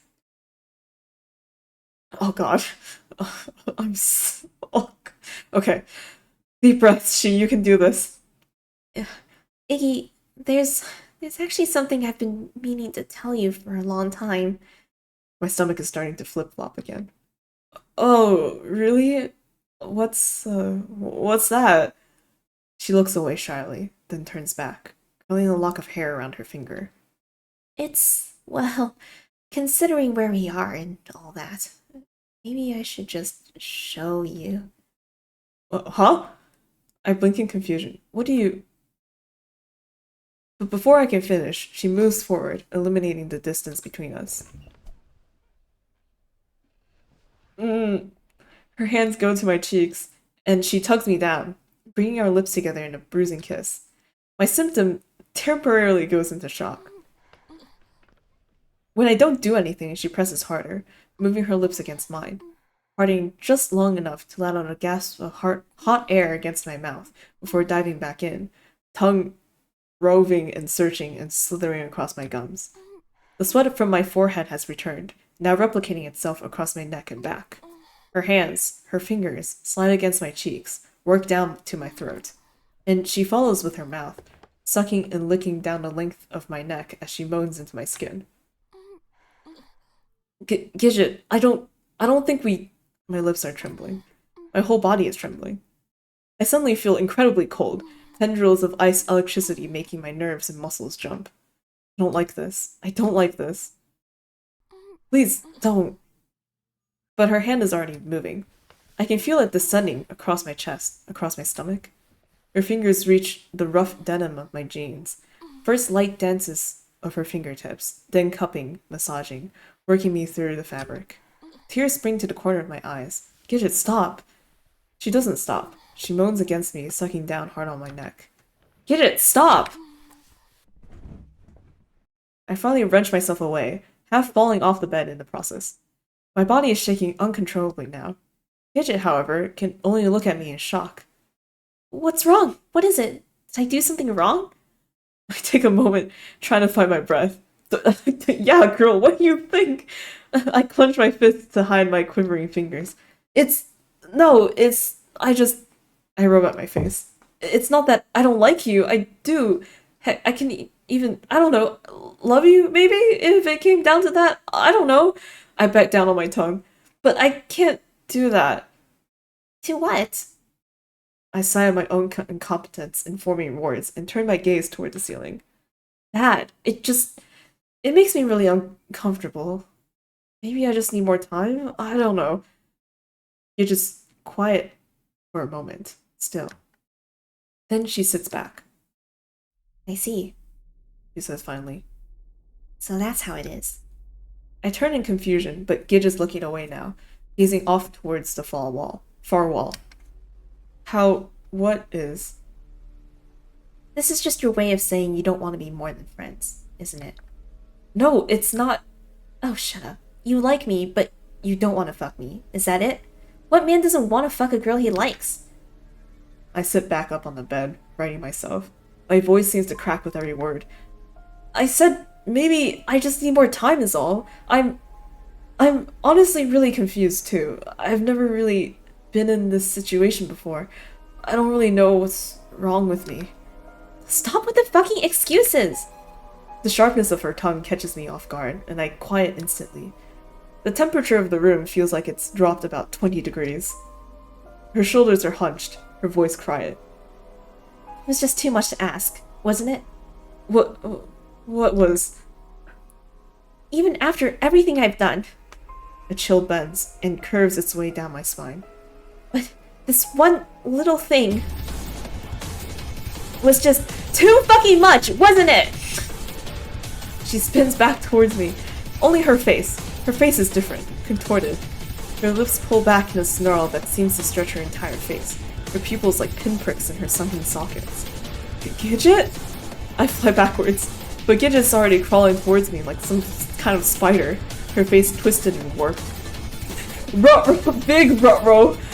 Guess you were just too good for me, was that it? Your pure, pristine dick too good to put inside me? She grabs a chunk of my hair, tugs it, twists it. The pain is like a spark of electricity running across my scalp, and my eyes immediately go blurry with tears. She yanks me across the bed, and I go down hard. Hard enough that even the soft mattress is enough to knock the wind out of me. I try to sit up to get away. Oh god! You know, this whole situation is actually a lot more scarier than tomatoes.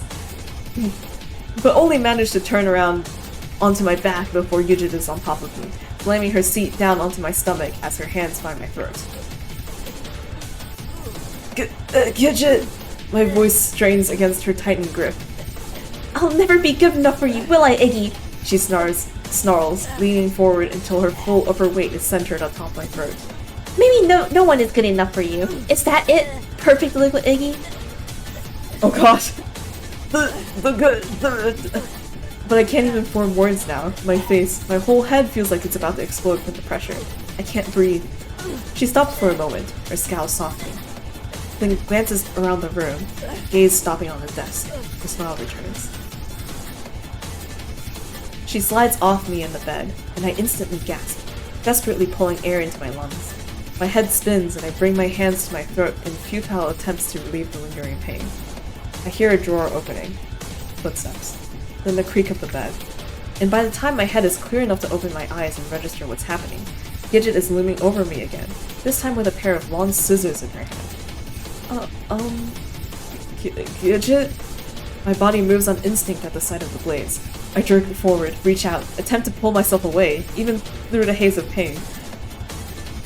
But she's on top of me again, heavy weight on my chest, a palm to my forehead, pushing me down, forcing my head into the mattress. Oh my god! Oh my god!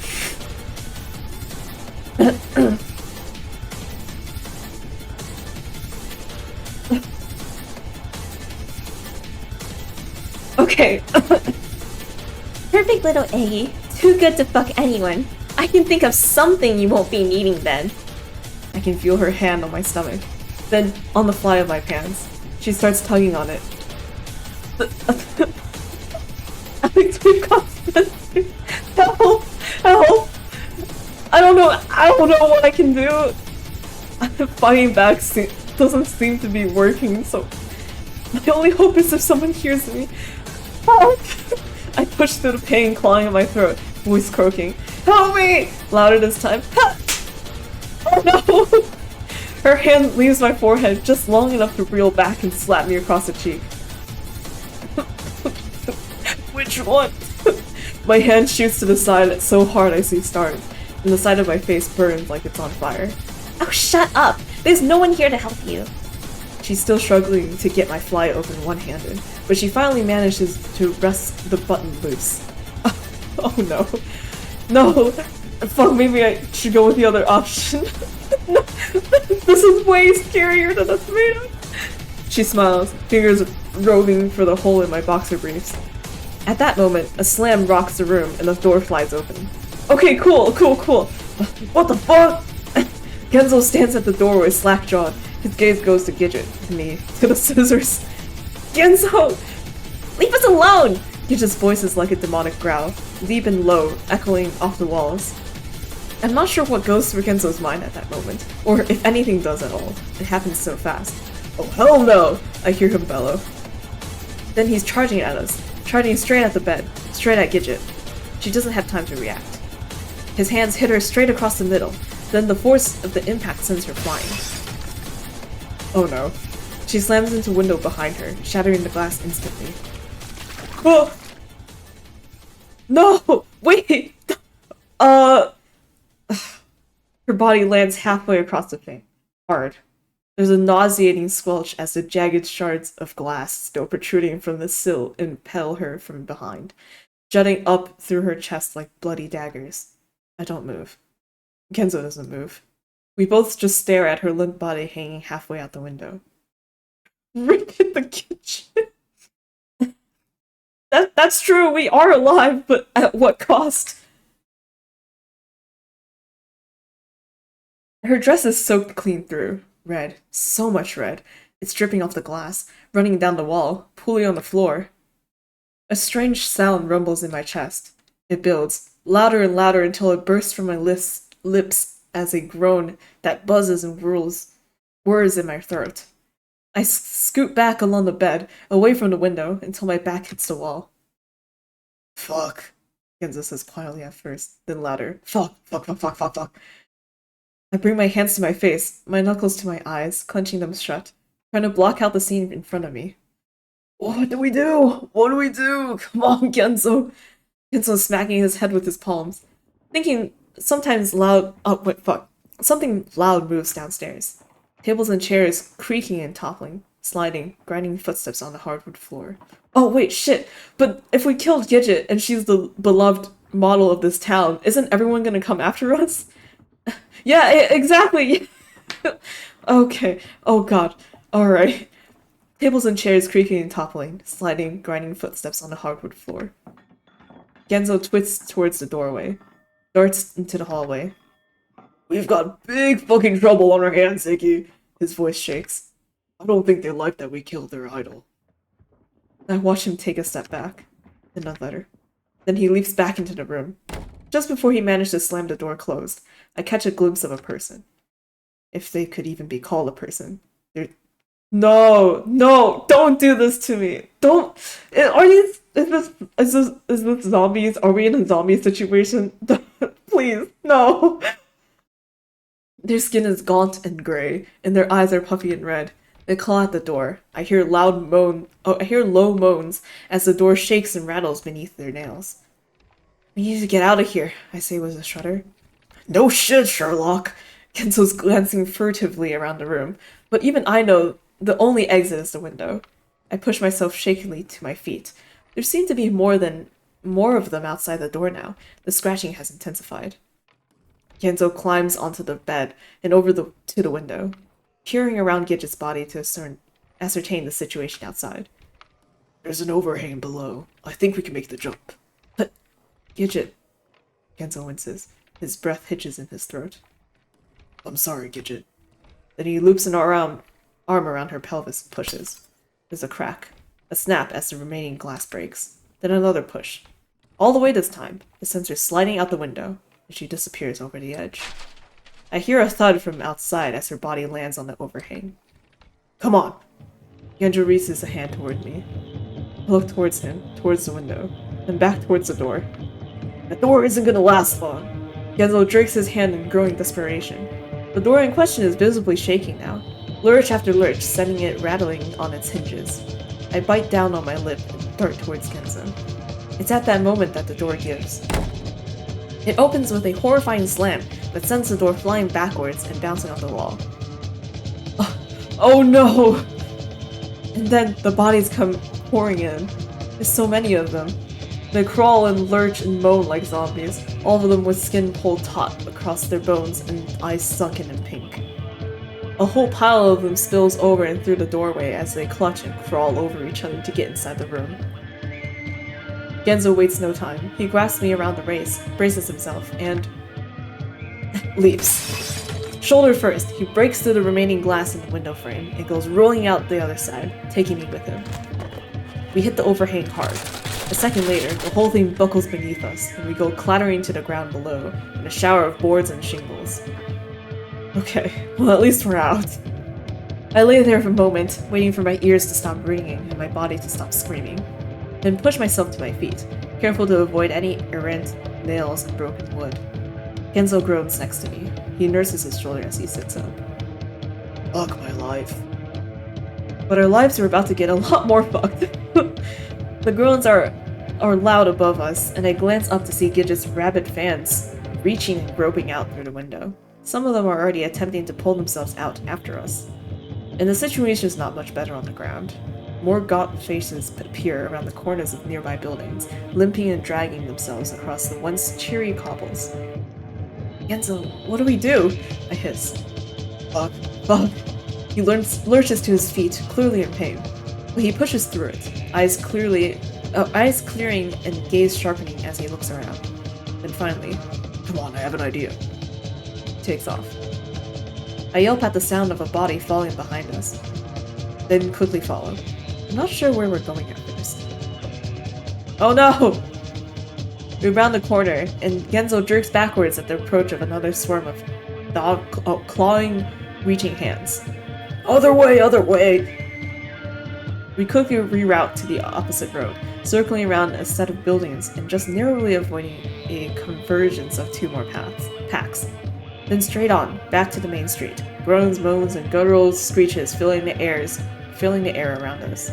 The pier! We're headed toward the pier. Past the bakery, past the cafe.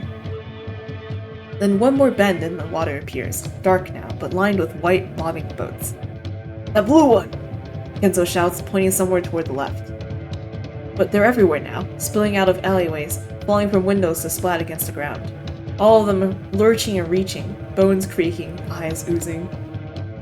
We race to the edge, and I see the little blue sloop from earlier, its sail fluttering in the breeze. In! I don't even stop. Alright. I take a flying leap off the side of the pier and land against one of the boat's seats so hard I swear I lose consciousness for half a second.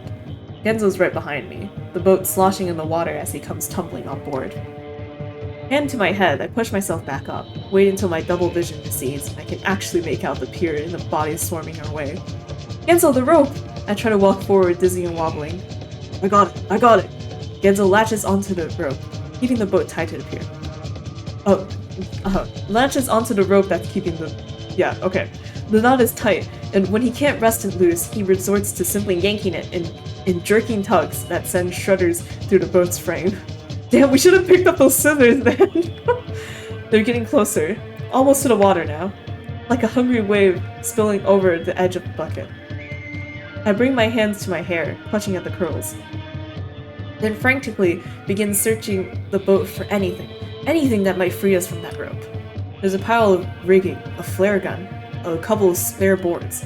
Finally, underneath the front overhang, I find a small toolbox, and in it, God almighty, a rigging knife. I snatch it up, then fly over to Genzo and begin hacking at the rope. The individual fibers snap one by one, and agonizingly slowly, but it's working. I raise my hand for an extra punishing swing, only to find it caught in midair. I look up to see my wrist ensnared by a set of grizzled gray fingers. Oh no. I scream, jerk back, No!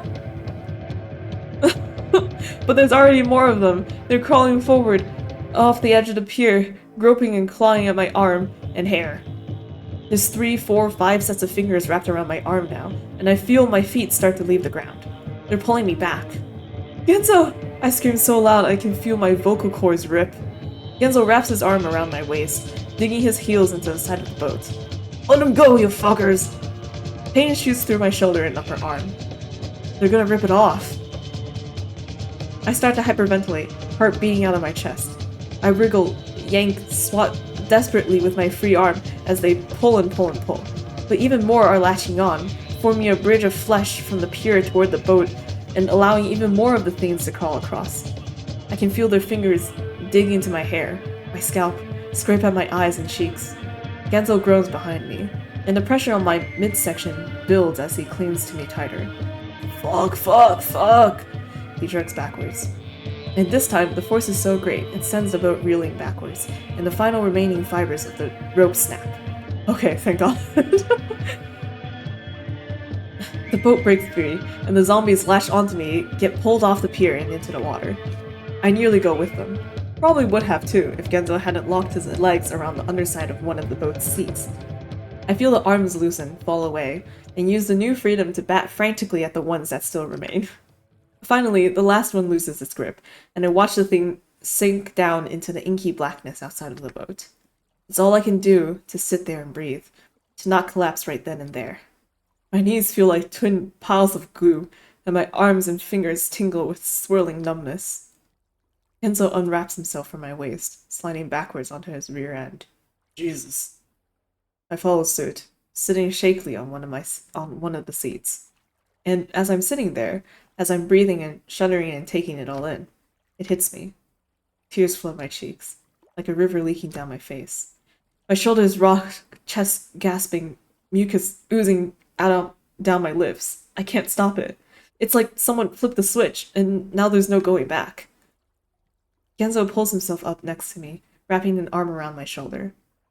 Cry it out. Just cry it out. He gives my shoulder a firm squeeze. And that's exactly what I do.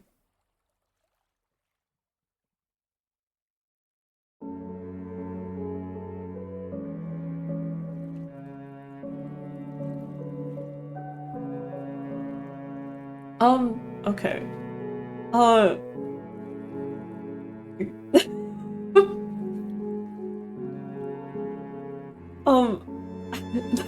It has not been a fun time in town. That's the thing. I'm like, slightly, I guess, I'm slightly, like, confused at Gidget. Like, part of me thinks that, like it's a fake Gidget or something. I don't know. Like it was some Gidget manifested by the Wonderland world and not actually Gidget. Cause, well, there was that thing where, like, she was like, what? I didn't know that Bucks came down here too, or like she didn't realize that we were looking for Bucks or that Bucks was missing, right? Which felt really odd to me. And then, like, and then the whole thing with, like, her face kind of distorting made it seem a bit, like, fake? I'm not sure. I don't know. Maybe it really was the real Gidget, and that whole thing happened. But yeah, I don't know. Like, if Gidget really is dead, what a fucking way to go. Then her story is really sad. Even though, yeah, everything that she was doing was very not good. But like, overall, her story is very sad. Assume it's the real Gidget, though. I feel like, I don't know, everything else, like, falls in line. It was only the thing with Bucks that I feel like, I'm like, that's weird. I feel like she should be aware that Bucks is missing, you know? Oh wait, I don't know. Maybe she came down before they made the call? but we had that dream, which is what brought us down here in the first place. I don't know. Yeah, but like, if it is the real Gidget, I don't know. Like, man, what a depressing character arc. Because, like, it's, man, I don't know. It's very obvious that Gidget has always had a thing for Iggy, right? From like the start to now. And that whole thing with Iggy telling Gidget, like, man, you know, boys code, girls shouldn't do science shit. Why don't you just go back in the kitchen and dress up or something? Like,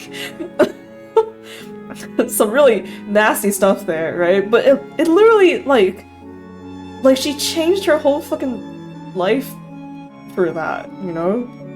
Like Iggy was saying, like she grew her hair out and started looking into modeling instead of science. Plus, like her conversation with Iggy before everything else that happened, that was saying like wouldn't like, do you ever think about what could have happened if you were just a bit more confident or something? Right, which I thought she might be alluding to like coding and stuff, or just like, you know, her career path in general. But then but when she got down here, I don't know. Some anger when it comes to Iggy. Yeah. It really seems like she's kind of tied this whole, like, because Iggy said all that, right? She basically tied the whole like femininity to how much Iggy would like her, you know? Like, because she likes Iggy, and then Iggy's saying like, oh, girls don't code, blah blah blah, you know? And how like she doesn't really look like a girl or whatever. And that probably like her wish to be like a famous model or whatever being manifested here is only like, and like her desire to have that fame is only because she wants Iggy to like her, you know? She thinks that like, oh, if I'm such like a feminine beauty, you know, it'll be exactly what Iggy wants, since that's what he yelled at me for in the computer lab.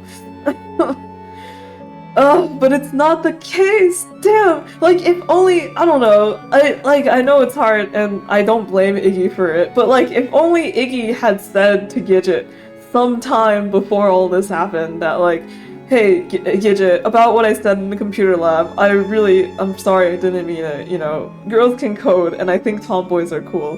You know, and then like, damn, things would have turned out pretty differently. But yeah.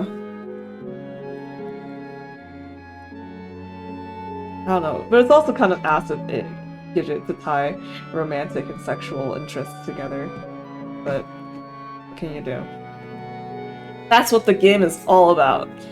Figuring this shit out. Alright. Okay.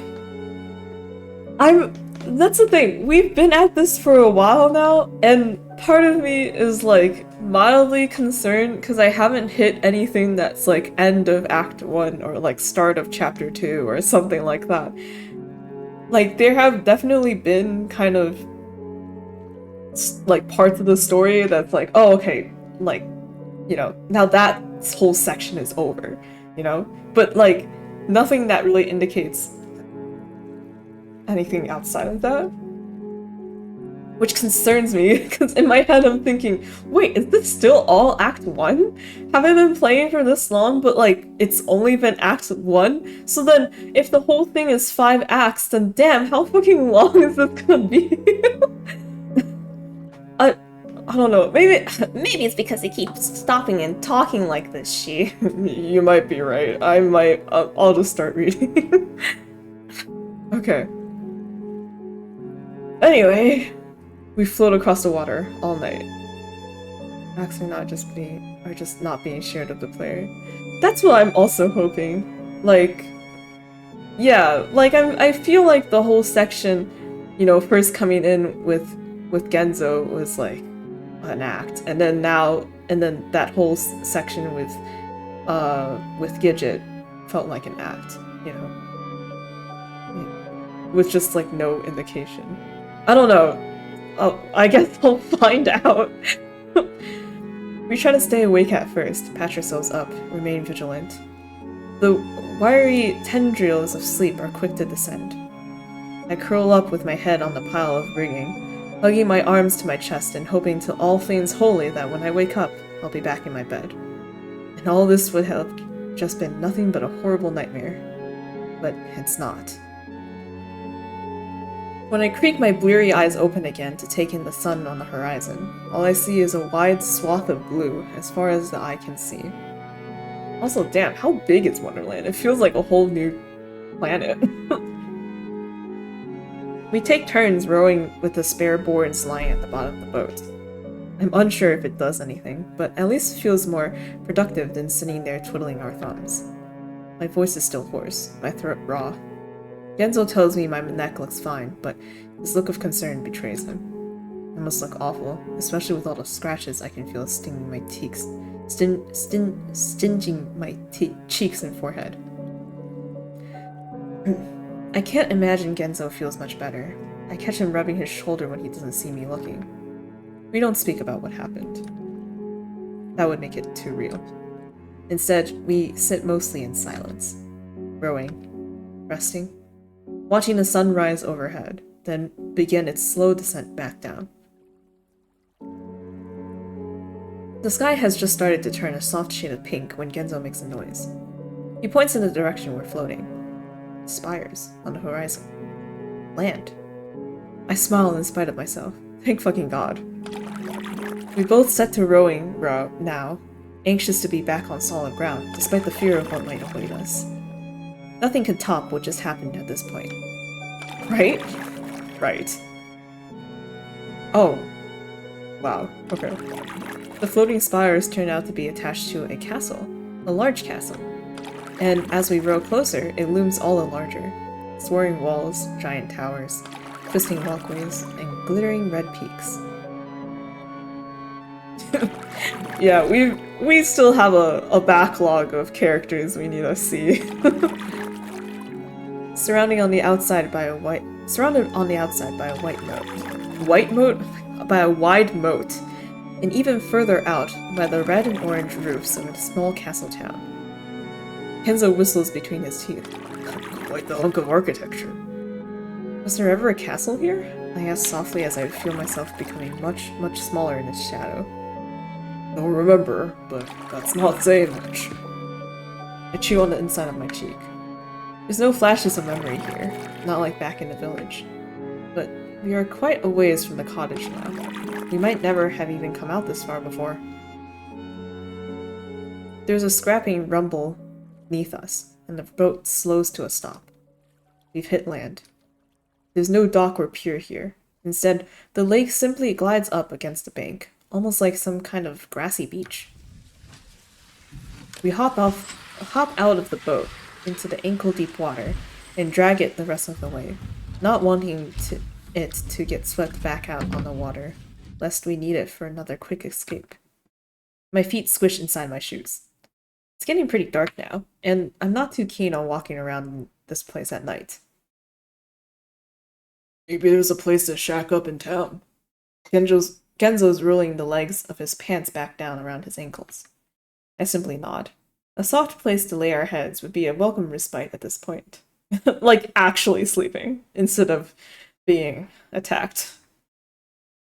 So I lead us up the hill and in the direction of the buildings we saw earlier. It's not far. Already I can see what looks like fishing shacks just up the bend, and past that a cobblestone road leading into the town proper.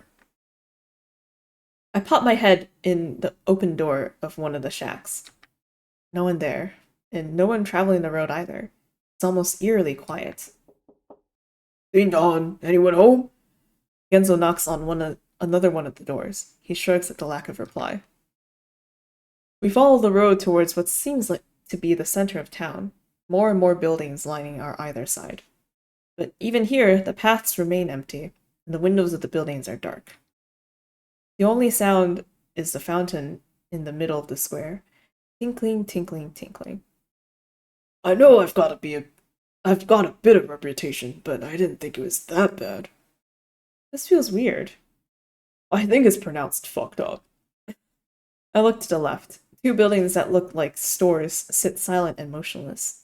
Hastily scrawled closed signs hang askew from the doors. I look to the right. The dark windows of a small cafe stare back hauntingly, its outdoor seating area devoid of life. I'm gonna try something. Genzo cups his hands around his mouth. He takes a deep breath. Genzo, no! I hiss and grab his arms. What? He shoots me back a look of confusion. But suddenly, for some reason, making noise seems like a really bad thing. The whole back of my neck is tingling. I tilt my head, straining my ears. Footsteps. Marching footsteps. Far away now, but getting closer. We need to hide.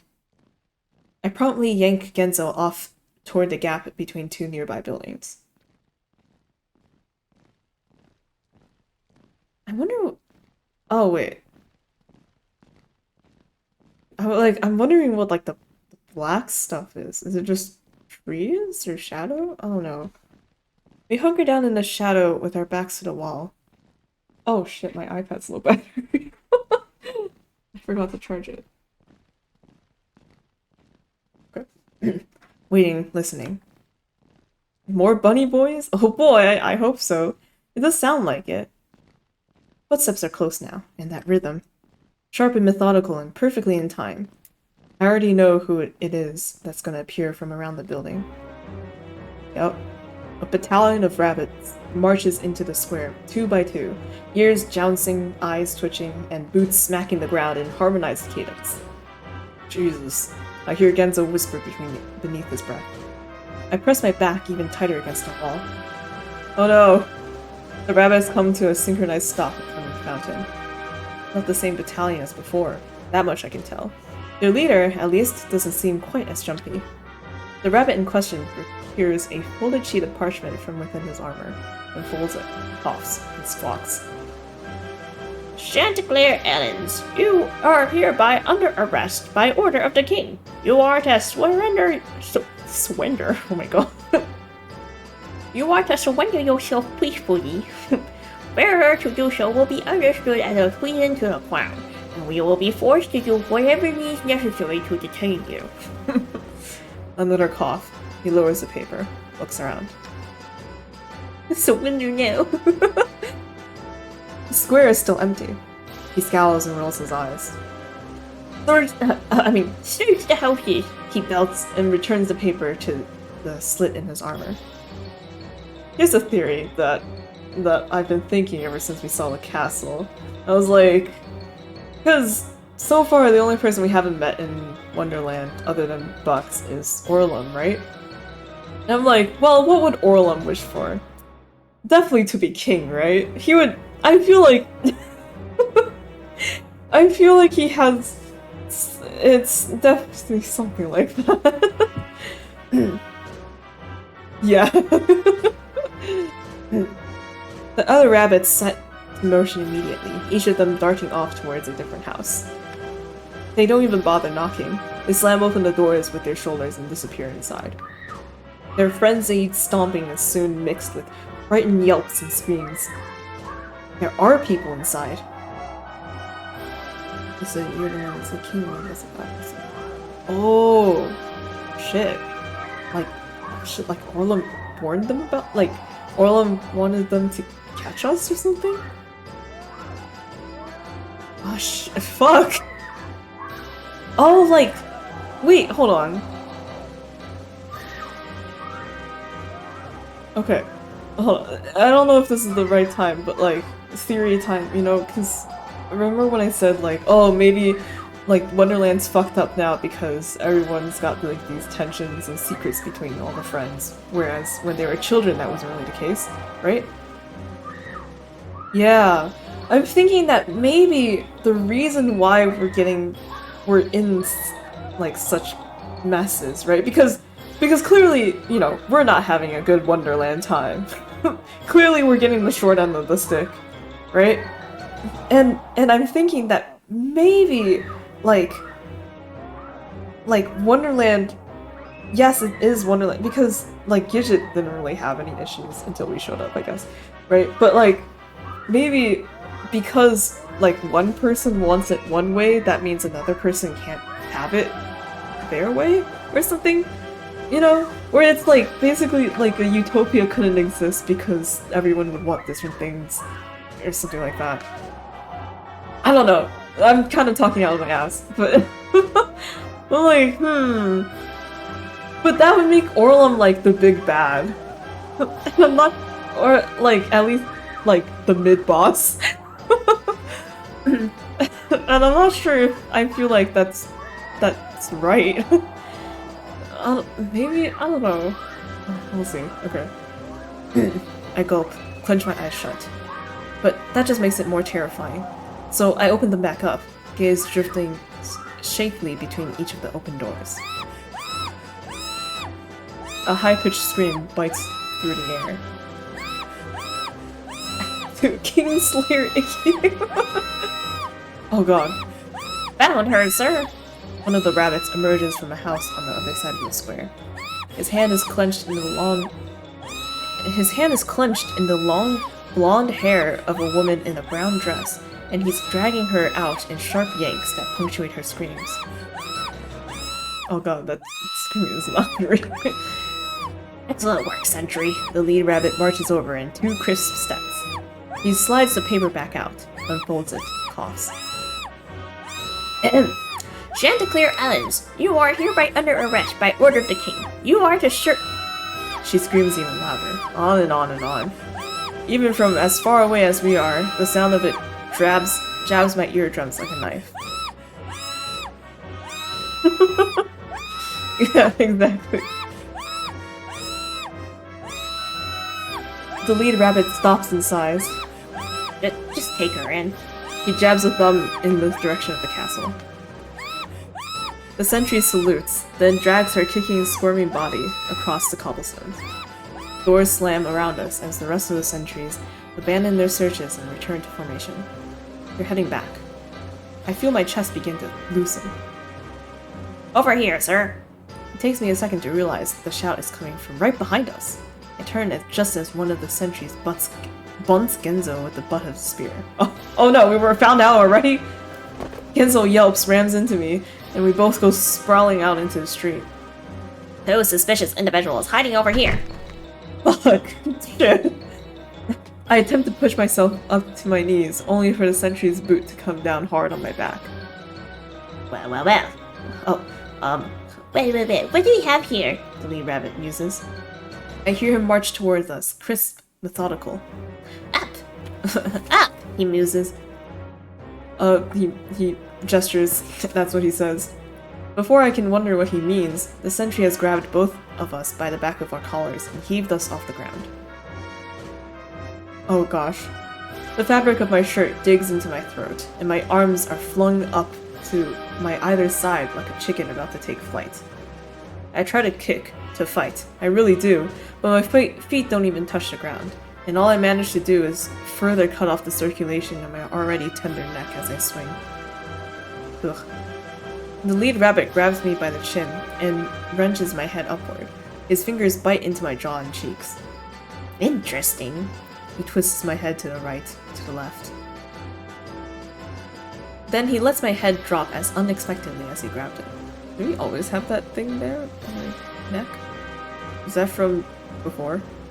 The hands. He moves on to Genzo. Genzo just grins. Oh my god. If you wanted to play rough, all you had to do was ask. I always did have a thing for bondage play. His rewards Genzo with a backhanded slap to the face, and he yelps. Shut up! The only person who will be in bondage is me. Okay. I mean, but something must catch the rabbit's eye because his ears go as straight as lightning rods. He joins Genzo again and jerks his head the other way. This one. This is the one His Majesty is looking for. Oh no, it's definitely Orlum, isn't it? He's like, find the guy with the orange beanie. He's been very mean to me my whole life. The rabbit smiles, laughs, grin reaching towards his ears. Sir? The sentry holding us asks. Then with a squawk that makes my ears ring. Bring them in, both of them. The lead rabbit lets Genzo's head fall and claps his hands together, clearly tickled pink. What? We'll be eating well tonight, gentlemen. Oh no. Sir! The sentry tries to salute, but then must realize he can't as his arms are full of, well, us, and simply straightens instead, clinking his heels together. Back in formation. The lead rabbit screeches again, and the sentries are quick to get back in front line. Our sentry follows. Just when I'm wondering if we're going to be carried like this the whole way, the world turns upside down. This is a story all about how, sorry. And I'm tossed like a sack of potatoes over the sentry's shoulder. My forehead smacks the backside of his armor with an audible clang. Once my head stops spinning, I glance over to see Genzo draped over the shoulder of another sentry. It's all I can do to throw him a look of helplessness as the marching begins anew beneath us, taking us toward the castle and whatever or whoever awaits us there. I have a feeling. I don't know who.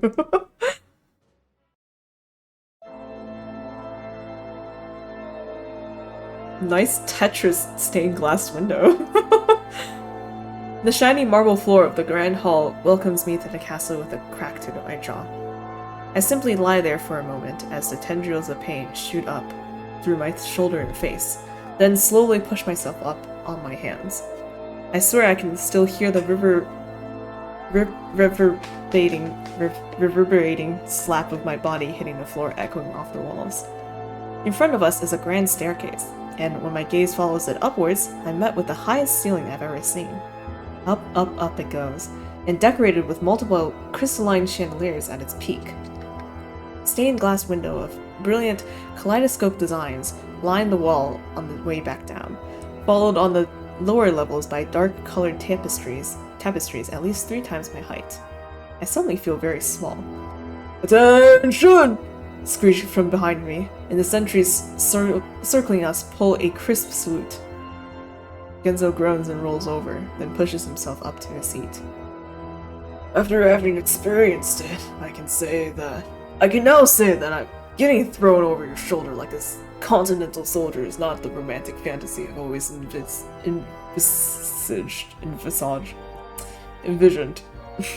It's quiet for a moment. Then, not the claps! Oh my god. Well. He does like an evil turn in a swivel chair. Look who it is! From the far hallway, a small figure emerges, clapping its hands together slowly. Oh my god. And he's petting a cat. Glad to see that mouth of yours hasn't changed despite your nearly regained visual acuity.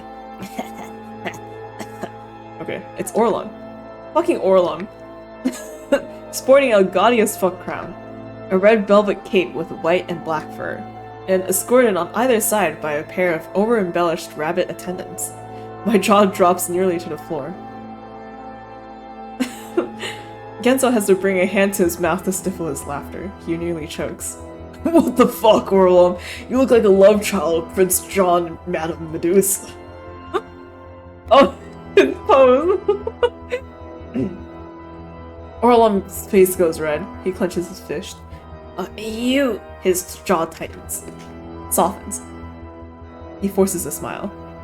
Must be so tired, having walked all this way. I push myself to my feet with a little wobble. It's not so bad, it's a little bit much. It's okay. It's not so bad compared to everything else that's happened. I muse as I try to find my balance. Pretty regal, actually. Orlum's eye twitches. Thank you, Iggy. His smile trembles for just a second. I should have known you, of all people, would be able to appreciate my work. I take a step forward for stability, only for the nearest sentry to thrust his spear right in front of my stomach. I jerk backwards with a stumble that almost sends me back to the floor. Oh, now, there's no need for any of that. These are my guests. I want you to treat them with nothing but the utmost respect. Oh, okay, well at least he's not immediately trying to kill us. He glides towards us, little cape fluttering. It is kind of funny that, like, it's just the hat and the cape, and, like, they look like they're from a toy box. Yeah, not yet. He glides towards us, little cape fluttering, and the sentry pauses, but ultimately retracts his spear. Orlum tut-tuts beneath his breath. He brings his hands up to fix my collar, brow rising momentarily at the sight of my throat. Dear, dear. He shakes his head, and then again. Dear, dear. You really are a mess, aren't you? What have you been through, you poor thing? I run a hand through my curls awkwardly. A lot is all I can say. His hands go to my cheeks as he clicks his tongue. Come. I demand you get cleaned up. Then we feast. Surely that will have you in better spirits, no? He gives my cheeks a little clap with his fingers, then throws an arm around my shoulder. I mean, sure. Genzo huffs to his feet next to me and straightens his hat. Who died and made you king, huh? Literally. Also, give me a sec. I'm gonna water, and also I gotta blow my nose.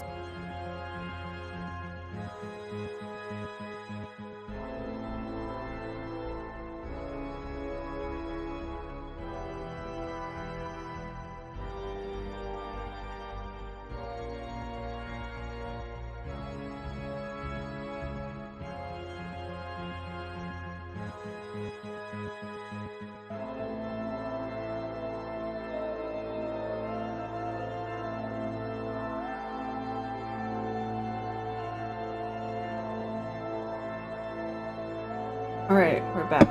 The snack that smiles back. Goldfish. This section is sponsored by Goldfish. No, it's not. Okay.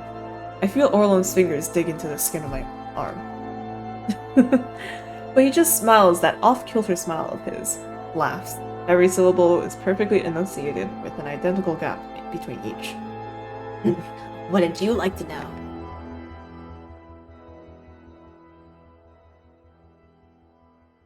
Okay.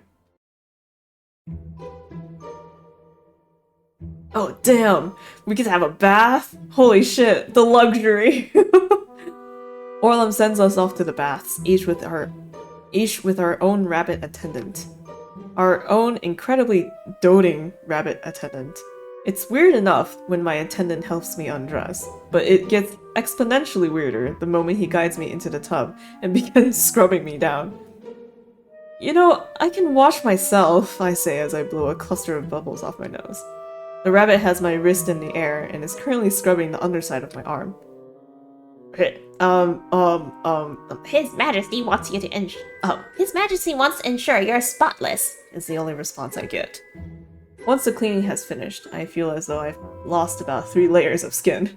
I'm toweled off and dressed in a thick white robe. Sounds nice. Honestly, wish that were me. Then, it's to the large vanity, where my curls are blown dry, and where I'm given a choice view of the state of my face for the first time. I grimace in the mirror. Purple and brown bruises form a circle around my throat, coming to a head just beneath my ears. And my cheeks are lined with rough red scratches. Even my eyes look bad. Dark and red and sporting twin black circles that stretch towards my nose. My attendant finishes brushing out my now fuzzy hair, and I place my glasses back on my nose. Thankful their thick frames hide some of the damage around my eyes.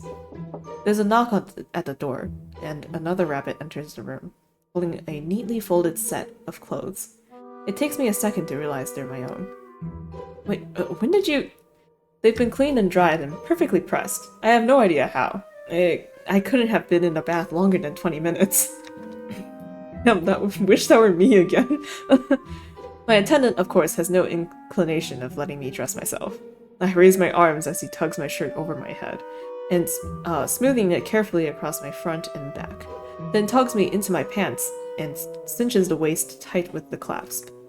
My fear of doing something wrong and everything going to hell supersedes my severe discomfort with the whole situation. The rabbits are speed. Yeah, exactly. Once I'm finally finished, my attendant leads me back out into the hall. Genzo and his attendant emerge from the door on the opposite side at almost exactly the same time. He looks disturbed. Was that the weirdest fucking thing you've ever experienced, or did they do something different to you? He hisses as our attendant guides us back downstairs.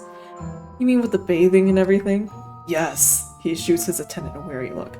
My guy definitely spent too long on my dick. I felt my face flush. I didn't really pay attention. Truth be told, I'd spent most of my time in the bath with my eyes closed and thinking of England. Why England? At the bottom of the steps, we turn right, and the rabbits take us down a grand corridor lined on either side with Titanic-sized flags. Each one we pass is a darker shade of red, leading to a giant set of double doors at the end of the hall. Two more rabbit attendants step to the side as the doors open on their own like magic, revealing an enormous golden ballroom. Okay. And at its center, a long table piled high with some of the most opulent food I've ever seen in my life. Plump roasts, golden rolls, buttery pies, cakes with more tiers than I can count.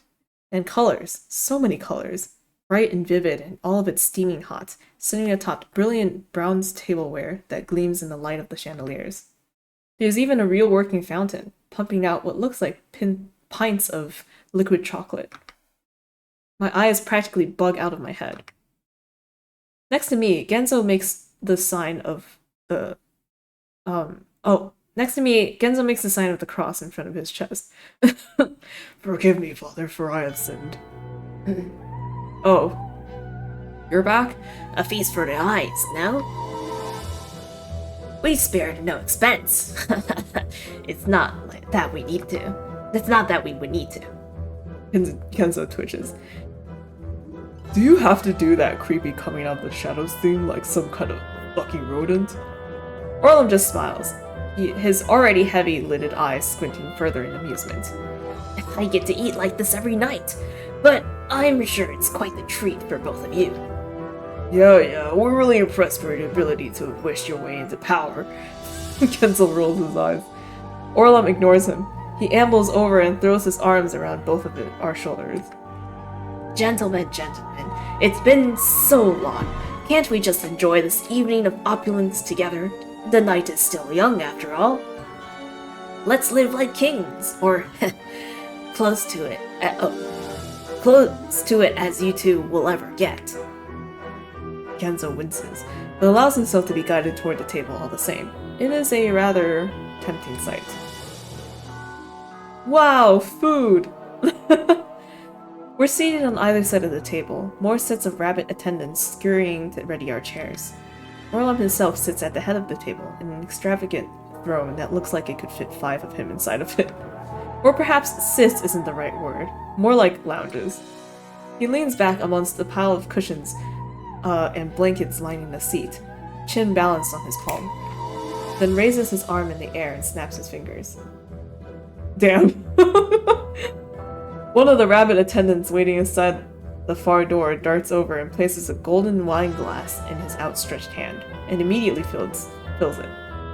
Orlum swirls it, takes a sip, glances at us, both simply watching him in awkward disbelief.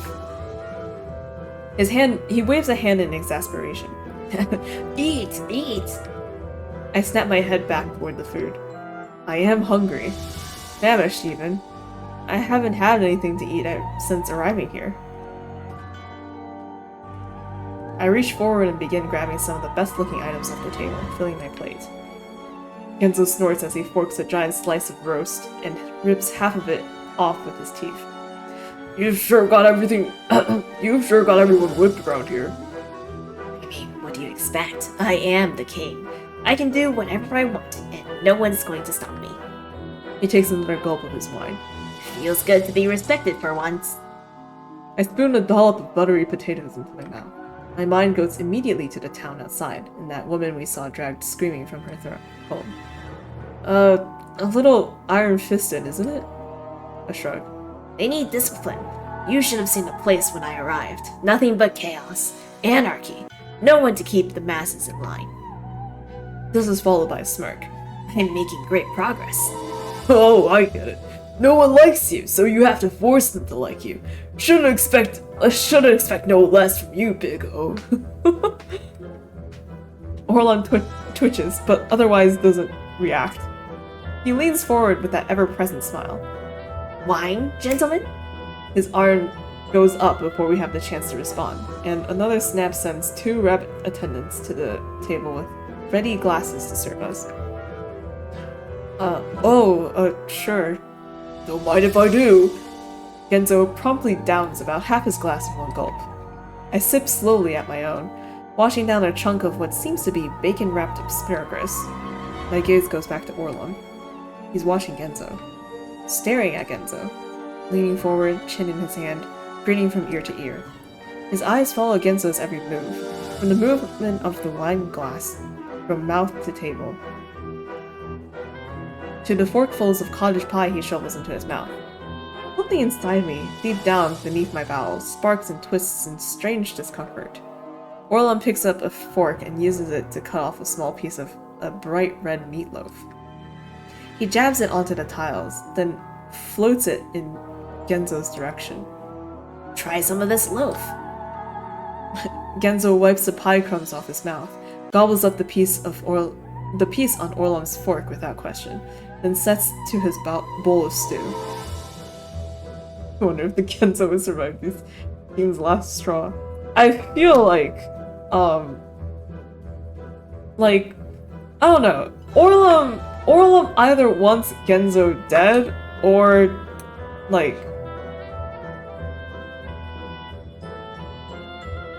no, I feel like, I don't know. Whatever, I'm not gonna make any theories. I'm just gonna sit and wait for it to play out. He slurps up a spoonful, then raises a finger, still chewing. None of this negates the fact that I think you're a conniving douchebag, you know? Just that I'm really hungry. Oh, I wouldn't have it any other way. Orlum places the fork back down, hands to his cheeks like a pining lover. Okay.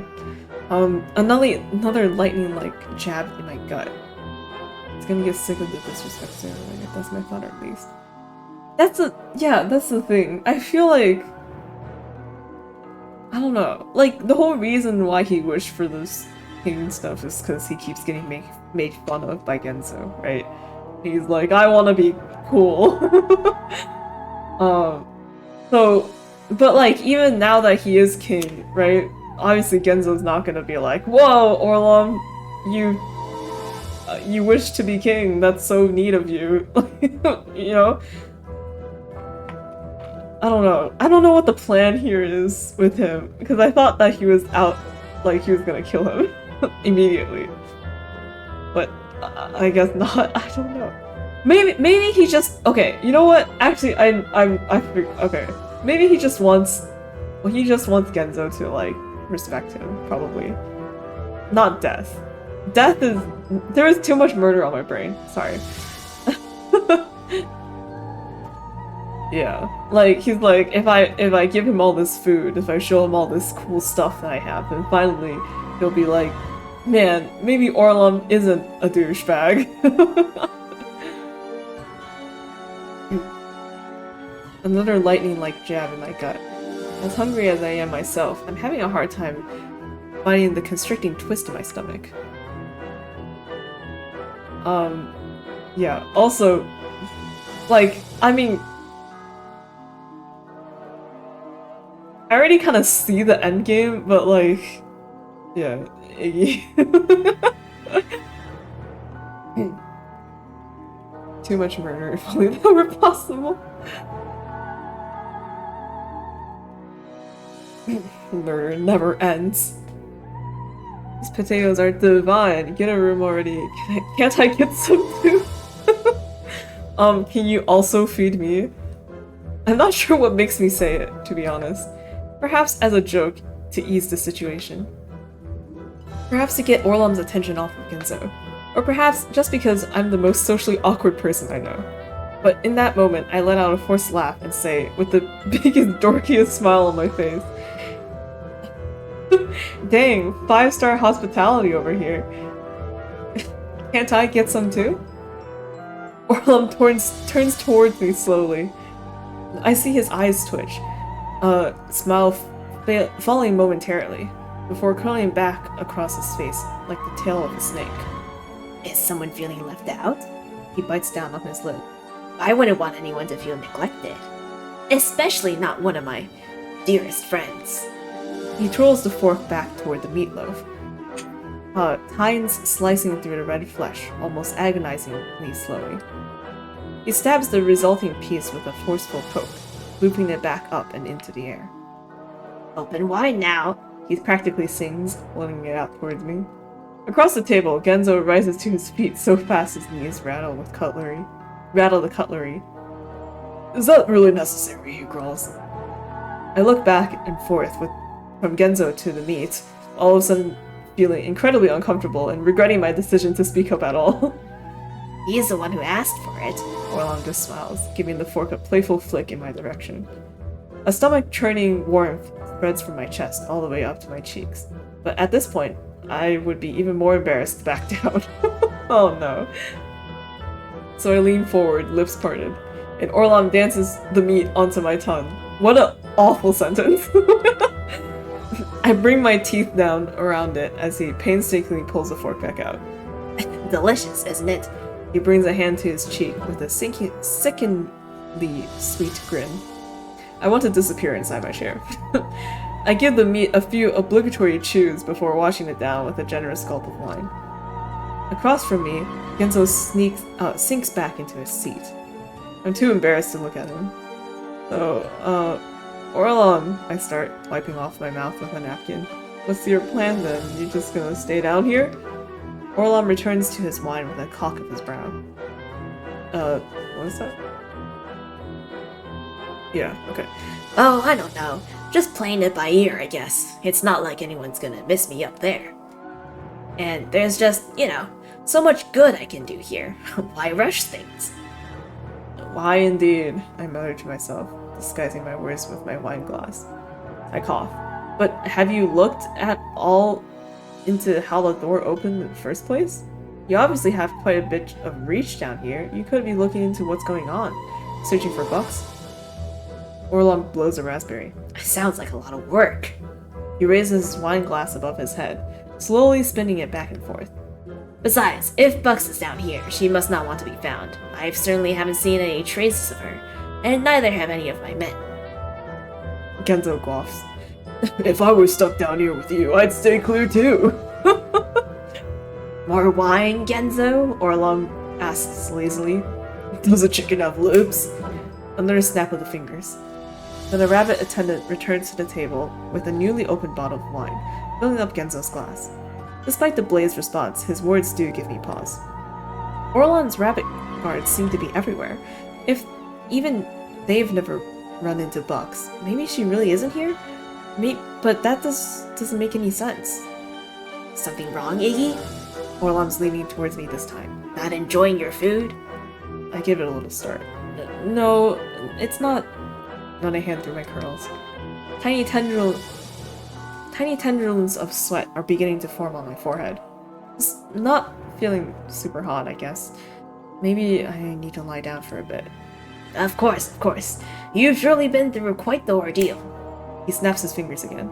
Guards, take Ignatius to the room we've prepared. He needs his rest. 2 guards emerge from the main doorway. They march over and pull my chair away from the table. I stand up somewhat hesitantly and throw Genzo a look across the table.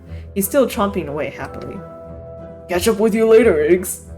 Yeah, okay. Sleep well now. Orlom waves, and the guards lead me out of the ballroom and back into the hallway. My head is really starting to feel fuzzy now. Sweat dribbles down the back of my neck, and a cold chill sends goosebumps up and down my arms. Goodbye, hopefully see you alive. Yeah. The guards take me up multiple flights of stairs, and my legs feel more jellified with each landing we reach. Finally, we turn down a hallway lined with ornately carved doors. They open the second door on the left and beckon me inside. It's delightfully dim inside, nothing but a fluttering candelabra on the bedside table to light the room.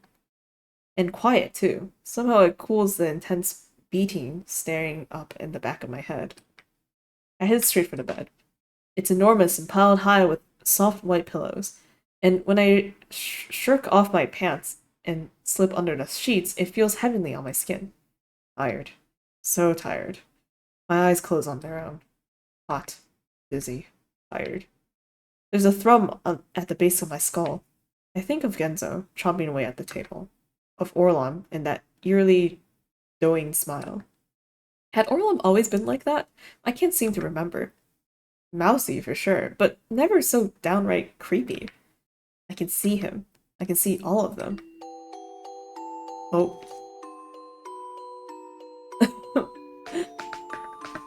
They're sitting at the table in the cafeteria, scarfing down their trays of hamburgers, peas, and carrots. Orlom's next to Genzo, slurping quietly at his milk carton. He smiles when Genzo talks, laughs harder than anyone when Genzo makes a joke. I'm still waiting in line for my food. I grab it and head towards the table with my friends. Hey, Iggs is here! Genzo glances up at my arrival. Oh no! Make room, make room! He elbows Orlom hard, and Orlom goes tumbling off the bench, milk splashing up and onto his shirt and face. Sit your ass down here, Iggs! I stand there a moment, looking at the vacated seat, looking at Orlom on the floor. Orlom returns the gaze helplessly. Finally, I sit down and push Orlom's tray out of the way. I don't say anything. Genzo wraps his arm around my shoulder with a laugh and launches straight back into the story he had been telling. On the floor, Orlom pushes himself up on his bony little knees to reach his tray, face dark. He spends the rest of lunch in silence. What? Does he just eat on the floor? Was there no room on the other side of the table? My stomach gurgles. Maybe we were too hard on him all these years. I'm not even sure why he kept hanging out with us, to be honest. No other friends, I suppose? None of us had any other friends. I let out a sigh. My face feels so hot. I hope I haven't come down with something. I wonder for a moment if Genzo is still eating, then drift off into restless sleep. Wow, we finally get to sleep. Oh wait, no, we slept on a boat. We finally get to sleep in a bed. Oh. What do you want, Iggy? What do you wish for more than anything else in the whole world? Oh no. I'm not sure what it is that wakes me up. My sleep hadn't been all that deep, and I can vaguely remember tossing and turning a few times. But even then, my head had remained foggy and my breath slow. 100% gonna murder Genzo, or at least try. That's what I'm feeling too, but like some of the comments that they're making makes me feel like, I don't know.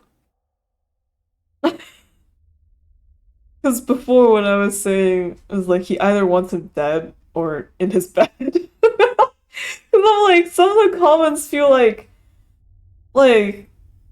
Orlom, like, admires Genzo in a way. Even though he is constantly bullied by him, he's like he wants Genzo to like see him as like a cool person.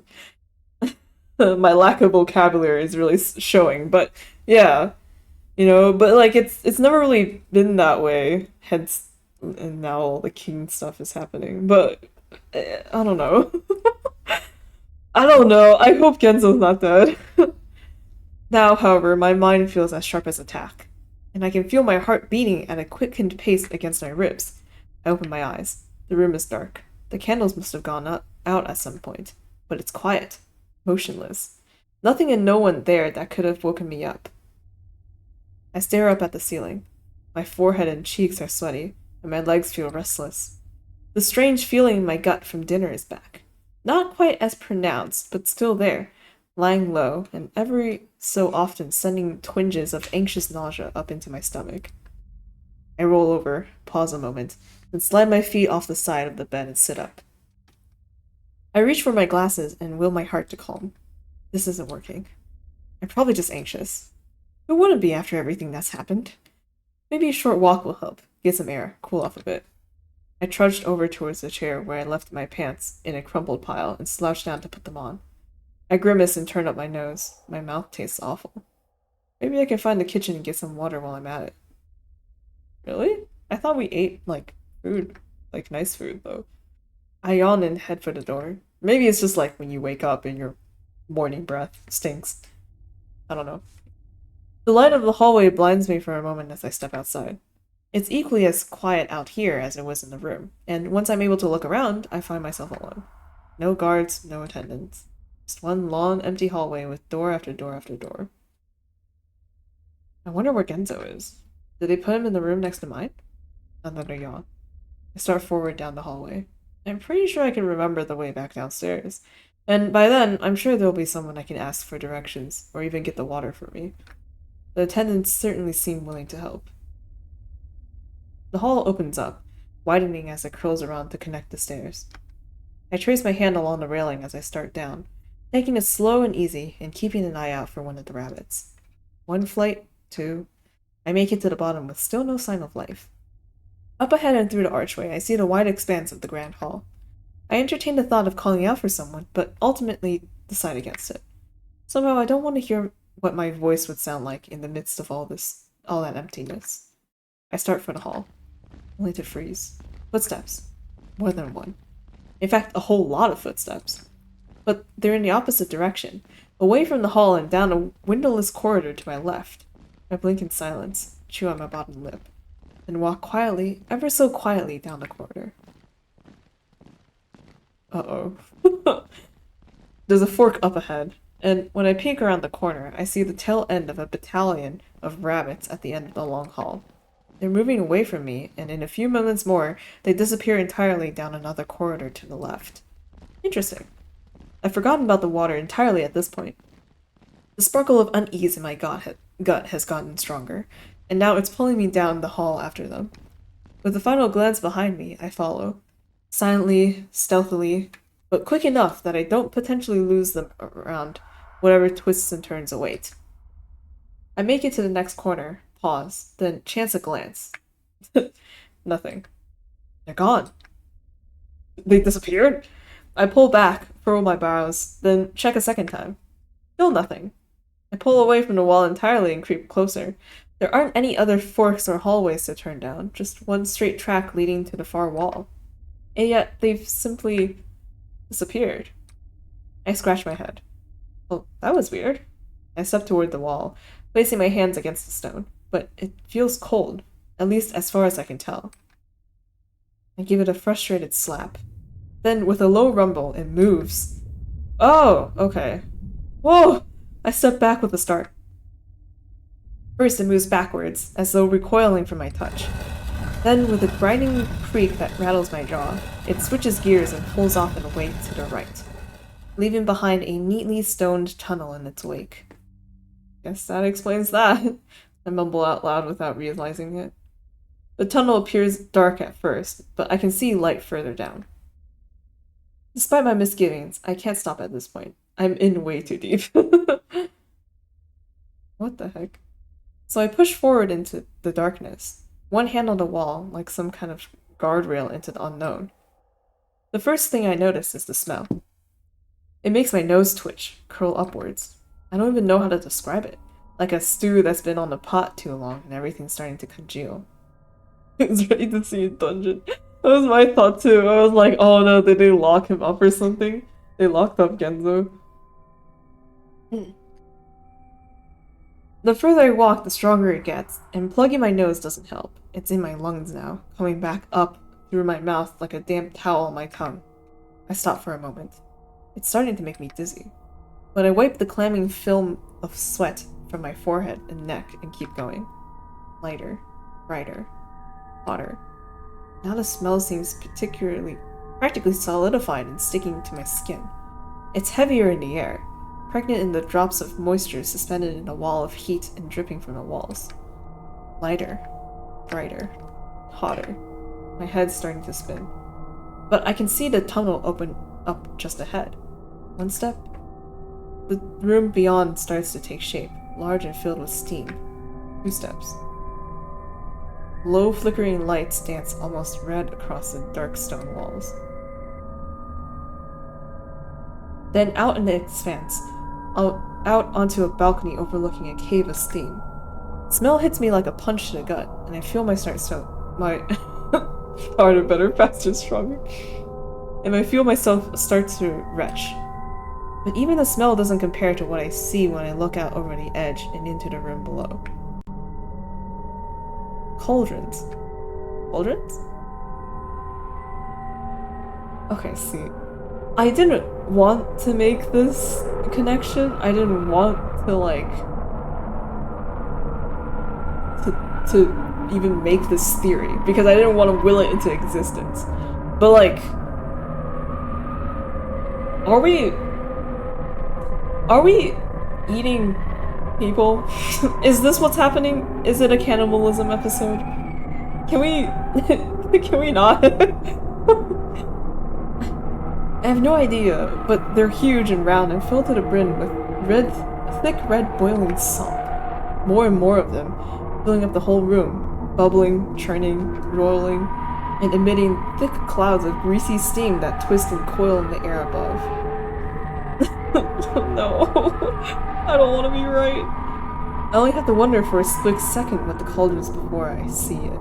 What's in the cauldrons before I see it? An arm. Human arm. Protruding from the boiling muck and hanging limp over the side, red, swollen, and blistered. I reel back. I can't breathe. Can't think. My body feels numb. The fuck? My gaze jumps from cauldron to cauldron and I see more. Naked backsides bopping up and down. An errant hand or foot sticking out from above the frothy soup. Long dark hair curling in the water.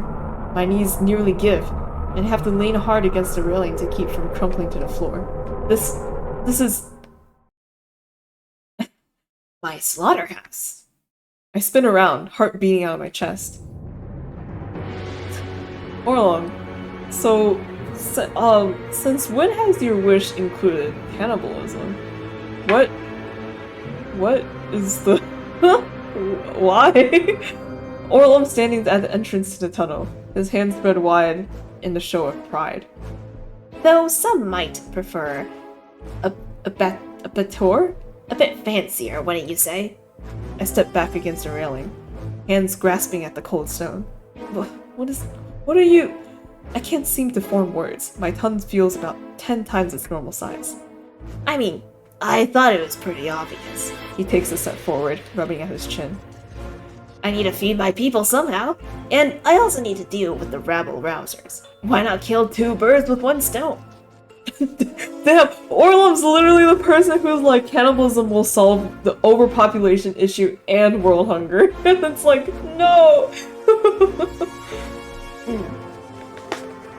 There's always room at the lunch table if you put everyone else on the lunch table. Damn, what the hell, Orlom? You can't eat people. I finally managed. You didn't seem to have a problem with it earlier tonight. My pupils shrink in their sockets as my blood runs cold. I think back to our meal in the ballroom, of steaming roast, the meat pies, the bacon-wrapped asparagus. Bile rises to the back of my throat, and before I can stop it, I'm lurching forward and spilling the contents of my stomach out on the floor. Orlum watches in disconcern. Once the convulsions in my stomach stop, I rise back up shakily, vomit dripping from my lips down my chin. You're sick, I cringe and bring a hand up to cover my mouth. Well, you know what they say about glass houses. Orlum saunters over to the railing to look down on his house of horrors. The flickering lights color his face red in the steam. You know, I was gonna leave you out of this. This is a matter between me and him after all. But, well, you had to go snooping and find this place, and I'm afraid that just won't do. Kings need some of their secrets to stay just that, secret. He turns toward me with a playful smile. I take a step backwards, 1,000 alarm bells going off in my head. Where's Genzo? Probably just waking up, I would imagine. I twist toward the railing, eyes searching the room frantically. And then I see him, far off to the right and lying on the floor, surrounded by a circle of guards. Genzo! I screech. Orlum begins walking towards me. I spin around in a panic. um...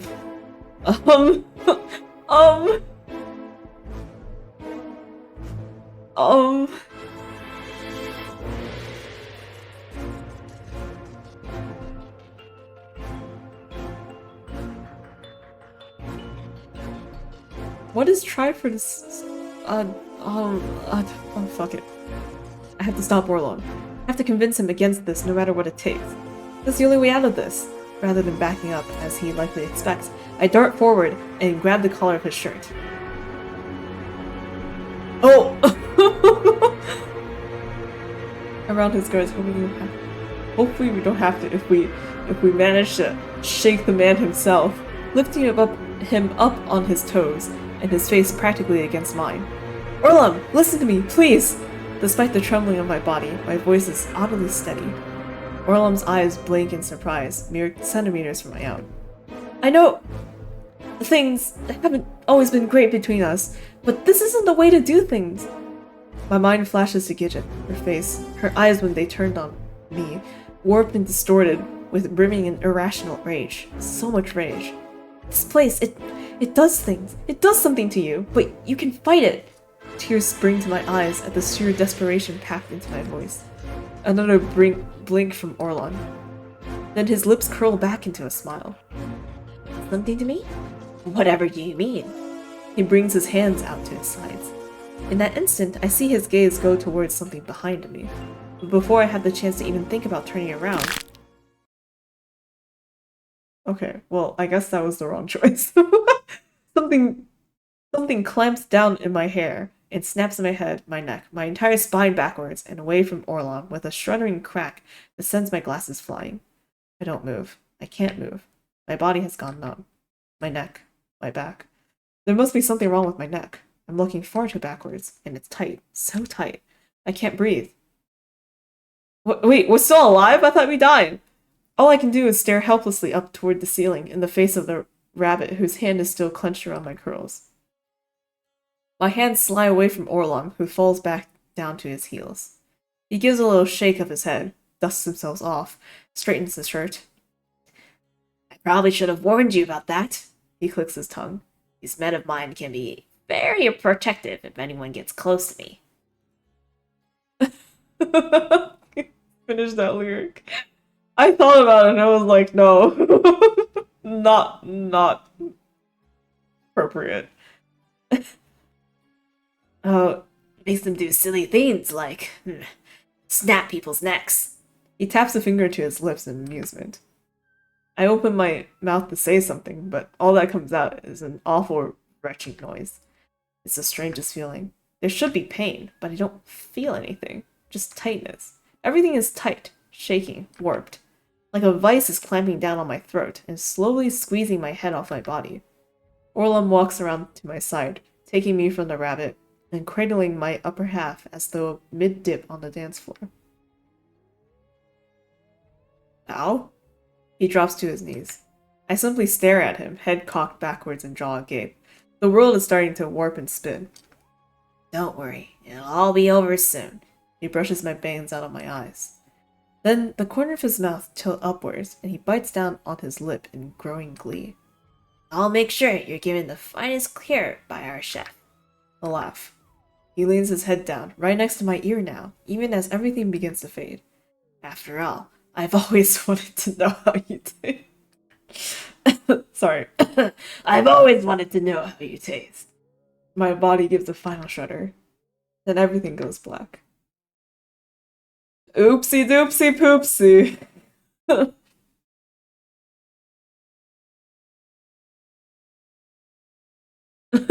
Unfortunately, you were cooked.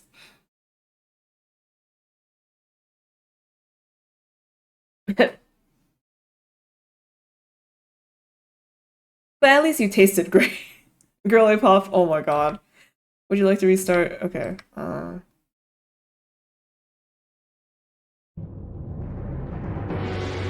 gotta do something. Did I plead with him? Maybe I can make him see reason. Something tells me it's impossible. In fact, just thinking about it makes my throat constrict. Let Orlon cook! No! Don't let him cook! I just know that no matter what I try, it won't be any use. My fight or flight mode kicks in. I need to get away. And right now, the stairs leading down into the room seem like the only way to go. I dash towards them, only to see a trio of guards already at the bottom and making their way up. Fuck. I step backwards, slowly. Oh my god. But Orlon's standing right behind me now. No, it's really a shame because I did always like you, Iggy. His smile. It's too wide. It's taking up his whole face. In fact, in another life, we might have even been good friends. I wonder how things would have turned out then, huh? Oh, the bunnies! Another group of rabbit guards moves behind him. I'm trapped on either side. My lips, my jaw, even my eyes feel like they're quivering, quaking, fluttering in time with my racing heart. But I suppose now we'll never know. Something hits me from behind, and I go out like a light. Oh. Oh no.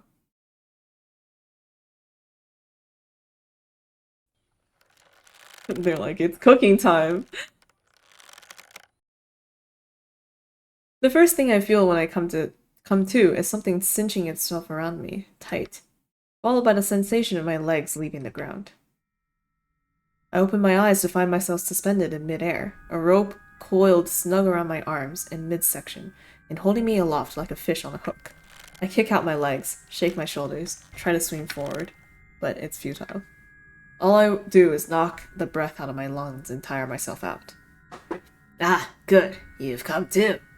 Orlum has his hands on his hips, grinning at me from ear to ear. Wouldn't want you to miss all the fun. Now to wake up Sleeping Beauty. I glance to my right to see Genzo in a similar predicament, loops and loops of rope coiled all the way from his chest to his pelvis and holding him aloft a few feet above the ground. Orlum steps toward him, slapping his palms across his cheeks in reverberating slaps. Rise and shine, you overgrown lush. Genzo coughs, groans. Remind me to thank John for a lovely weekend. Orlon smirks. Yes, you ate very well, didn't you?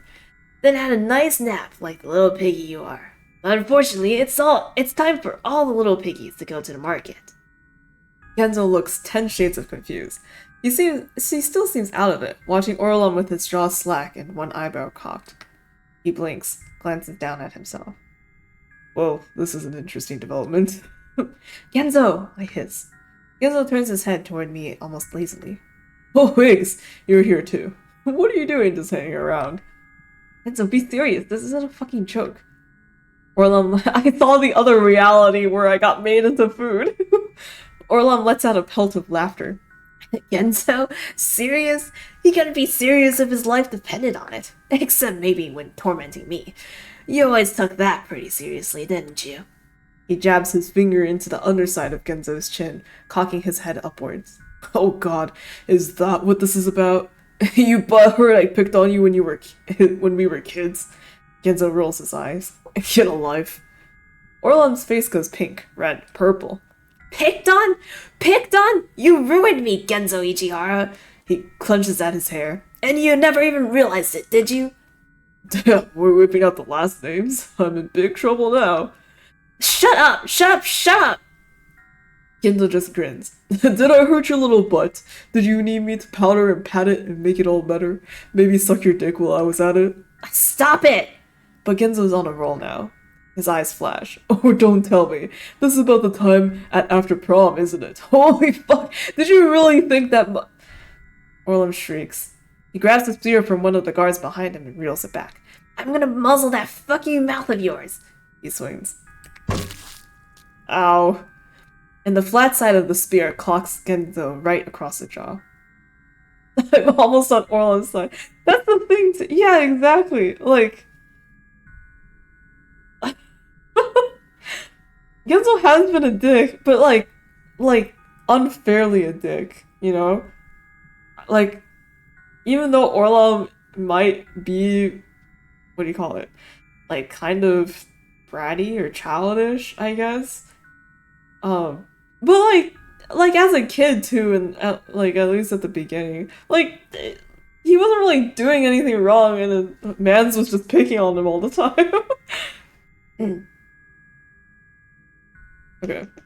Blood flies from his mouth as the resounding crack echoes off the walls. Orlum lets the head of the spear drop to the ground, red-faced, shoulders heaving.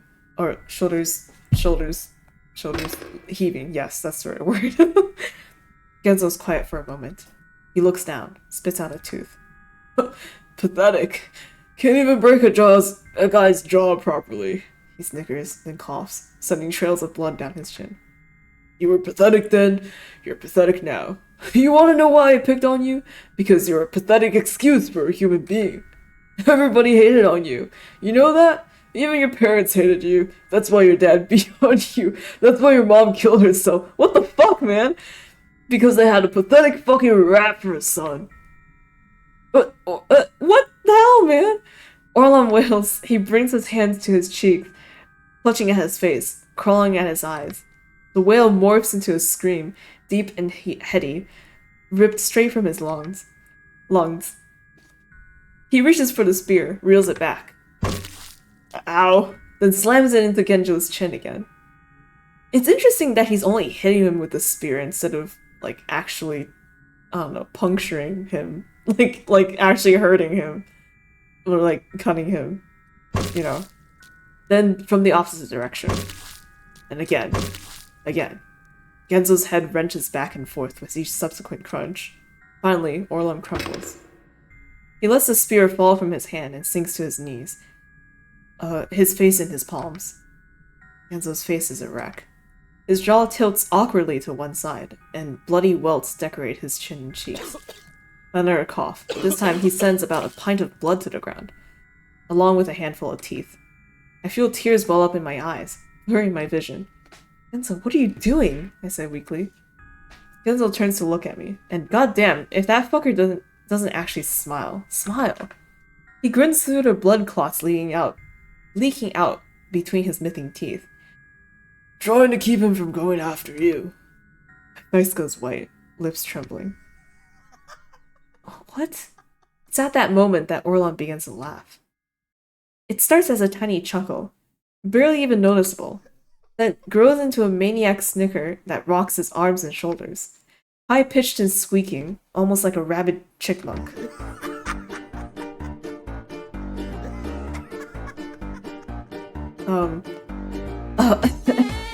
I don't have to put up with this. What am I doing? I'm gonna kill you, and I'm gonna eat you for tomorrow's breakfast. He pushes himself to his feet with a wobble, laughing so hard that he has tears streaking down his cheeks. His eyes. There's something wrong with his eyes. Dark and sunken, the pupils impossibly small. The music. He brings his hands to his cheeks, unable to contain himself, and twisted grin stretched practically to his ears. Tomorrow's menu is roasted pig on a spit. He dances over to the iron crank. With a panicked upward twist, I realize that the ropes we're hanging on are connected to a system of overhead pulleys. Oh. He twists the crank, pulls a set of levers on its handle, and then wrenches it backwards. Genzo's body rises up, up, up. Orlum pulls it to the right. Clank, clank, clank. And now Genzo moves to the left, coming to an abrupt stop over the center of one of the boiling cauldrons. Shit, fuck. Genzo winces, wriggling uncomfortably as the hot steam envelops him. Orlum, stop! Orlum, we can talk about this! Come on! My heart is racing. I pull and tug and kick out my legs in futile panic. This little piggy went to the market. Orlum screeches with a peal of laughter. He leaps in glee and pulls back hard on the lever. I feel my heart drop as Genzo goes plunging into the cauldron. Genzo! There's a sickening splash, water spilling up and over the edge and onto the floor below. Orlum wrenches the lever back almost immediately, and Genzo is yanked back out. Every inch of his exposed skin has turned pink, and steam is rolling off his body. Orlum! He starts, his voice is low and filmy, and filled with a strange deep-seated helplessness I've never heard from him before. This little piggy stayed home. Orlum jerks down on the lever again, and Genzo is flying back into the roiling water. When he is pulled up next, his body sags in nervation. I can hear him struggling to breathe, throat gasping, chest rasping. His skin has turned a brilliant shade of red. I need to do something. Anything. I'm going to die. I twist my head from side to side, looking for something, looking for anything, taking our surroundings, but there's nothing. It's just a cauldron after cauldron after cauldron. And beyond those, Orlum and the battalion of rabbit guards. Fuck. This little piggy had roast beef. I hear Orlum squeal, and the telltale sound of the lever, followed by a giant splash. I don't even look this time. I don't have to look. I have to figure something out. That's when I see it. The cauldrons. Either because it was a rushed job or Orlum and his men had no idea what they were doing, they were actually pretty precariously structured. They were held up above their roaring fires by nothing but 4 wooden planks, one on each side, without any sort of additional support. If even one of those planks were taken away, I don't have time to wonder if it'll work out. I start swinging. There's a cauldron not far to my left, and with a little bit of momentum, I just may be able to reach the closest plank. I hear Genzo get pulled out of the water. He gasps, splutters. His breathing sounds like it's being wrenched across sandpaper, like nails on a chalkboard. Further! I build up momentum. Swinging. This little piggy had none. Another splash. Orlum and the rabbits are so focused on Genzo that they don't even notice my antics. Closer and closer!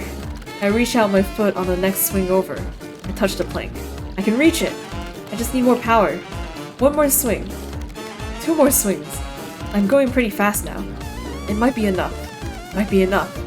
I hear Orlum shriek again, the piercing laughter sending my heart into overdrive. This little piggy went wee, all the way home.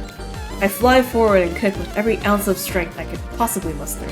My foot connects. There's a sharp snap, and the plank goes spinning, away from the cauldron. Everything suddenly goes very fast after this. There's a heavy groan from the cauldron as it tips forward. And snap, the additional weight breaks the other planks. The cauldron falls onto the fire with a thundering crash and rolls forward, spilling out gallons and gallons of roiling, frothing muck across the floor and toward the group. Orlum screeches and jumps backward at the approaching wave. His rabbit guards follow suit, leaping back in fear. What are you doing, you idiots? You're wearing armor! Don't stop him! Clean that up! But sir, The rabbit in front clutches at his spear. iron is highly effective conductor of heat. Walking in that boiling water would cook our feet like miniature kilns. Orlum clutches at his hair in disbelief. You useless lagomorphs! I don't waste a second. I begin bouncing and kicking as hard as I possibly can, pulling and yanking and stretching the rope until, with one forceful jerk, it snaps and I go tumbling to the floor. I land with a splat in the hot water and give out a breathy yelp. My arms and cheeks burn with it, so hot it makes my eyes water, but I can't let it stop me. I roll toward the pieces of wood, scattered from the fire and still burning and smoking, and slammed my back into a particularly glowing remnant. Burn! Burn! Burn! God damn it! I can smell the coils of rope singeing, even the heat transferring through it into my skin. I press down hard and begin wriggling, pushing out with my arms to snap the charred bits of rope the moment they become weak enough to break. It doesn't take long. With a jagged rip, the fibers of the outer ropes loosen, come apart, which is enough for me to snake my arms out of the bindings and frantically pull the rest off. Then I'm to my feet, taking only half a second to ascertain the situation before running toward the next closest cauldron and kicking the plank toward Orlon and the rabbits. It goes down with a heaving quake, sending another wave of freshly boiled slop toward our captors. Orlon screams and stomps his feet. The rabbits back up even further. I topple one more cauldron, then race toward the cauldron beneath Genzo and I send it spilling too. I can feel my feet burning in my soaking socks and shoes, but I pay them no mind. My adrenaline seems to be masking the pain, at least for the time being. I take advantage of this to kick at the remaining fire beneath where Genzo's cauldron had sat, scattering the boards and stamping out the flames. Then I reach up, jump, and grab Genzo's shoulders. I let my full weight tug down on the rope, and it separates with a snap. We fall to the floor with a giant smack. My head rings, but I push through it. Already up, already tugging at the ropes cinched around Genzo's arms. Oh jeez. Genzo, buddy, you gotta wake up! Wake up! I yank away at the ropes, slap on his cheeks. He's out cold. His skin is a deep red, and thick leather splotches decorate his neck, chin, and forehead. I feel myself sweating just in the steam spilling up and away from his body. Wake up, wake up, wake up! I can't carry you! Tears of frustration prick at my eyes. Finally, he lets out a cough. When he cracks open his eyelids, his eyes have gone white. Iggs, he croaks. I can barely hear him. Do me a favor? I lean closer. What is it? Another cough. Could you poke me with a toothpick? Because I think I'm done. You fucker. I pull him up to his seat. He wobbles for a moment, but ultimately seems able to hold himself up. You've gotta try to walk for me, okay? It's the only way out of here, and I'm not leaving you the fuck behind. I stand up, grab his hand, and pull him up beside me. He leans heavily against me. That's it, come on. I loop an arm around his back and begin to move, sloshing through the layer of water on the floor. He manages to move his feet fast enough to keep up, but it doesn't seem to do much else. He's got about half his weight on my shoulders. Stop him! Stop him! Orlam's screech interrupts my thoughts. Shit, shit, shit! My heart nearly leaps out of my chest. I'm gonna have to buy us more time. I start for the stairs as far as I can. I start for the stairs as fast as I can, making a beeline towards each cauldron along the way. 1, 2, 3. They go down, sending more and more boiling water onto the floor. I can't feel my feet anymore. My legs are screaming. My heart is pounding. We've only got a few minutes at most. I can hear Orlam screeching and yammering and batting at the rabbits with the handle of his spear, but the rabbits themselves still refuse to go into the steaming water. Iggy fucking Maxwell! I hear as I start up the steps, but I don't have time to look, to check, to see if he's following yet. Up, up, up, I tug Genzo up the steps. I don't think I've ever held someone so tight in my entire life. My body screams with every step, but my ears are straining for any hint of those iron boots racing up the stairs after us. I finally tug Genzo out onto the landing. And just before we escape into the tunnel, I catch a glimpse of rabbits splashing through the water down below. Fuck, fuck, fuck, fuck. I throw myself into the tunnel, begging Genzo to move faster. Come on, come on, come on, come on! I can feel tears of frustration building up in my eyes. The tunnel ends and we fly out into the stairway, into the main hall. I'm gasping for breath by this point. I hoist Genzo back up on my shoulders, when I feel him starting to slip and search for the door. I hoist Genzo back up on my shoulders when I feel him starting to slip, and search for the door through the sweat leaking down into my eyes.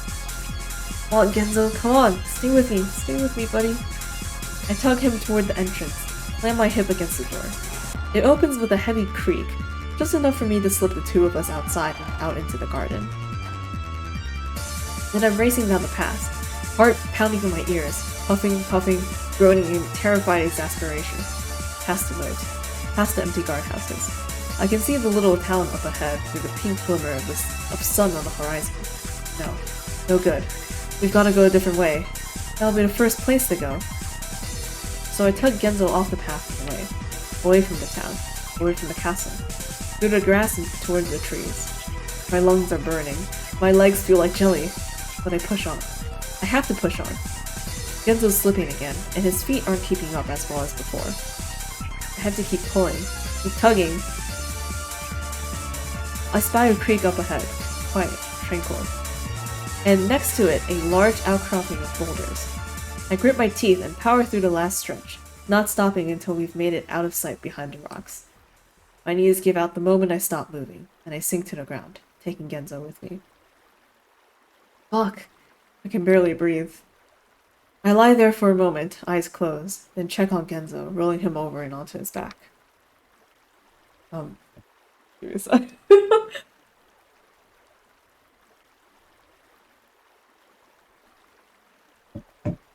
His breath is strained and raspy, almost as though he's trying to breathe through a straw, and his eyes are just barely cracked open.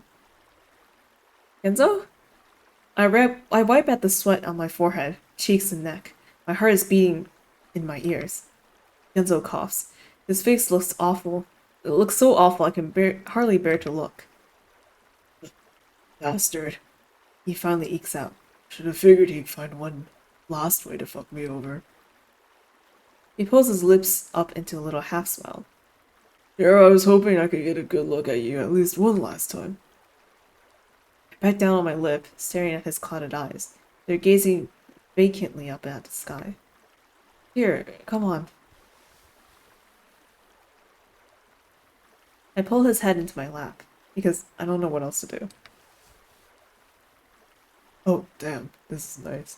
The best pillow a guy could ask for. I slide his hat off his head. It leaves miniature blistered divots across his forehead. I wince and try to smooth down his hair. The twinge of guilt in my diaphragm is back, curling and twisting and eating away at my insides. I blink, and the Genso in front of me is suddenly much younger.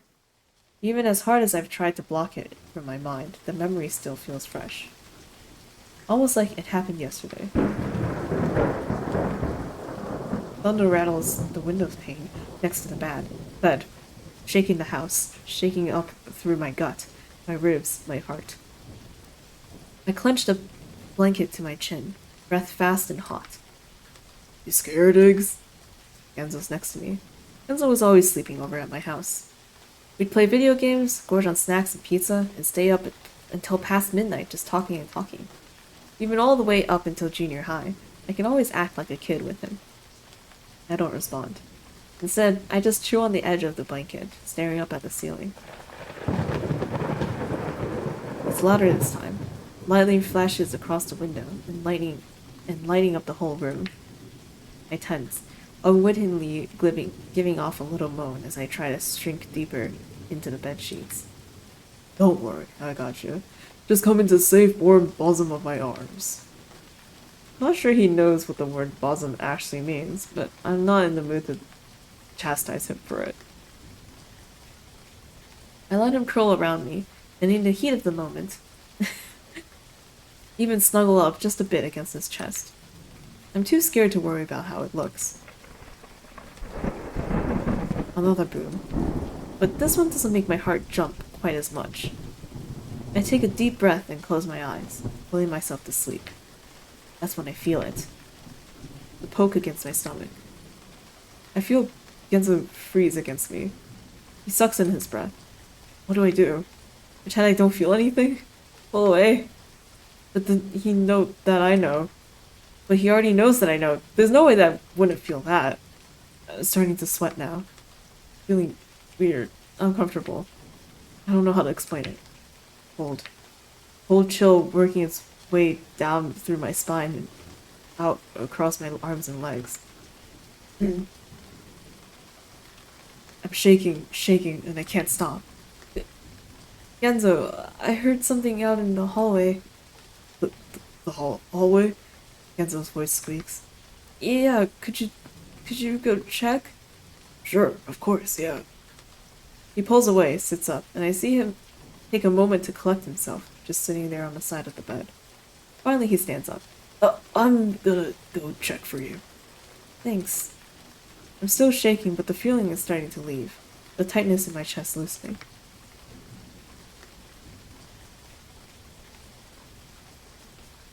Okay.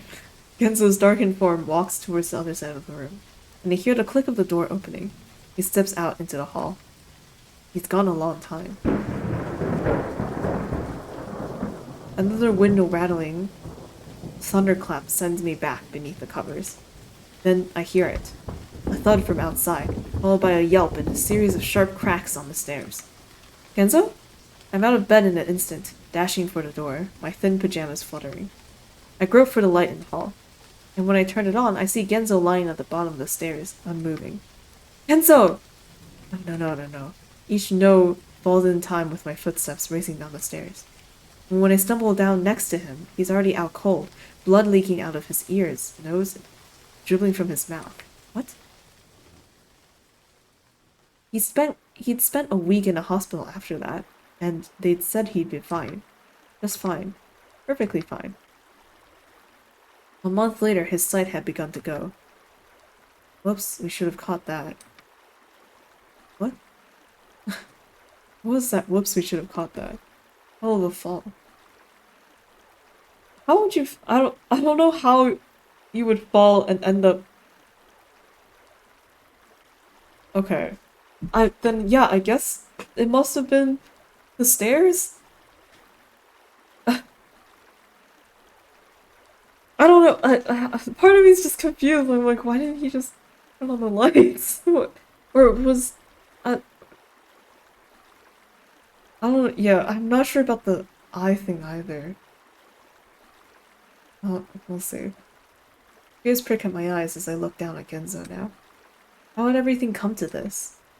I wipe out the snot leaking down my nose and let out a quivering breath. I need to do something. Find a way to help him. But how? From where?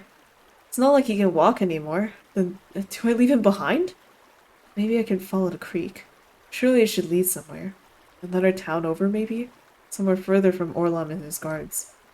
I scoot Genzo's head gently off my legs and down onto his hat to give him some cushion, then rise to my knees. I'm gonna go find someone, okay? Okay. I'll bring someone back who can help you. We need to get you to a doctor. Okay. I'm just gonna follow this creek. There's gotta be some place along it. Even a little village or something. Okay. I chomp down on the inside of my cheek. Genzo's just lying there, not even trying to look in my general direction. Well, what are you waiting for? Get going. He coughs. Yeah. I reach for his hand, clasping it in my own and giving it a squeeze. I'll be back. Okay. Then I take off, staggering my way alongside the creek and further into the trees.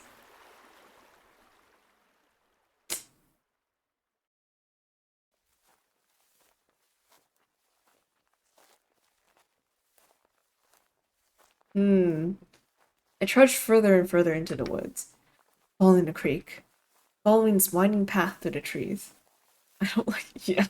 It really feels like Genzo's not making it. Which is upsetting, but, like, I don't know, I have a lot of thoughts. So I don't know when's the best break to yell about them. We'll see. If I actually find anyone. Maybe when I get back.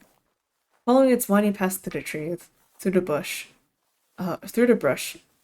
over the rocks and pebbles, the silt and clay. I stumble, fall, press on, press forward, fast forward, rewind? If only I could rewind this. Rewind everything. Back to my apartment, safe and sound. Back to the barbecue, everyone alive and well. What is all this? Why is this happening? I can't feel my feet at this point. I can't feel much of anything at this point. Forward. Forward. Follow the sound of the water. Follow it to salvation. Follow it to judgment. The trees are thicker now, darker. Sun peeking in through dappled patterns on the current. In the air. The air feels cold. Almost like I'm being watched. I turn around, check the path behind me, but there's nothing. No one. Just a damp chill on the back of my neck, curling like a leash beneath my collar and sending pinpricks of unease down my spine. It's completely still, save for a small object hanging from one of the trees up ahead. It sways ever so slightly, twisting on its string. I approach it carefully, senses keen, cup it in my hands. It? A doll? Its button eyes stare up at me, and its cotton body sits limply in my arms. I let it go and watch it swing back to its original position, hanging from its neck as though dropped from the gallows. It twirls, dances, eyes pointing skyward. There's another one up ahead, and when I move toward it, I spot another, and another. Oh, everywhere. Damn it, it's all the same doll. I spin around. They're everywhere, hanging from every tree. Bodies limp, eyes lifeless. Sweat forms along my hairline, tracing my temples. My heart. Something feels like it's twisting my heart. An unbearable sadness. As though I'll never be happy again. I need to get out of here. I begin walking again, faster. I'm practically jogging now. Every second, I can feel that pain stabbing at my heart. That hollow emptiness expanding inside of me. I swat at branches and leaves, stumble over rocks on the ground.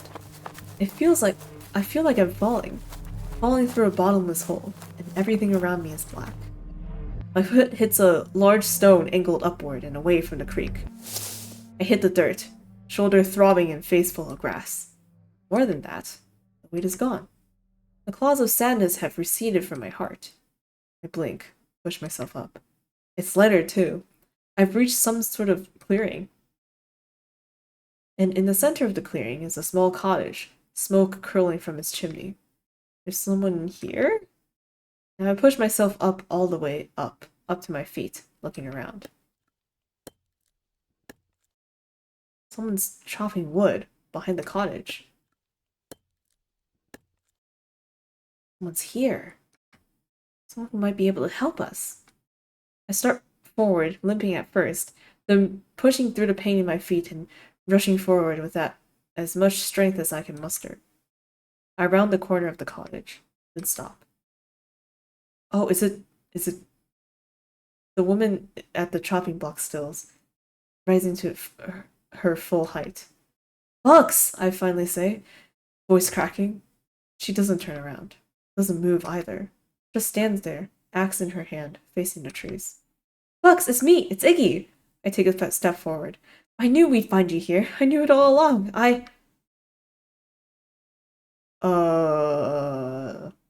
She turns. Her face is blank, indifferent. She doesn't even blink. I swallow the sentence I was about to say. Look from her to the chopping block, to the cottage. Bugs, what are you doing here? My voice trembles. Act 3 is Bugs. Maybe, it seems like it. Did you open the door to Wonderland? Where's Sadie, Bugs? I didn't open the door, Iggy, Bugs says slowly, heavily. We all know adults like us can't open the door. Is that why she took Sadie? What? Then a smile, small at first, then growing into a delightful moon-shaped curve. She opened the door for me. My throat grows tight. What do you mean? She wouldn't stop crying, Iggy. Crying and screaming and whining and screeching. I couldn't take it anymore. It was driving me crazy. I take a step back. Bugs, but my voice is barely a whisper. What did you do? I stopped her. Crying.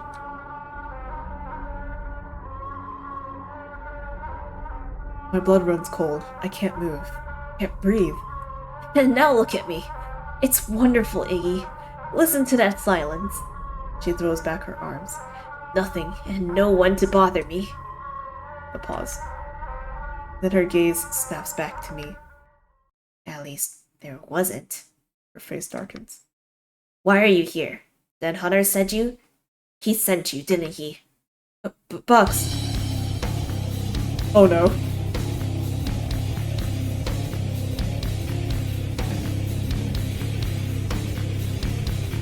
You're here to make me go back there, aren't you? To take all of this away from me. Oh god. No, Bucks. I would never. I'm not going back. It's like a silent film. Oh jeez. I'll kill you before you can make me. You can take me back. Oh god. Oh god. Oh god. Oh no. Bucks, stop! Run, run, Iggy! Run! Oh no.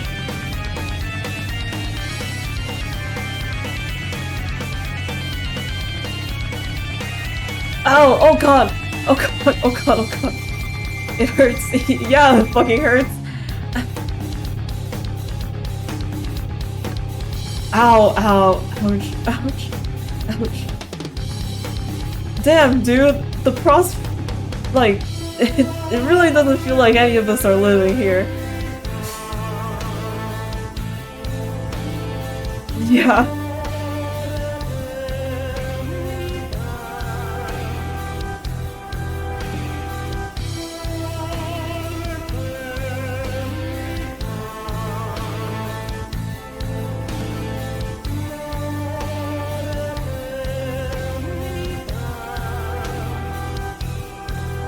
Oh god.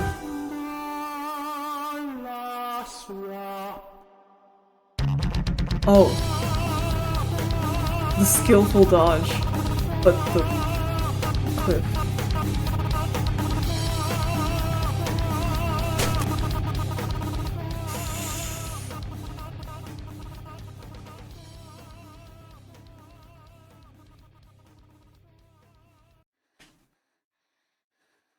Yeah, it seems like she fell.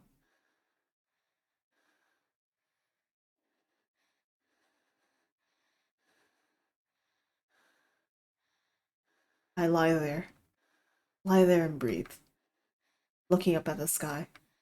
Everything looks so gold. Iggy, My breath catches. I cough, hack, tremors running through my body. what do you want, Iggy? I can probably kind of guess, but Sorry. I mean, so gold.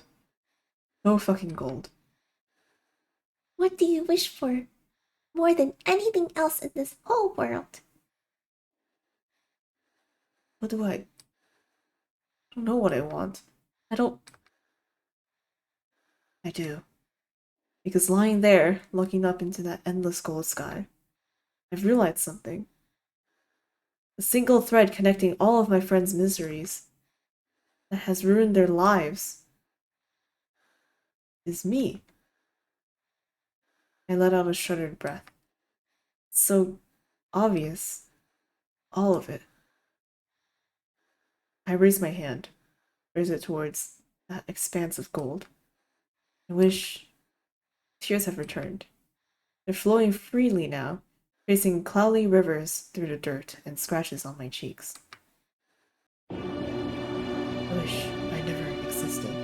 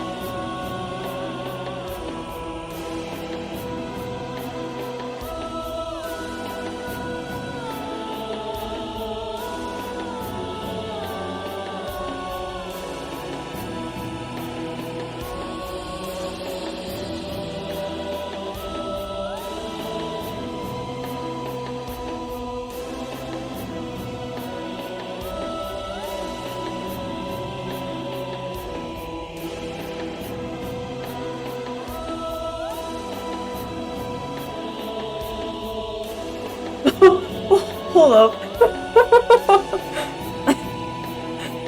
Oh, okay, yeah.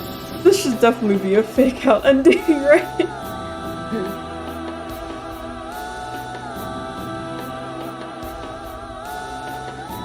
Oh, GG. Okay. I'll talk about Iggy in a sec, but like, I don't know. Like, I kind of missed the chance. I thought I would go and then get back to Genzo in time, but I guess not. But like, the scenes with Genzo and Orlam has me like extremely pissed at Genzo. You know what I mean? Like, I don't know. I feel like there's definitely reasons, there's definitely whatever and explanations, but like, I don't know. Like, I'm like really like ticked at Genzo because it at least from the outbursts and stuff that he did have, it seems like his only reason for picking on Orlam was just that he was like easy to pick on, you know?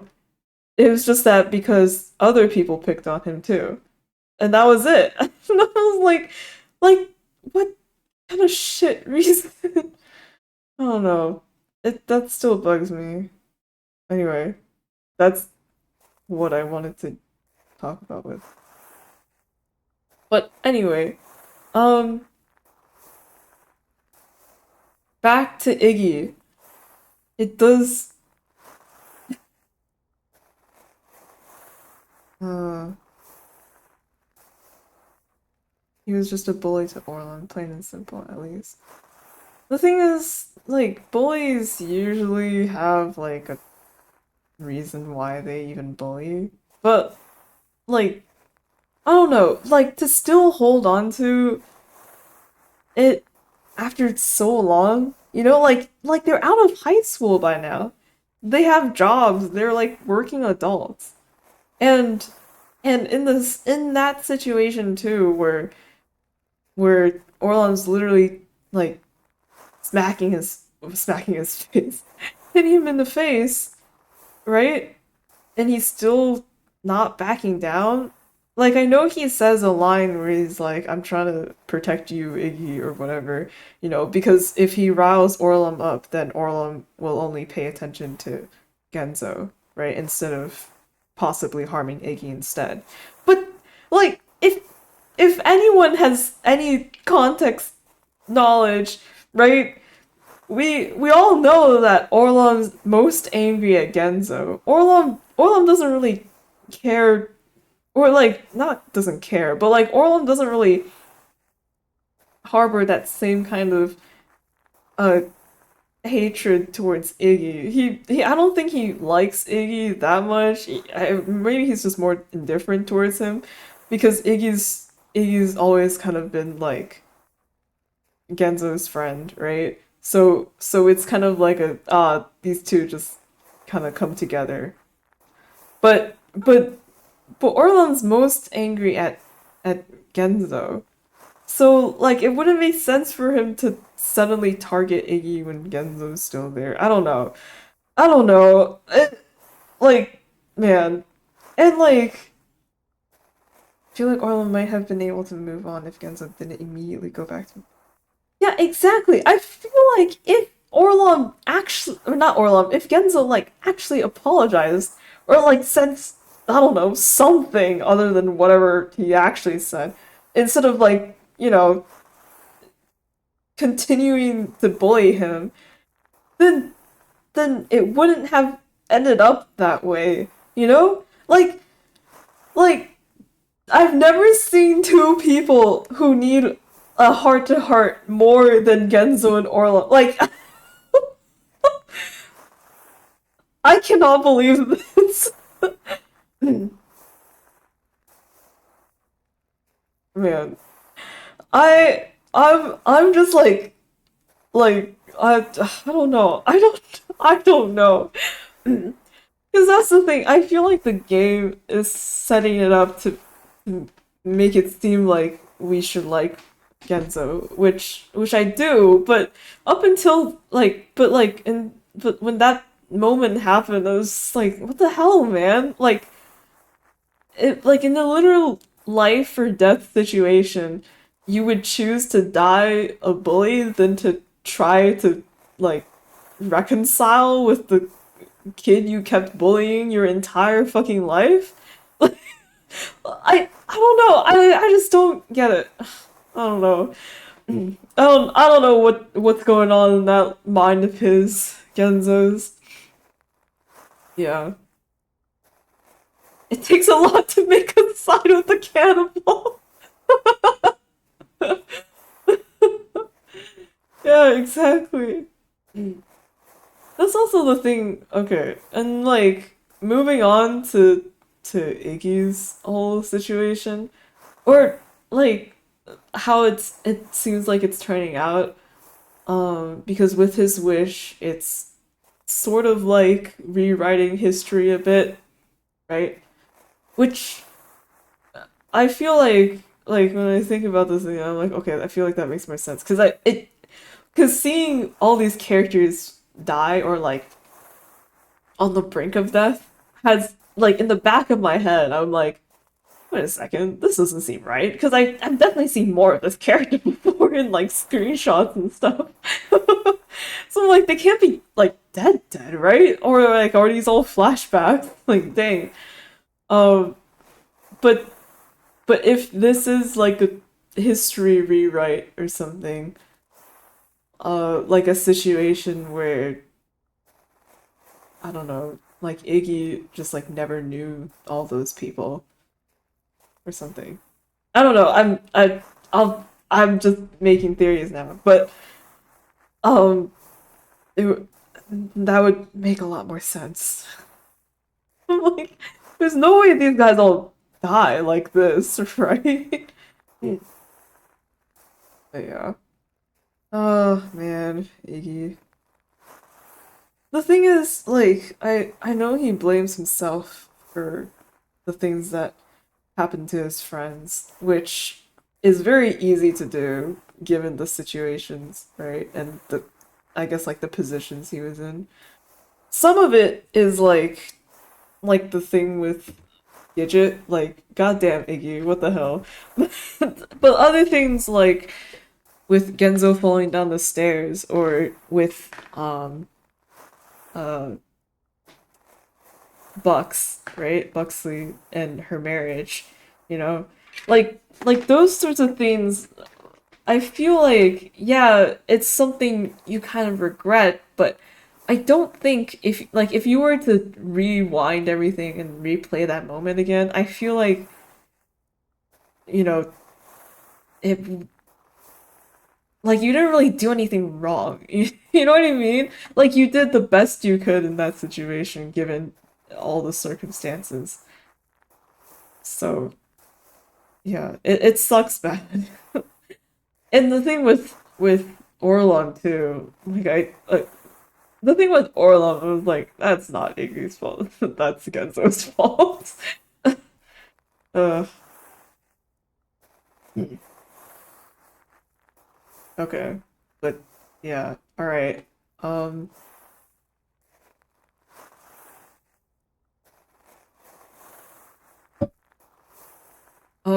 I think I'm gonna wrap it up here. Because I don't want it to be like 3 a.m. on a Monday night.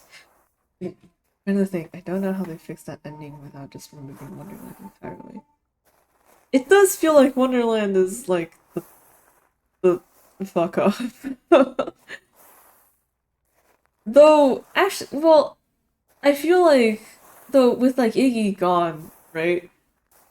Um, it would mean that Buxley would not have married, um, her husband. Fuck, I forgot his name again.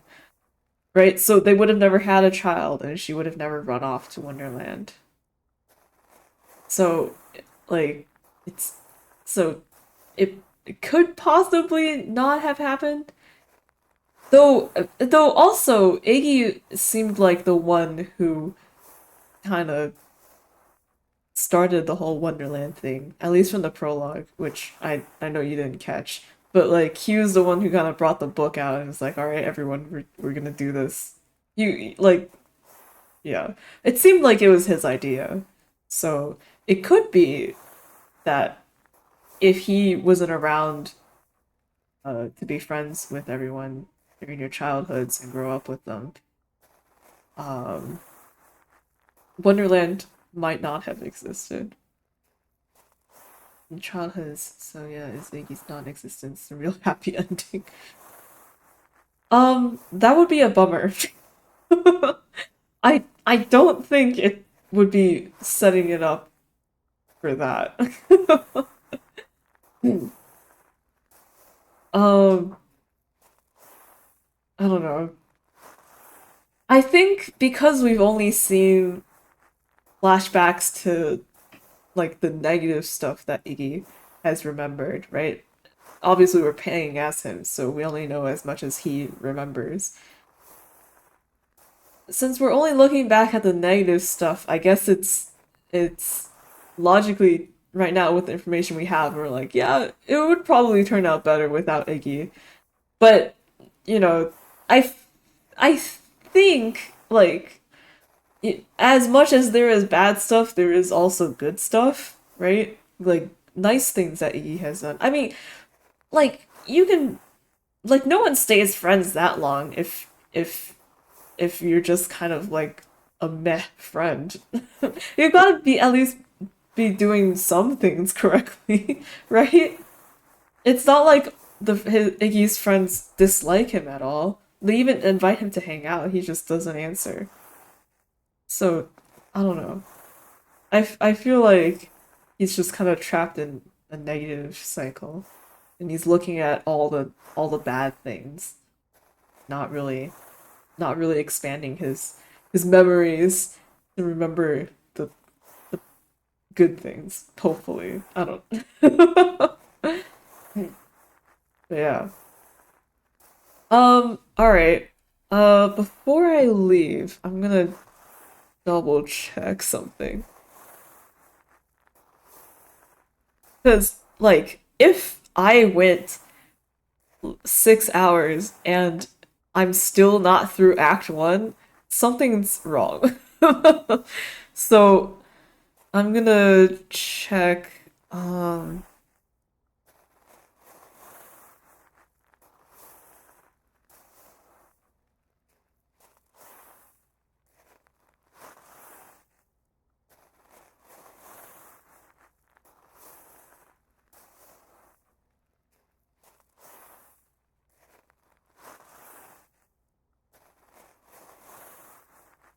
Eh,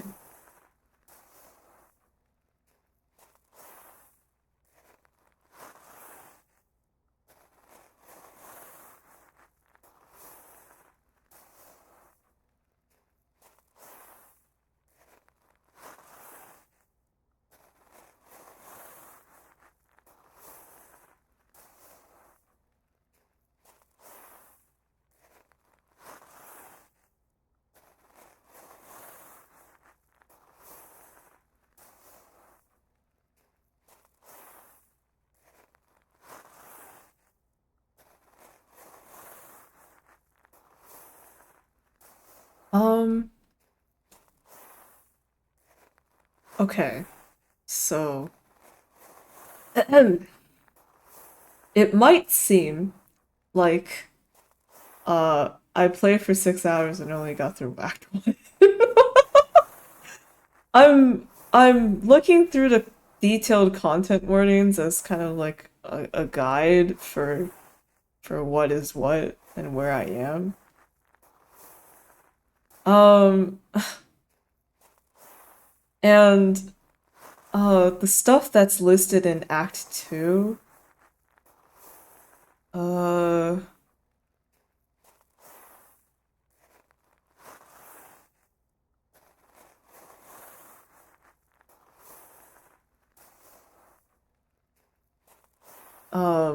do not seem to have happened yet.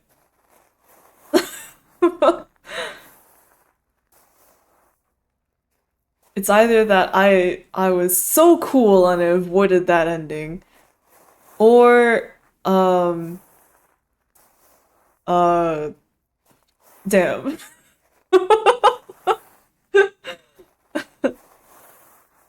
Ah, okay. Doesn't look like I can finish this in 3 days. See, I was thinking like if I play for like about 7 hours each time, I'd be able to get through it in 3 days since it says somewhere that it's 20 to 25 hours of playtime, right? So I was like, okay, I feel like 3 long streams would be able to cover that. But I forgot to factor in the fact that because I'm one, reading everything out loud, and two, also having lots of talking, lots of blabbering thoughts, you know, um, that 20 to 25 hour gameplay thing is gonna be way longer than, than I thought. The more you know, for real. Man, okay. Alright, well, I'll try my best, but it does seem like this might become a 2 week deal. But it's gonna suck so bad if I stop on Wednesday and I'm not done. And I have to wait like a week until Monday again. That's true. At least we know that it doesn't end with Iggy disappearing. But it also stands to question, if this is only Act 1, what the fuck happens for there to be 4 more acts? Does every act like end with everyone dying and then like the new one starts like rewinds time or something? I don't know. I don't know. But there's a lot that we have not gotten to.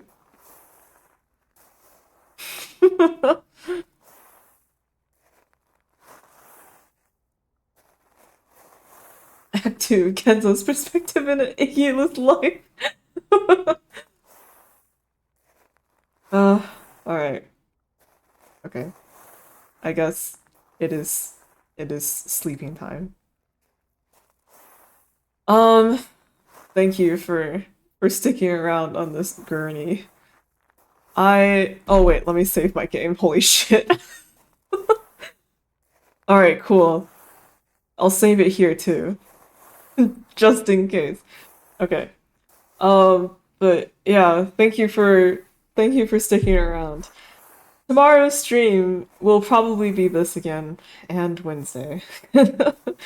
I usually when I play like story games, I want to try to get it all done in like I don't know, like around the same time period because I know if I let something sit for too long, I'm gonna start forgetting stuff. And it's best if things are just like in my head, in the forefront of my mind, you know. But yeah. Thank you. All right. Good night. Oh, oh is correct. Good night. Don't let the bed bugs tie you up and dump you into a cauldron of boiling hot people. Or cut your arm and then leg off. Um or bully you. Good night. Bye bye.